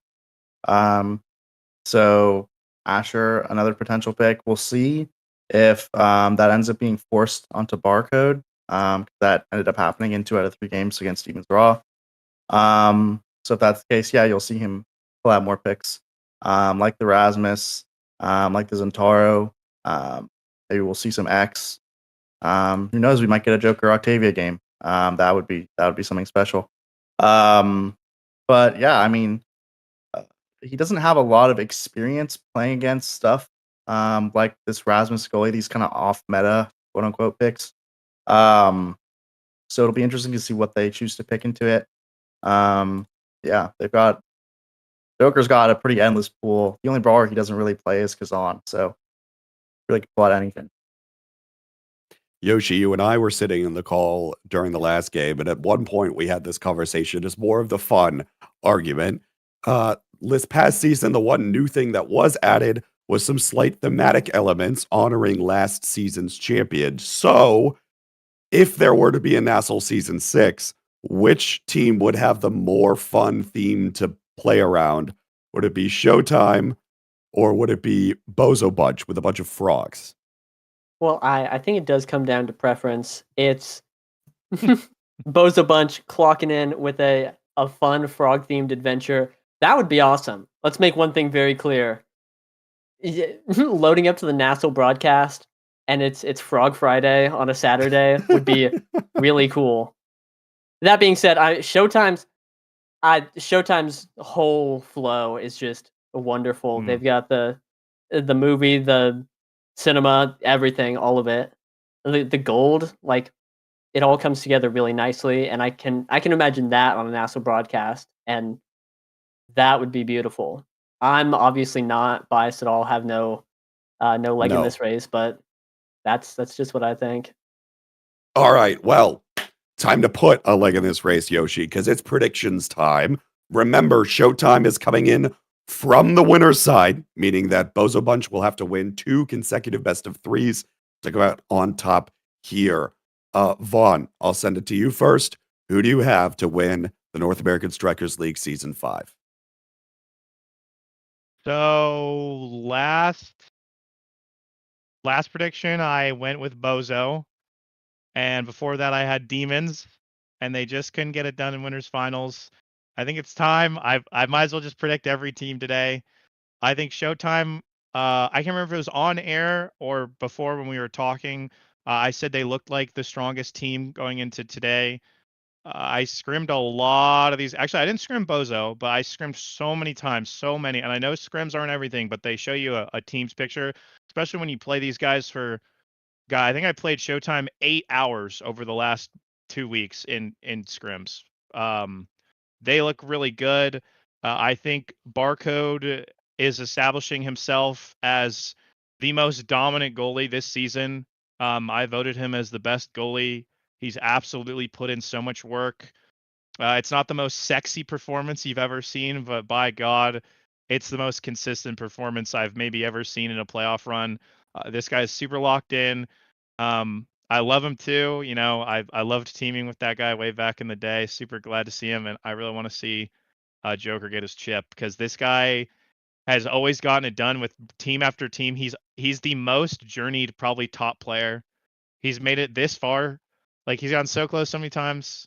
Give me Showtime. I need Showtime to win for them. I love those guys so much. So that's my prediction. The players are ready. So quickly, 3Z, who you got? Showtime. Yeah, they showed that they could beat Demons Raw. They played their own game. And they're gonna do it here. Panic Grand. Yoshi? It's looking a bit like a Showtime sweep. I gave it to Bozo in the last game, but like Vaughn said, Showtime has just been looking like the best team so far out of all of them. I like watching Barco and Xianzu. Obviously, we know they're great players, but they just look like a level beyond anything I've ever seen them in that last series they played. So they're looking really good. I wouldn't be surprised if they won it cleanly. It'll be a Showtime sweep on the desk. I think Bozo Bunch will make this very close, but I don't know if they've got it in them to win 2 consecutive best of 3s. Folks, Grand Finals is right up next. Your casters are Mystic and Borg. Don't go anywhere. We'll be right back.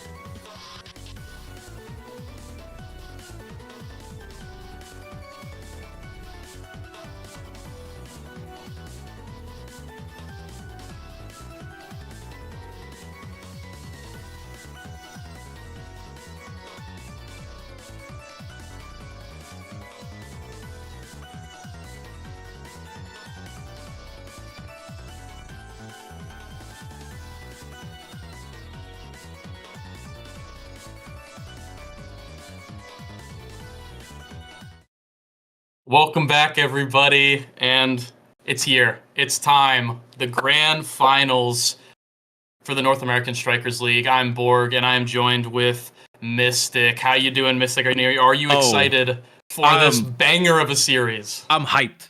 The first, I don't know how is this the first Grand Finals without a Demons Raw or Sad Boys in it? I know Showtime's been in here before, but it is, yes. Spoiler. This is going to be a wonderful match. We already have all the players are loaded up. They're ready to go in. Let's take a look at quickly what we have drafted here today on the Big Fish Spark. Always a spark start. But we're starting on Clarion Core, which is a map that you typically don't see first right away. It's grown to be like a map that some teams really like, some people don't like, but this is this Showtime's map? Because I know they tend to like this a lot. But we see the signature rune ban from Bozo. They got like a 98% ban rate on this rune. Showtime taking away the Octavia from I. And then everything else looking like a standard comp here. Barcode on the Mako, Husk piloting that Asher, and then Xianzu on a speed character in the midfield. What do you think about the other comp? I mean, pretty standard, I think, meta on both sides. Both comps have an opportunity to win, and when they're trying to, as Dropleto gets the first KO here in that bottom south gate, and he gets the goal. Dropleto do score already 19 seconds into the first set here. And one other thing to note here, Mystic, is 2 sparks in this game, one on the midfield and one actually on Barcode. Barcode not opting for the size here. Yeah, not going for the size in general. You always kind of want one spark on your team if you can on these spark starts. Oh my goodness, double barrier being taken immediately by Joker, piloting that signature Asher. But taking a look at the starting awakenings, we got 4 Mag Souls, no Slick Kicks, no Siphoning Wands, no Van Braces on any of these characters here. Everyone knows what to do at this point in the meta. And then we have 4 Big Fishes. And oh my goodness, exploded. I don't even know how that happened. Oh, the core hit the middle, the expanse popped out, and then Joker just got sent into the abyss here. And the pressure is coming on from Bozo Bunch. Flip at their net, barrier popped, unable to finish it off, but everyone on Showtime is low. Well, Shianzo and Barcode. Indeed, Barcode looking really low. Actually gets KO'd here by Dropletto. Shianzo now has to take up the goalie duties for now. Joker doing a really good job at stalling Eye in this midfield. Dropletto now has the core, and Shianzo gives him that top angle, and Dropletto takes it. It's going to be 2-0 in a pretty explosive first 2 maps here, Mystic. Yeah, and this is coming from a team that, against the barrage of Demons Raw, managed to hold their own in the net for quite some time. But Joker returning that fire as quickly as possible. Both barriers and a KO for him on the Asher. Point brought back, 11-second point here. Going over to Showtime. Caster basics out of the window, I think, this series here, Mystic. We just got a yapping because they're scoring when we least expect it. It's 2-1, Showtime versus Bozo Bunch. And honestly, I think both teams have a pretty good shot. I thought Bozo Bunch was kind of, with that Rasmus goalie, maybe had a little bit more offensive pressure here, but Barcode with the Mako, and then obviously the heroics from Joker are just paying dividends to how good Showtime is here. But no, Joker actually doesn't even get the flip off, and he goes down immediately off of the mine here. Dropletto not quite able to secure that flip. Shianzu getting denied by Dropletto, but not going to go in for there. Showtime still have a chance on this defense, getting an orb, stabilizing for now, as everything is cool. Shianzu playing midfield, trying to deny Dropletto as much as possible, gets that first barrier. And now Joker trying to get the second one, but Breads is doing a great job at just denying it for now, but he can't do it for long as Shianzu finds the angle again, and now we're evened up here. No barriers to no barriers. Joker has a shot here on the top side, but denied by Breads. It's just so hard though. Shianzu runs in with that barrage.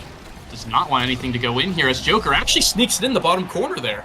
Managed to live. That's the difference of Big Fish HP, keeping Joker alive, and that difference ended up leading into a point, tying things up 2-2 with the explosive start that Bozo Bunch had. Showtime returned it immediately. Giga Blast comes out from Shianzu. First barrier dropped. Joker with the second barrier immediately. Barcode using that strike shot to keep the ball forward as much as possible. Shianzu has to come back there to heal up a little bit, and we have one barrier left here, but that's all Barcode needs.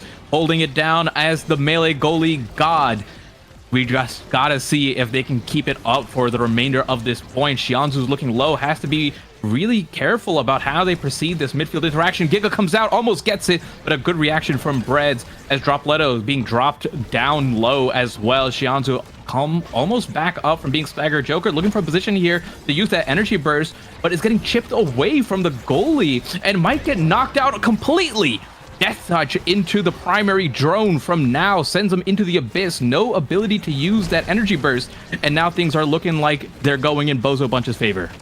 Yeah, Bozo Bunch taking advantage of this power play off that KO, getting both barriers, but Joker comes back up a perfect time to pepper down Eye on that midfield and also keep core control for now. Shianzu trying to just buy his team a little bit of time as the Rasmus goalie is just so much more aggressive than the Mako here, just causing so much more damage and explosiveness on the defensive side. But Joker, really scary chance there, but denied by Gret. Dropletto now finds the kill and manages to actually get Joker low as well with the flip and gets the goal. Dropletto, do score, do everything. Come on, 3-2. Bozo Bunch take the first set. Dropletto X showing the prowess of, I mean, this guy is an X-prodigy. Coming through, let's take a look at what the draft has here for us. We see more speed, and speed is king, but Spark. Remember, it was Spark start, like you said. And who has Spark on their team? The person who got MVP. That's how it works around here. Crazy how that works out. So feeling good about that. I mean, double Spark already on round 2.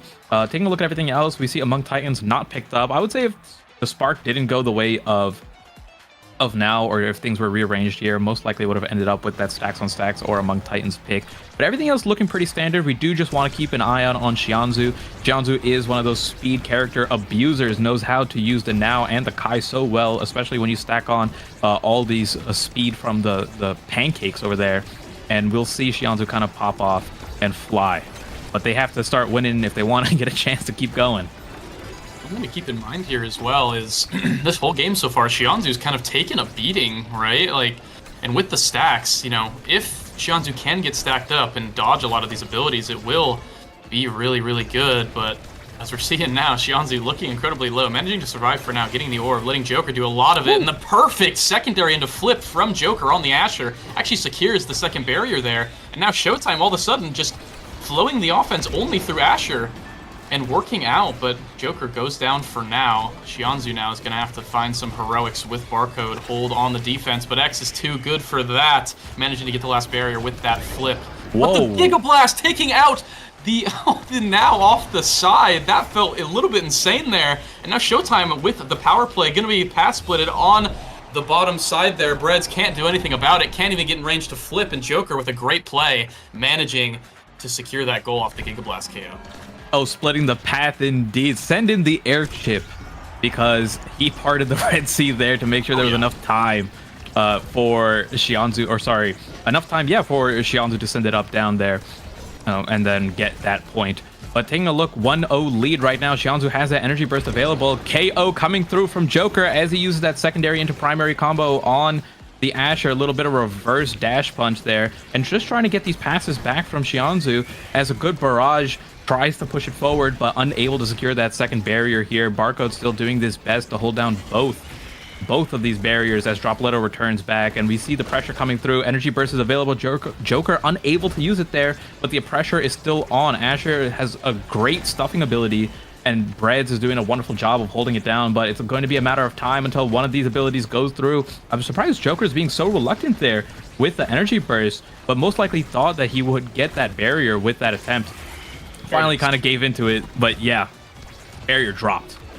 Barrier down, and he has a goal opportunity here, but I on the Now does have that flip, so I'm not too worried for now. And a Giga Blast almost puts it in, but a great save from Breads, keeping it in for now. Joker now dead on the power play from Bozo Bunch, but it's hard because the Now was incredibly low, has no energy as well, and Xianzhu has the speed here with the stacks and the speed up. The Blazing Space is putting in so much work, just getting every single core, getting every single interception. And now Breads goes down from Joker, and they have the chance to put it in. Xianzhu finds it in the top corner. What a KO from Joker. The Asher strikes again. This guy gets. Oh, that guy got. And that was kind of a situation there because of the size that Bread character is, the Rasmus with the pauldrons and the big fish there. And he had to walk around the path splitter, and that caused him to go to the back of the net, which gave Joker, who also has size of his own, to reach fully to the back of the net with that primary there, the barrier beam coming through and allowing him to get that KO, which led to that point. One barrier already dropped here as Joker gets that first one, traded right back as Dropletto coming through, not letting it fall immediately, but Bread's walking up a little bit, has to get bailed out slightly from I coming back on the ultimate on the Now. But things have tied up as, look, just taking a look here, but yeah, things have tied up here. Dropletto, the one looking low, might get taken out eventually if that orb does decide how things are going to go. We'll see how things how they pan out from here.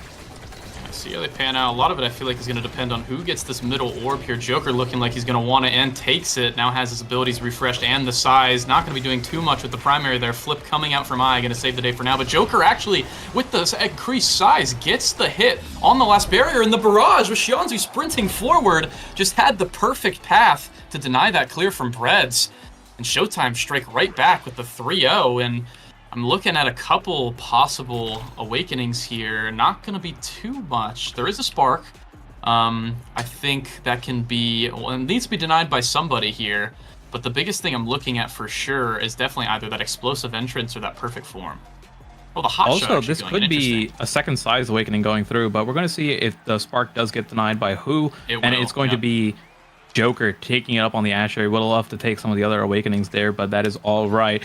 Or instead of getting his second or third spark, or instead of getting their second or third spark there, they're going to get Monumentalist instead. Really weak awakening here on the Now, but I should say that it actually is weaker than it used to be on previous patches because of the change to the now secondary, which removed the hit stun when applied, and that was one of the biggest reasons why Monumentalist was such an oppressive awakening on this now. But either way, great awakenings coming through, perfect form on Drop Leto, explosive entrance on Obscure Breads, which is going to power up some of those impacts slightly and give him more speed to work around with. But overall, I would say it is Bozo Bunch that came out on top in this draft. Regardless, Showtime still has everything that they need to win. Yeah, Showtime definitely felt like they had to do a little bit of denying there. Definitely a Bozo favorite draft overall, managing to deny some of the scary ones like Hotshot and that Spark, for example. But now, as we get back into the game, both barriers going down for Showtime. Joker has that flip though, and Drop Leto looking a little bit low, so there is a chance for Showtime to come back into this point here. As Joker going low actually does that flip, and Breads did not have a strike ready, so it slow rolls into that barrier. Joker gets Death Touch off the map, and Drop Leto, no, actually that was I believe the proximity drone managed to hit that straight into the top corner. So great aim there, and the red core just took Barcode off guard. Yeah, and we can see a lot of what is being repeated onto Joker in these points is he's trying to position himself in a way where Xianzhu can pass, which is almost a perfect distance for the pendulum swing on the Rasmus to hit. So when Breads is just walking around minding his own business while his forwards keep the ball up, he's just whacking away at Joker. And he has the tools to finish him off just by the nature of Rasmus Goalie having a lot of damage on the pendulum swing and then being able to finish on the back of their own net with that Death Touch, which we saw happen multiple times already. Yeah, I mean, as someone who played with the Rasmus Goalie player for a long time, I definitely know how strong it can be, how much damage it can put out, and when you have an X on your team that also has the damage, they're going to get finished off one way or another. Joker going down from Drop Leto, but a great defense so far from Showtime. Flip out of Barcode, going to clear it for now. The middle and the orb going to go to the now. And now Bozo Bunch not letting up on the pressure whatsoever, managing to keep it forward. They have the energy as well. Looks like Showtime's going to have to battle back on this one. The Giga Blast almost taking out now, but instead Barcode actually loses out on that last barrier. And now Drop Leto gets denied by that flip from Xianzhu. Clutch save. Going to keep things stable for now. Joker now getting that orb really, really low and actually managing to almost take it, but no, the now gets it once again. And the flip actually takes Joker out. It feels like Showtime are just getting annihilated this entire point. Core controls are all going to the Bozo Bunch, and Drop Leto puts it in. It was only a matter of time. Yeah, and there's so much AoE happening here in the middle of the map. Like I said, the pendulum swings coming through from Obscure Breads. The secondary, because of Breads also being that, I believe is that Whiplash, just being so big in size, means that the secondary also reaches Joker quite a bit. And then on top of that, you have I sitting there with 2 sparks. 134 power with Monu, just sending these secondaries away. It's not like he's intentionally hitting or they're intentionally hitting Joker, but when you're constantly just trying to use your abilities in the midfield, Joker is just going to keep getting hit by being around them. And that's causing him to be so low and get put in these situations where one Death Touch just yoinks him off the map or a pendulum swing.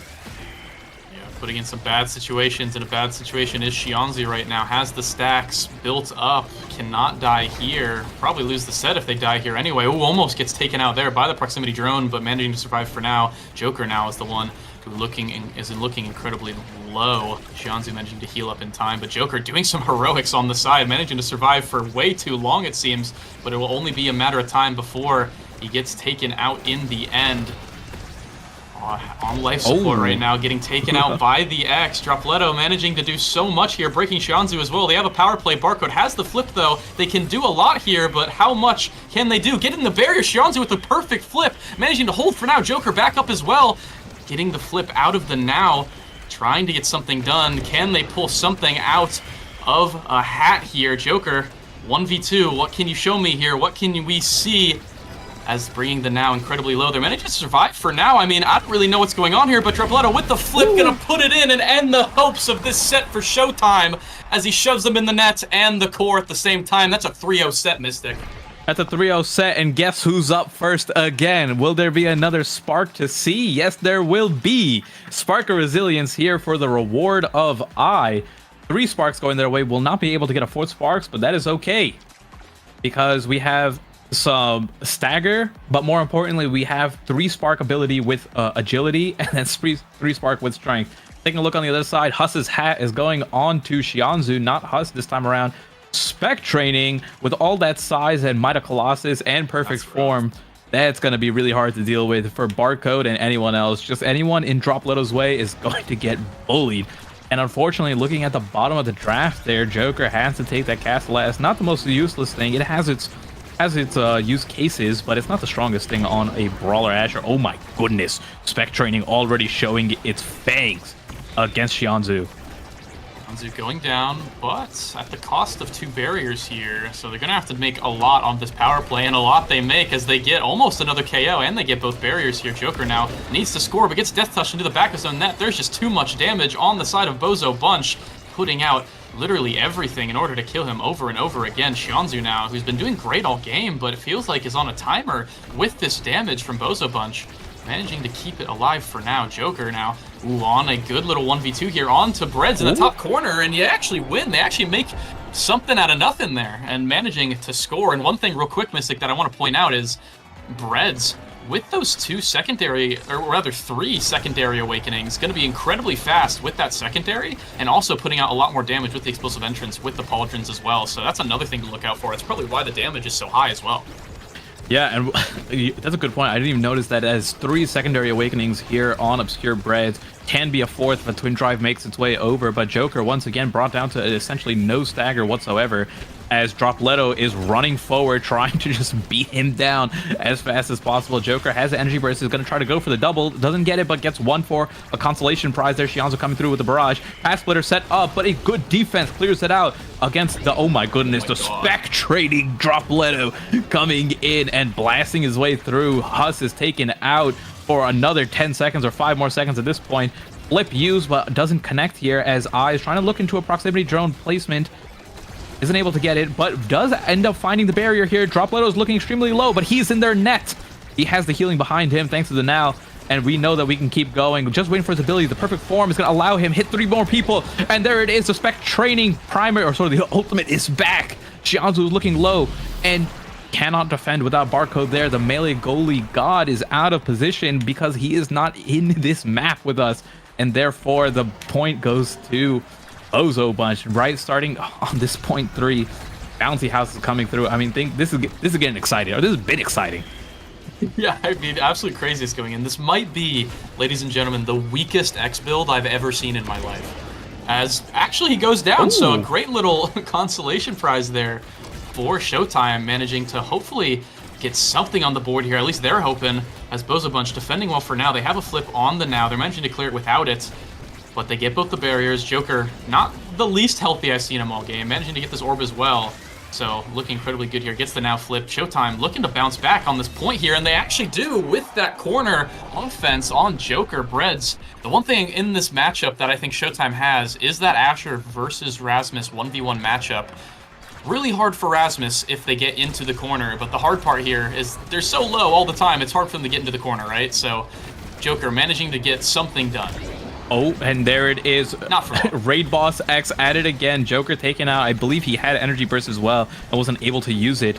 And now we're going immediately for a 15-second point going to Bozo Bunch. But no, the defense from Xianzu and Barcode coming in through. No second barrier dropped on the side of Bozo Bunch.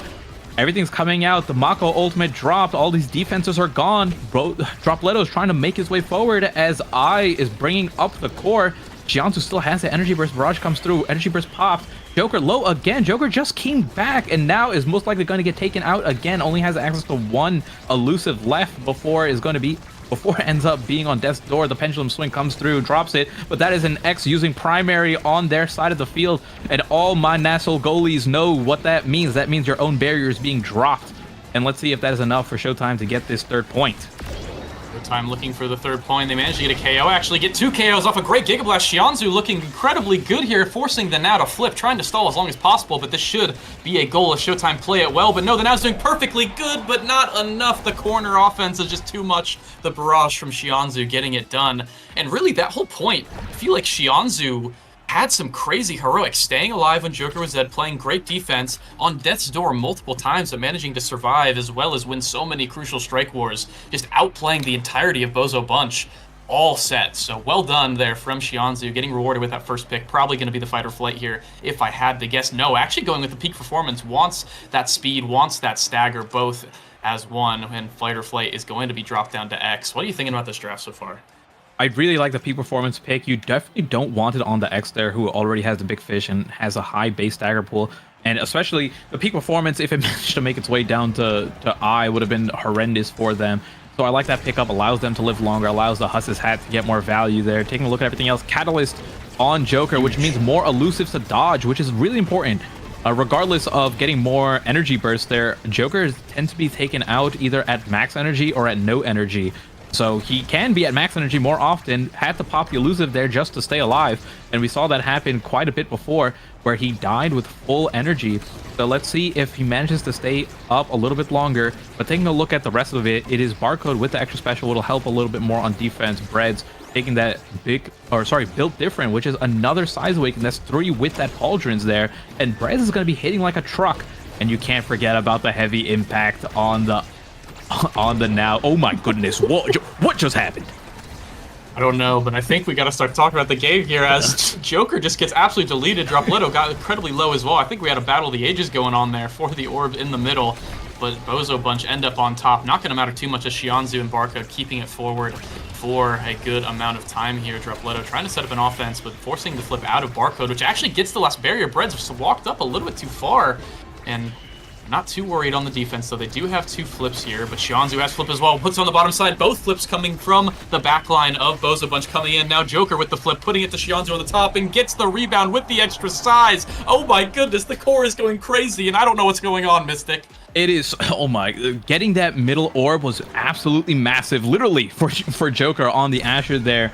Had one size awakening already, and these are situations where that cast the last actually does matter, because Joker at the same time had the passive up from Asher, which allows them to kind of tank one hit or to hit the core once from just their passive alone, which meant that he got a free redirect there. Oh my goodness, dodging that death touch there means that they can stay alive a little bit longer. Joker has the energy to work with, is just hanging back, but they have the double barrier here, so heading back, regroup, get that stagger, and then go for the offense once again. But Dropletto and I are not going to let this opportunity go unwasted.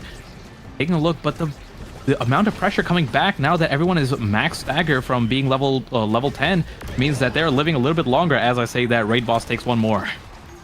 Takes another one with him. And Dropletto now with the flip, and the mine behind him might deny this flip, but no, Barcode plays it absolutely perfectly, getting the flip out of Dropletto and saving the barrier. Well done to Barcode here. Bozo Bunch has such strong offense, but has really in the last couple points been struggling to score on Barcode, but Joker not struggling to score at all, putting it in the bottom corner once again.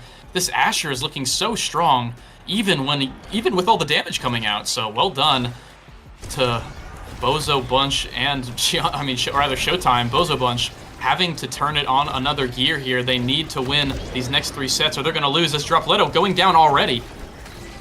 Yeah, the size is working against them in that situation there. Was so close to the edge of the map, even though Joker has no size awakenings, and that is going to be it. Xianzu uses the flip in the top section, and no way to clear it out with Joker just sitting right on top of Obscure Breads. Everything was looking in the way of Dropletto, Raid Boss taking things through, but when you take out Dropletto from the map, you can breathe a little bit. And that means game 1 is going over to Showtime. 1 or 2 crucial mistakes from Bozo Bunch gonna basically cost them that entire game after they were doing so incredibly well. And if we look at the stats here, oh my goodness, the damage from Dropletto, but look at the redirects from Xianzu here, 40 more than their counterpart I on Bozo Bunch. But the crazy thing is, look how many more redirects Xianzu has from his entire team. 150 on Joker and 160 on Barcode. Barcode only had 68 saves too, and not like a crazy save game. Xianzu was just keeping track of that core basically the entire game, giving Showtime that chance to keep going forward, even though Joker was taking so much damage, even though Joker was dying, not even like to his fault. He was surviving for a long time, but just that with the amount of pressure coming in, Xianzu managing with that core control to keep them in the game for as long as possible. And I think my MVP that game is honestly Stagger Swagger. Give it to Stagger Swagger there, Mystic, because I saw so many times where Xianzu lived purely just because of that awakening, and also the fact that you could run back to the orbs, Barcode leaving his orb up as well on the back. So well done to Showtime for turning up a little bit of a second gear there to take that game 1 against Bozo, and now Bozo Bunch need to regroup here going into game 2. Yeah, I mean, they were coming off such a monumental win against Demon's Raw, and they came in strong here. But one of the downsides to the way their composition works is, while it seems super dominant early on, once you kind of hit those later levels and you manage to get all the awakenings up in the game, it means that if you're on the defensive side of these awakenings, you get to live a little bit more. You have the Asher that finally, after getting the Catalyst, having Big Fish, reaching level 10, cannot just blow up after getting hit a few times. And then we saw the way the rotation worked, where Huss was getting a lot of damage put on him, had to walk back. Xianzu stepped up, had all the speed from the Stagger Swagger, had the speed from the Peak Performance, plus just the extra HP that boosted it even more from that Big Fish. The size on a midfield character, which does matter, right? The difference between having a little bit more size against your midfield counterpart makes it so that some of these strike wars end up being more crucial. It means you win a couple more strikes that you normally couldn't have just by the range of your strike box. And all these small things added up to Showtime winning. And we saw the way the game crept over the sets, how it was so Bozo dominated and then kept going just slightly to the way of Showtime until we finally tipped the scales and they got all the pieces they needed to win. Managing to find the awakenings they needed, and we're actually going to see a couple changes in bans here. Showtime banning that Octavia, weird to see, but Joker obviously not playing midfield anymore, so does not quite care about the Octavia. Happy to ban that away. Bozo Bunch banning that now away as well, as Showtime do have that first pick. It is Night Market, and it is a Catalyst perfect form start, so I'm looking at these awakenings here, Mystic. We might see some fun characters this time. I mean, I'm a little biased, but I'm smelling a Zentaro. Oh, actually locking in the Mako this time around. I think they're happy to give either, because Dropletto has both X and Zentaro up, they're just like, yeah, if he takes the X, we'll play the Zentaro. If we give the Zentaro, he'll play the X. There's no real reason for us to first pick it there. I think Showtime's happy playing either one in that situation. They're probably happy if they take Zentaro on Bozo Bunch and get Dropletto off of X, because he was that raid boss in that game 1. Either way, we know how proficient he is on that character. So it is the IME locked in plus that X going over to Bozo. And taking a look at the backup picks here, finally, I get to see Xianzu on the Rune. It isn't banned away. Rune is such a strong pick this time around, or on this patch, being able to abuse the Max Souls. One of the best Max Souls user in the entire game.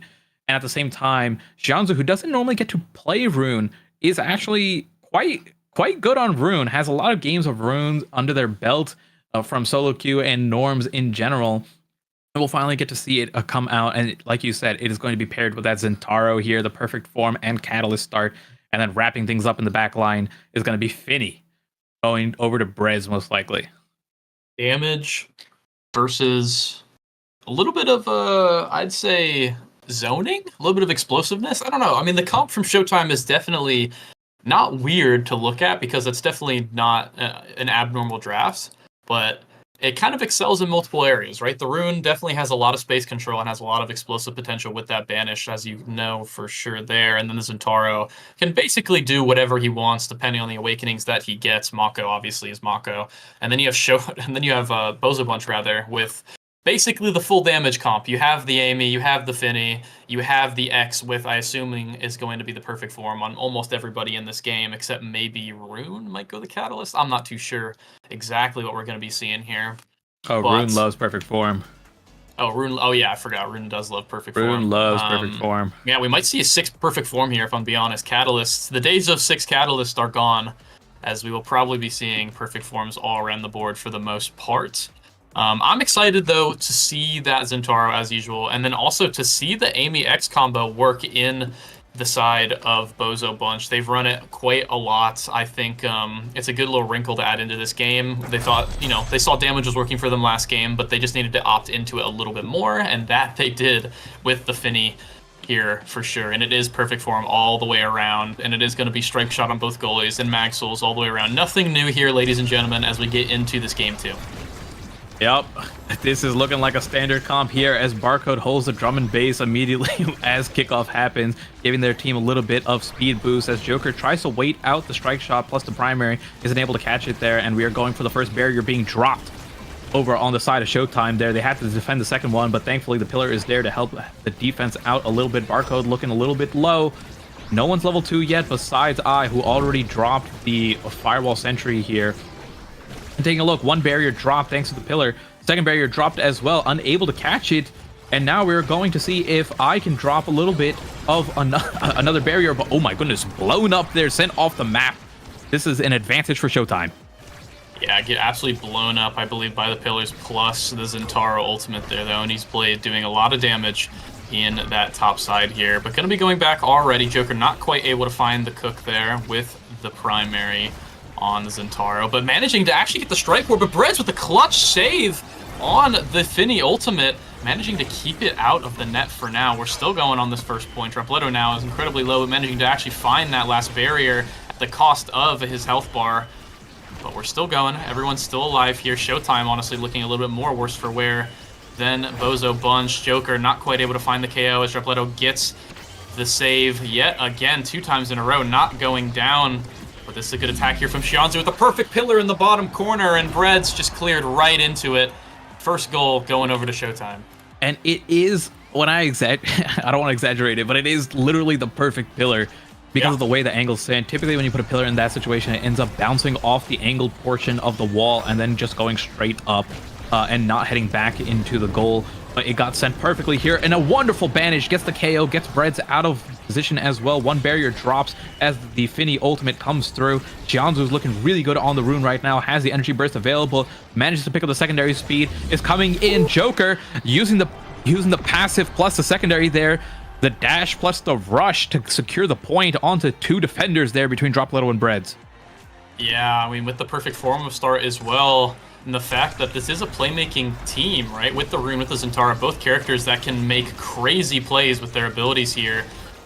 That perfect form is just giving him so many more chances to do it, right? The cooldowns are basically non-existent for the Zentaro, and the Rune, if he can get a good banish or a good pillar, has infinite pillars as well. Banish, as I say that, not quite going to be hitting there, but it's looking really explosive, looking really entertaining for now as Showtime off to a pretty good start. But it's not over yet. Drapletto has that flip, uses it on nothing, managing to survive for now. Shianzu actually going to be flipping Drapletto right back, losing the barrier for it. And now it's going to be 0 barriers to none, or to 1 rather. As I say that, I keep Caster Curse and everything, Mystic. As we get no barriers on either side, even game, Joker incredibly low, but the double banish, and now we have a 2-on-1, and Bread's gonna be saving it, clutching up with that top side save on the secondary. But can you stick it for now? Can you do it for now? Yes, they can. Drapletto gets the KO, but Shianzu with the heroics teleports on top of Breads and wins the strike war into the top corner. Well done, Shianzu on the rune. Oh, and these are the things that when you are Bozo Bunch and you ban Rune for unironic, I think 90+% of the season, that's just been their go-to ban. They don't typically care about what you play besides Rune. I don't know why Rune is their boogeyman, but we just showed it here today. Taking a look here, it's going to be Primetime, not Hotshot going over. Primetime is such a good pickup here when paired with the perfect form, but so is Hot. You're really sad to see this when you're playing the Rune, because you know you want the Hotshot later down the line as well, but you kind of have to pick something. But with Primetime and perfect form, you will have infinite primaries, and that is more valuable than the core going slightly faster. You can still make it go faster with other awakenings like Siege Machine, Heavy Impact, or just power in general. I do like the Primetime though, because that second pillar just as an option, especially when you have a comp like this with the Zentaro, you do want heavy forward pressure. You do want to keep the core up as long as possible. The speed, not necessarily your friend all the time, so definitely don't disagree with that pick for sure. As Shianzu managing to find that second barrier there with a perfectly timed pillar, and Barcode just chilling in the back. Level 3 does not care at all about what's going on, just giving the Drummond base buff to his forwards and keeping his barriers nice and safe as both barriers are down for Bozo Bunch. Need to find a play here in the corner, maybe with this Amy ult, maybe with this Oni's Blade, I guess, as Joker actually making a little bit of a mistake there, taking the last barrier of his own. Now it's 0 barriers to 0 on the power plays. Bozo Bunch trying to find something here, and not quite able to get anything with that blink here. Shionzu now looking low. This is an insane point as everyone is just dying left and right. Shionzu now on the chopping block. And Dropletto, can we finally score? Bozo Bunch, can we get something here? No, Barcode is just shutting everything down. Breads has the flip in the back as well too. So it's not like they're going to get scored on anytime soon. This point is going crazy. And going crazy it is. Taking a look, Shionzu back. That means Rune Pillars are up, and this is overtime. A single mistake here, not paying attention to Rune's positioning, means the core is going to go in, but it goes in for Bozo Bunch as Dropletto gets a beautiful strike there, sending it through Shionzu. Barco not able to catch it with that strike shot. First point of this set going over their way, but we're already seeing an insane set come through in just that first point. With how everything's going, the KOs coming through, the abilities coming out, finally we're getting something a little bit more exciting than a speed start or a spark start. The perfect form is giving us the entertainment we need. The barrier comes through, or I should say the bandage comes through, the pillar comes following up, but it wasn't enough to get the KO there as one barrier falls. The second barrier is looking mighty low, but no, a good blink plus eye coming in with the firewall sentry defends it well. But take a look at the damage coming through, Borg, and that's Dropletto. One more KO picked up. One more KO picked up, 2 more KOs picked up. Barcode now left all alone in his net and not going to be able to save it. Wants to keep his life, I guess it seems. Does not want to go down there. Letting the goal go right back in for the Bozo Bunch, who managed to find a pretty good set this time around, getting 2-0 up already. And I feel like these points are just incredibly snowballing. It feels like whoever gets the first KO, whoever starts to offset the match first, really is the one that ends up winning, and Bozo Bunch have been able to do that twice in a row. Joker, with the Adrenaline Rush, needs to find a KO here off one of these banishes, needs to find a finish of some sort, or else he's just going to get KO'd like that over and over again as Dropletto finds another one, and they get another power play, they get another barrier, and can they get another goal? We'll have to see as the power play comes in through, and Dropletto with the open goal on the bottom side puts it right in. 3-0, Bozo Bunch strike right back. And like you said, it's so snowbally because of the way the perfect form works. When you manage to get a KO, typically you invest so much into getting the KO, right? Your abilities are on cooldown. That's the trade-off that you make. You're one man up, but you're down abilities. Not in this case. You KO them, your abilities are back up, you're using them on the net, and that snowball continues. And we see perfect form, Timeless Creator going over to Amy there in the midfield. Oh my goodness, this is going to be rough, but Fight or Flight brought back, which is a phenomenal awakening here for Shionzu. Either way, it looks like everyone's getting pretty much what they want. Even in last pick, Joker manages to get the 1-2 punch, so no one's upset about this. It's just going to be even more chaos. Watch out for Dropletto as well with that Super Surge and that Spec training. That X Dash Punch is looking a lot more deadly now in this game. As we see right here, Shionzu almost just dying to it immediately, but a great banish managing to slow things down for now. Joker with that 1-2 punch as well is definitely happy. Has that Adrenaline Rush to keep things, a little bit explosive. Maybe find a kill here or there, and that one kill could win the entire point for his team. But first you gotta live, as Joker and Barcode looking a little bit worse for wear. Both gonna be getting an orb, maybe keeping it good health for now. But no, Amy Blink followed by the Dropletto ultimate. Doesn't even care about the core. He wants a kill as they pass the core around for extra energy, and it goes right in. Getting the goal credit on that one. That's 1-0 for the Bozo Bunch, who is finding their footing in this KO comp. Yeah, and the snowball is continuing, and we can take a look at the damage coming through.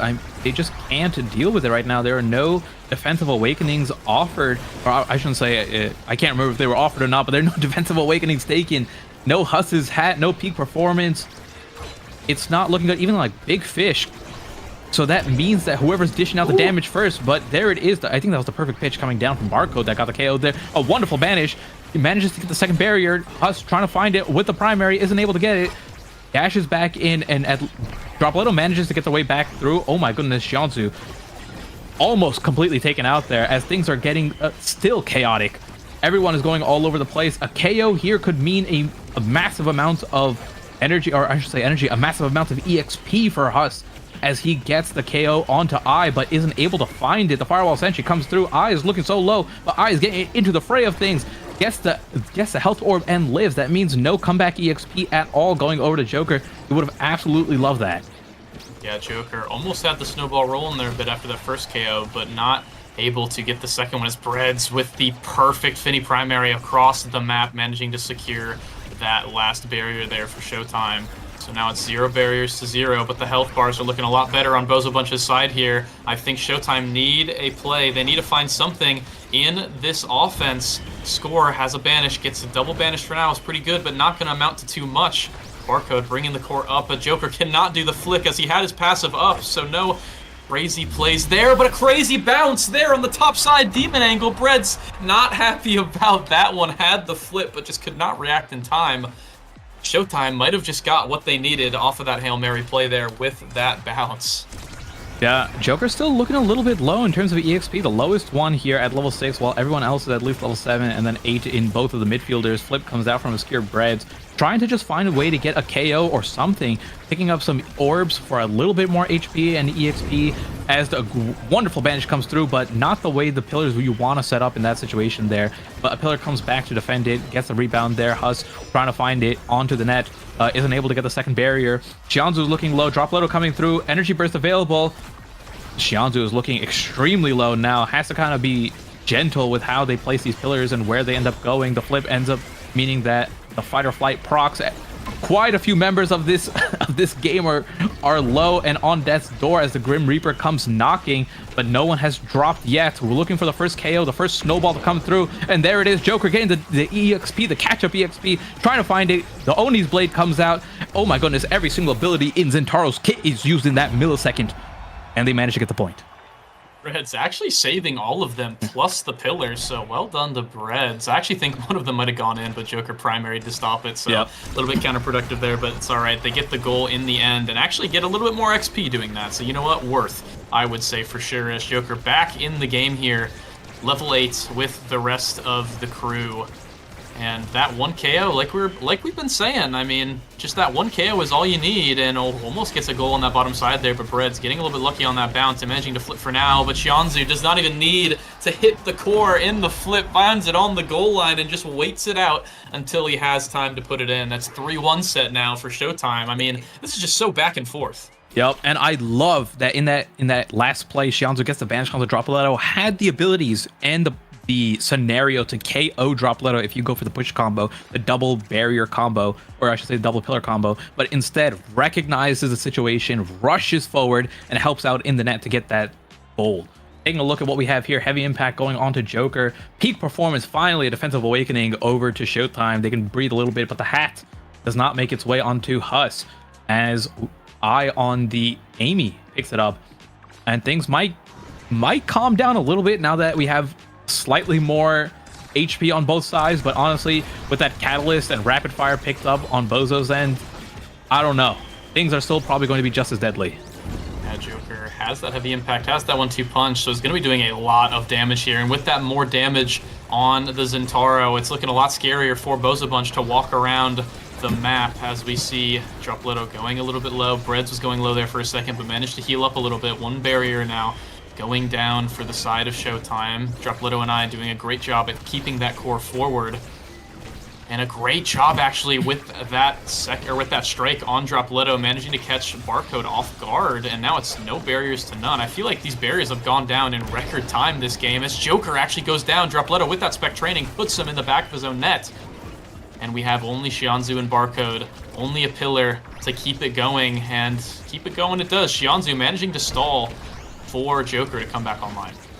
Yeah, and thankfully, because of that perfect form plus prime time, you have access to the pillars when you need them, and we can see using the pillar there to get it around Drop Loto, and probably do it again if they need to. Looking for the banish, gets it onto both forwards, but it's not enough as a great clear from Brett sends it up and sends it out, but Joker is not letting this point up through. Will they be able to continue it? The barrage of abilities is coming, and Joker manages to live somehow through all of it. But the overtime core with what is going on, 1-2 punch on Joker, all the damage that is accumulated so far means that one stray core, one moment of relaxation from either goalie, someone just not paying attention means the core is going in. Core is going in either way, and I mean, Breads tried to go for the 50-50 there, but Joker is all too good at these strike wars and manages to catch Breads lacking, puts it in the back of the net, putting Showtime at 1-0 here, and in their series point already. Keep in mind too, I mean, they're going to win if they get 2 more points here, but it's a long road ahead as they get taken out. Joker already out of the pitch here, and both barriers down. Barcode needs to play safe here. Might even just run out of his own net in order to save his flip for the next point here. Dropletto now flipping and scoring. Barcode flipping for his life, but it didn't matter in the end. Worst case scenario for Showtime, but best case scenario there for Bozo Bunch to get back into this game. I actually think in that exact situation, Joker using the primary on Dropletto was a incorrect situation, ended up bouncing them into the Mako ultimate and causing the Mako walls to drop completely, which meant that it was an open net for Dropletto to score on. But it's one of those things where you can't really say that in the moment. It's just hard to see it, and in hindsight, it worked out that way. But as I say that, both barriers dropped again, comes in with the secondary, the cyber swipe comes in through, and it is enough to score on 2 people in the net.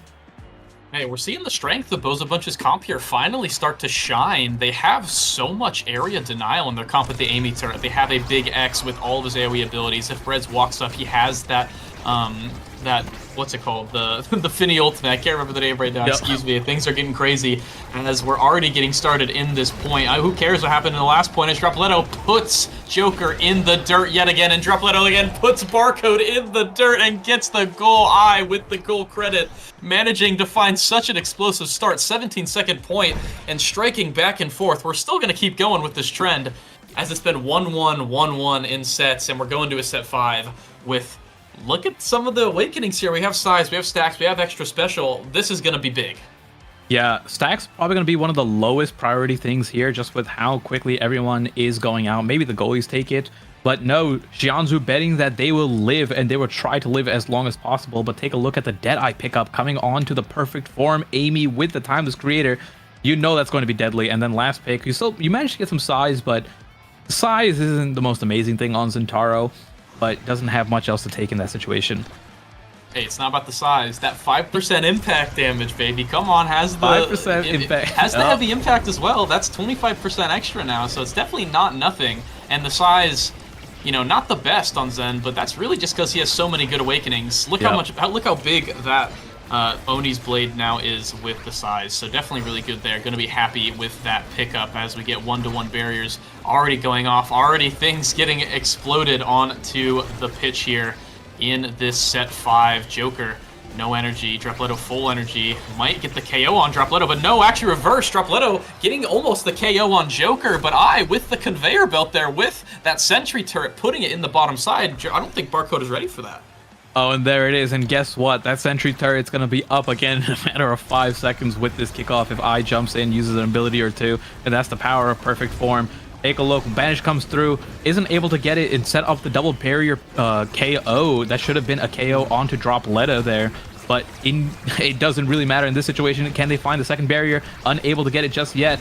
Joker being taken down to extremely low levels, has to use the elusive, manages to get the second barrier there. Things are looking quite good. Getting into the net, trying to pray for a pass from Xianzhu, and gets a strike in, but it isn't enough. Getting sent right back from the energy burst here as a banish comes through onto I, and things are still as chaotic as they were every single point of the previous set. Yeah, so many abilities going out, hard to read what's going on, but all you really have to look at, ladies and gentlemen, is the core, as it's on Joker, who has the 1v1, but no, I comes in from the backside, trying to get the cyber swipe on the Joker, deny that play for now, making him go back into his own net. So keeping things steady for now is Bozo Bunch. They need to get something in the corner. They need to set up a play here. Sentry turret coming in through, but Joker and Xianzhu managing to actually find a great denial there off the core, and a great banish. Going to keep things slow for now, as Xianzhu might get put away here. Needs to be careful, but has no fear. Running straight in now, finally goes back, gets that orb, and keeps things safe. But now it's Joker that's on the chopping block. There's nobody safe in this game right now, as Bozo Bunch looking incredibly scary, but Breads, that core's looking really fast now. The Finny's gonna have a much harder time to save this core over and over again. Forces the flip out of the Amy, but Barcode has that flip, has that Mako, is looking so comfy in the back of his net. I'm worried for Bozo Bunch here, Mystic. Yeah. As the core goes in, there it is. I mean, Joker finds it at some point. It's 1-to-1 now. I mean, it felt like it was only a matter of time. Yeah, I mean, it's so funny seeing Barcode in the back with the twin drive, banging the drums. The drum and bass is going as hard as possible here, while honestly, Xianzu, the MVP of that point, was running back and forth, living on 1 HP. It was kind of similar to the breakdown that you gave of the last game, where Xianzu manages to always live barely and then keep the core forward somehow. As I say that, both barriers dropped. Bozo Bunch looking really good so far. Flips being traded as the pillar catches one through 3 people. The flip coming through, goes for the banish, tries to get it. But oh my god, and there it is. That's the primetime pillar coming through for the rune to catch it and send it right back into the net. Xianzu doing a phenomenal job showing us a masterclass on this rune. I mean, this primetime is doing work, no? I mean, had that pillar wonderful for the clutch, and then also had another pillar for the offense there in order to get the goal. Joker just getting everything out of Breads in order for Xianzu to finish. So well done there on the 4 duo. And now it is series point here, Mystic. We got to lock in here as both barriers already down. This might just be a goal. This might just be Showtime's point, but no, denied for now. As Dropletto pops the X-Max, which has the flip, might need to use it for now, but staying calm, trying to wait for his opportunity here. As the double banish comes in, and we might get a KO, but no, nothing quite going on here. But managing to find a really, really good cyber swipe into the glitch pot, managing to get this last bit. But Joker with the flip on the goal line, is it going to be saved? No, it's thrown away, but no, the KO comes onto Obscure the sad boys. Gets the final goal of the series, and they're your national champions. That just happened. Oh my goodness, the play at the net, I mean, Xianzu with the perfect catch, sends it back in. Joker comes in with the Oni's blade, flips, gets the KO onto Breads, shoots it in. I mean, what a wonderful, and there it is. You see MVP Xianzu. Xianzu was the MVP that game, reminding me of Nassel Season 1 with Ginger Pop performing on this. I mean, it's nowhere's no. If you were there for that game, it's bringing me back to similar memories. And what a wonderful performance out of Showtime and even Bozo Bunch. I mean, this was a great, phenomenal series. I'm so happy that we didn't get really boring Awakening start. Everyone went as crazy as possible. KOs coming left and right. 5 KOs for Showtime. Even more for Bozo Bunch. Everyone played great, but it was just the slight differences, the difference in these high pressure situations that made it that Showtime was more comfortable in and managed to get it through. The locking it down in the net, the melee goalie king keeping it down while Joker's fighting for his life, jumping all over the place with the Zentaro, has as many abilities in the world thanks to the perfect form, and then Xianzu showing us that Rune can win an S tier as well. I mean, Borg, this was such a wonderful series. Yeah, I mean, we got both extremes too. That first game, a little bit more slower, a little bit more methodical. I think definitely longer, allowed some strategy to come in, started to get a little crazy towards the end, but the second game was just absolutely insane. I mean, I think you felt it as well, but it was hard to keep up even for us. Yep. And we've been playing the game since conception of this game, so it was definitely hard to keep up, but it was fun for sure. As we see some of the stats coming in here, Xianzu has 40 saves and 282 redirects, so definitely deserving of the MVP there for me. I think everybody played well, but man, the extra shift it felt like Xianzu put in on this entire series, just living on 1 HP, keeping the core forward. Joker just getting bullied the entire time, but managing to survive just long enough in order to get a last barrier. So well done. And then also, obviously, Barcode as well, sitting in the back, doing his job, doing his formula. I said it in the pre-show, right? He does not make mistakes. He literally says, this is going to work. I'm going to do it. Does it until it doesn't work. And then managing to find the success there, managing to find the Nassel win, the S tier win. So congrats really to all these guys, especially Joker and Barcode, my really good friends as well. I said it last season. I said next season is yours. They got second place last season. It felt like only a matter of time. So really, really excited for him there. But that's going to be it for us, Mystic. Any other last words for you? No, I mean, thank you guys for sticking it through. Nassel Season 5. Season 6 is going to be exciting as well. We'll see if Demons Raw and Sad Boys can return, but right now it is the meta of Showtime. Showtime. Oh, happy with yeah. What's going on here. Happy with this championship, and stick around because we're about to hear from them in a little bit of a post show here, I believe. Maybe an interview, a little bit of a post show as well, as we've been doing all day. So stick around. It's going to be the end for us. Thanks for listening, guys, and that's about it. So we'll go to a quick break, but make sure you stick around for the post show, everybody.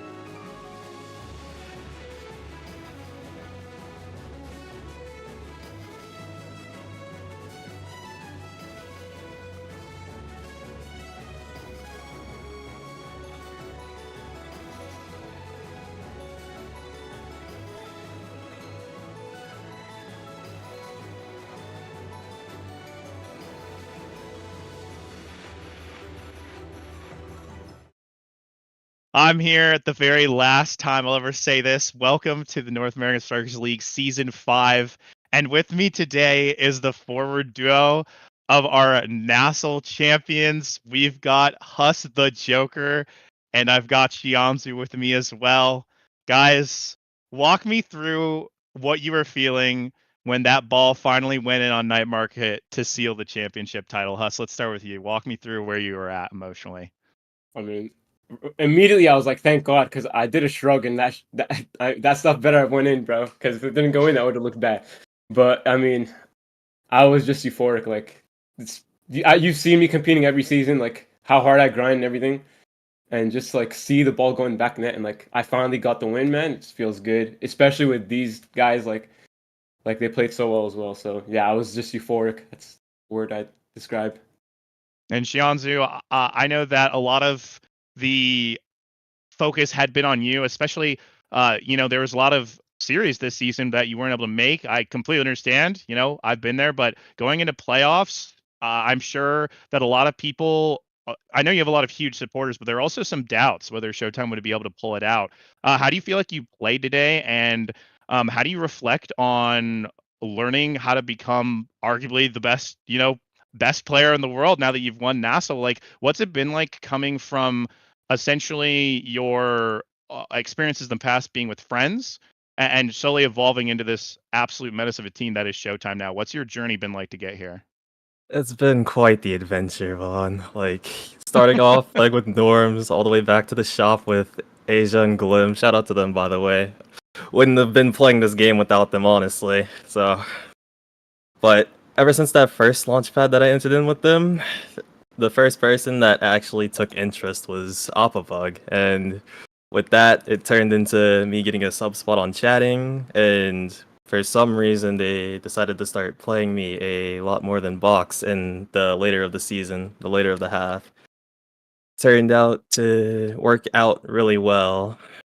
Man, it's oh, it's so much.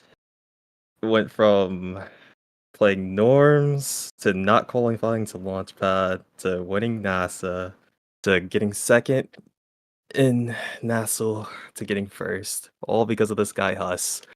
My team, they are the best I could ever ask for. No other forward pair that I could have would play the game like me and Huss do. Like, man, it's too much. It's been a long journey. I'm so excited that you guys are here, and Sean too. He can't be with us today because he had to dip out. He clocked in his 9 to 5 and he had to go. But I'd love to shout out Barcode again. I said this on a pre-show, but he has a legitimate argument being the most consistent goalie I think I've ever seen. Really been impressive to see him. And also, Joker, I talked a bit about Shianzu's history and he discussed his journey to get here. You and Barcode have kind of been in this since Nassau Season 1. What's it like for Barcode to come back in? What's it been like playing with him? You've been on so many different teams. You've captained so many different rosters. What does it feel like to win finally like the big chip with your literal first teammate from launch? I still remember those finesse days. Talk to me about what it's been like, the work that you put in to get here today. Oh man, there's a lot I can say like about the journey with Barcode because we all know like we played season 1 together. I started way back in beta actually in the tournament you hosted, Playboy More 2, where Puffy was our captain. Huba Jobo. Yeah, Puffy That's was the our team captain, name. and he drafted Barcode, and then he drafted me, and then we also got Borg. So that was like our first little encounter with each other, and like we really like vibed and enjoyed playing with each other. Like, because I remember I thanked you for that as well. I was like, thanks for hosting this, because like I generally made like friends off this tournament, like because we vibed so well. And then from beta to launch, I finally got to play with them for NASL, like full time. Like they chose me as their forward, Buffy and Barcode.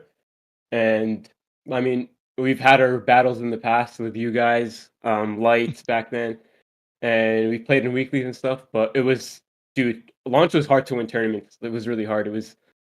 We never got to win a tournament together with me and Barcode, and then we lost NASL and that tournament Audi hosted. Forgot. I don't want to remember it anyways, but we lost that tournament too.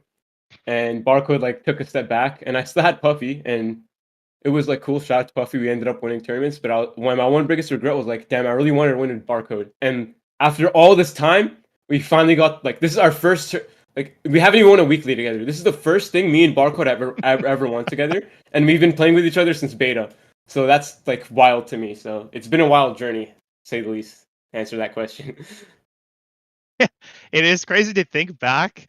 It's been what 3 years now since you, myself, and Barca started competing in this dinky little game, and now you're sitting arguably at the pinnacle of competitive OS. It's someone would argue that this is the most impressive S tier of all time. The competition was fierce. And speaking of competition, I want you to talk to me, either of you. We'll start with Xianzu. I'd love for you to talk to me a bit about that grand finals match. There was such a back and forth between Showtime and Bozo. It really felt like the pick ban phase was really skewed around this now.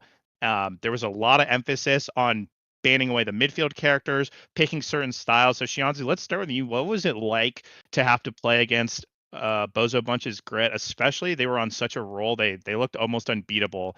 Can you walk me through a little bit about how you tried to maneuver your way through that game and what sort of things that you were executing on, either with Barcode or with the Joker, that lets you get your chip today? From the main thing that we were worried about right off the bat was obviously Muncher. This guy is such a freak of nature at this game when it comes to how he holds the core. Like get the core in his hands and it's not leaving at all. Like every time we lost the kickoff, we just immediately lost the point. There's nothing that we could do.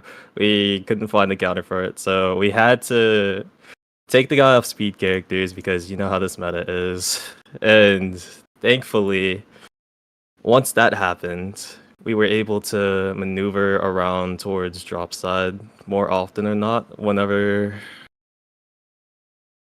we were on defense. And it would... I'm so bad at explaining this. We basically did a lot of unnecessary rotations that ended up leading to better off than not because of the Rasmus goalie pick within the Clarion game. The Night Market game, it just felt like all we had to do was win kickoff and there was nothing else to the game. Like whoever won kickoff won the game. I see. I especially think that both these teams were so refined in their offense that once you really grabbed possession of the core, it was difficult for either team to really push it away.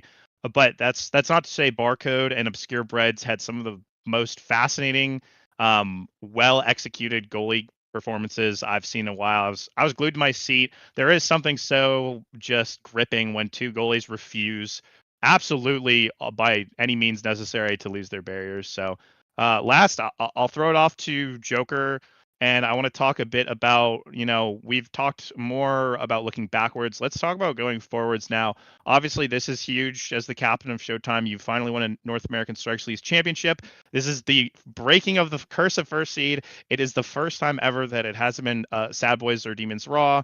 I'd really like to hear from you. Like, what are you most looking forward to in the future? Like, are you gonna what does it look for Showtime? Talk to me about like your goals after this, because you've kind of crested the summit, and I want to hear what else the Joker's on the prowl for, because I know the grind isn't stopped with you. Yeah, that's correct. As long as Best Team Slots hosting tournaments, we'll be there. At least for until like the just game dies, because I know Best Team Slot has like a good system now for hosting tournaments and stuff. And I'm thankful to them for that, of course. You already know how much I glaze our tournament organization organizers. Yeah. So yeah, as long as they keep hosting tournaments, I'll be playing, because like above all, like you know how much I love competing and stuff, but it's just so fun, and the community and the friendships that I've had, like it's just nothing beats this. This has just been such a like good part of my life right now. So yeah, it's something I always look forward to, and I like interacting with people in the community and stuff like that. So I'm not gonna go anywhere. Showtime's not gonna go anywhere. We're planning on playing in Sheb. Hopefully, like the schedules and stuff work out. Yeah. You guys will see me at LAN as well. My teammates don't make that, but looking forward to teaming with Demons Raw for that. My friends as well. So yeah, Showtime's gonna be in next NASL, and Sheb hopefully.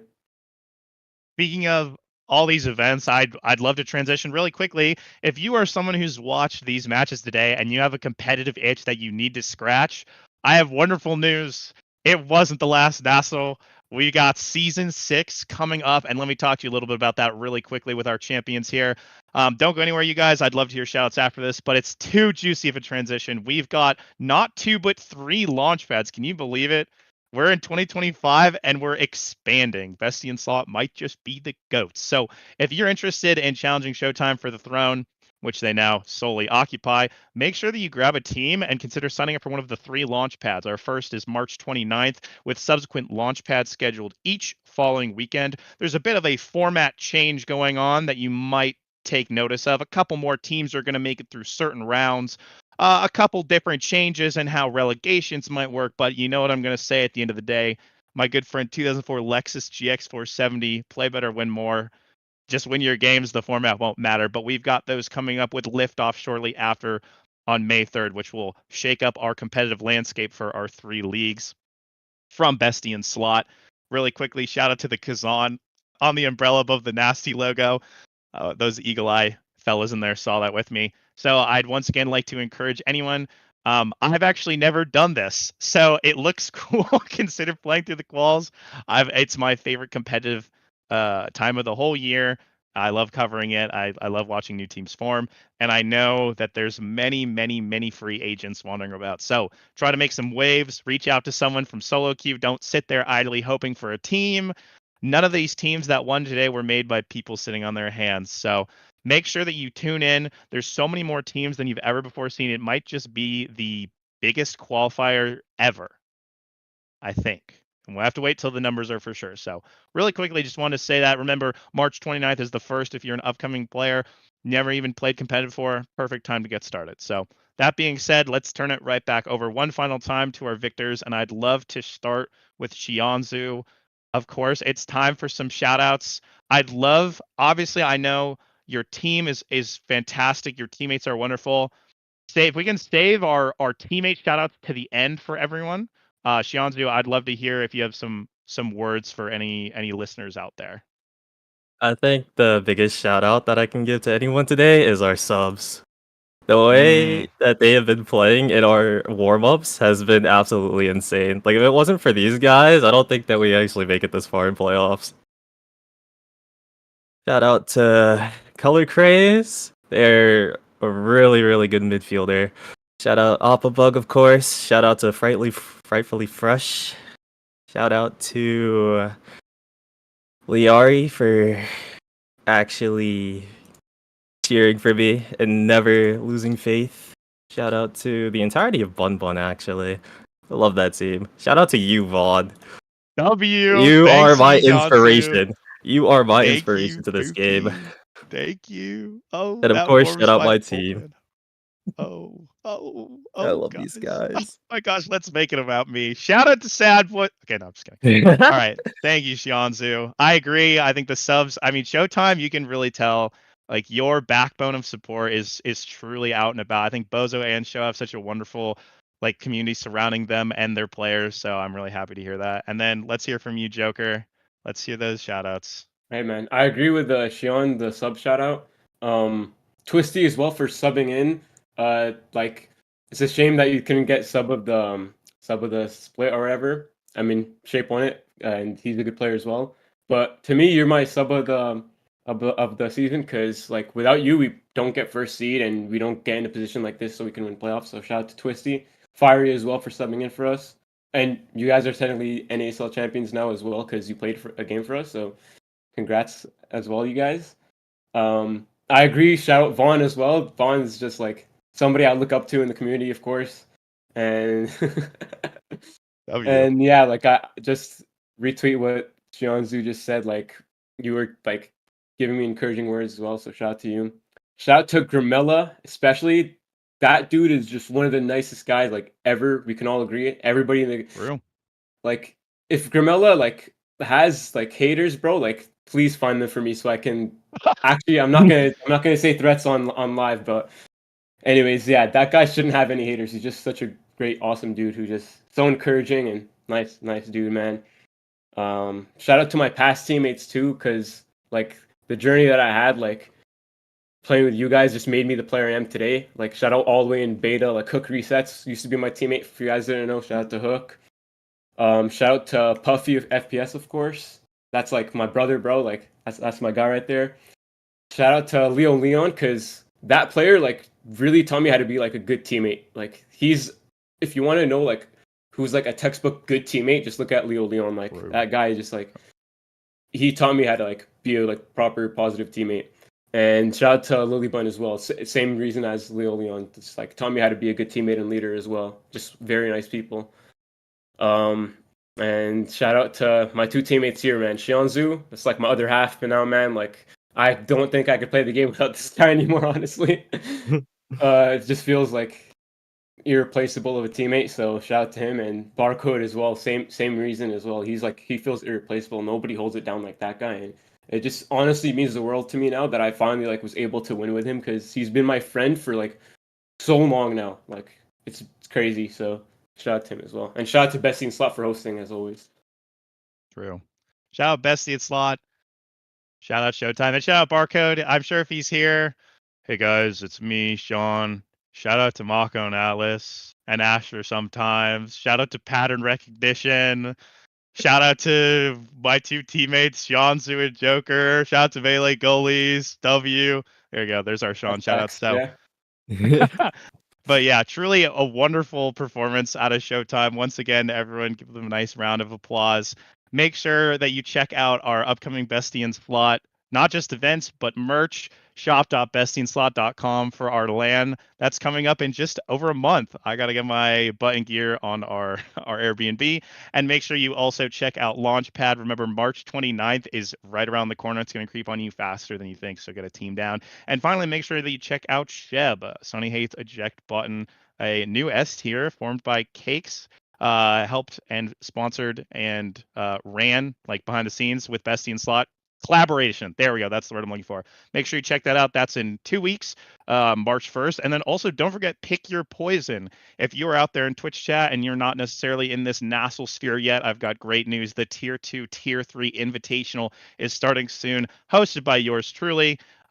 Make sure you tune in. That's this coming week. So don't forget to stay tuned for that, because I love watching the Tier 2 like NASA, Nasty players. If you are someone who's up and coming, that's the time to make your mark. New teams are forming. It's going to be an absolute banger. So I'm Vaughn, and on behalf of Asaya, all the other Bestie and Slot admins, as well as the team over here, thank you very much for watching today. It's been a wonderful day 2 of playoffs. We're not going anywhere. Nassel 6 is around the corner, so stay tuned and have a good night. Thanks, everyone.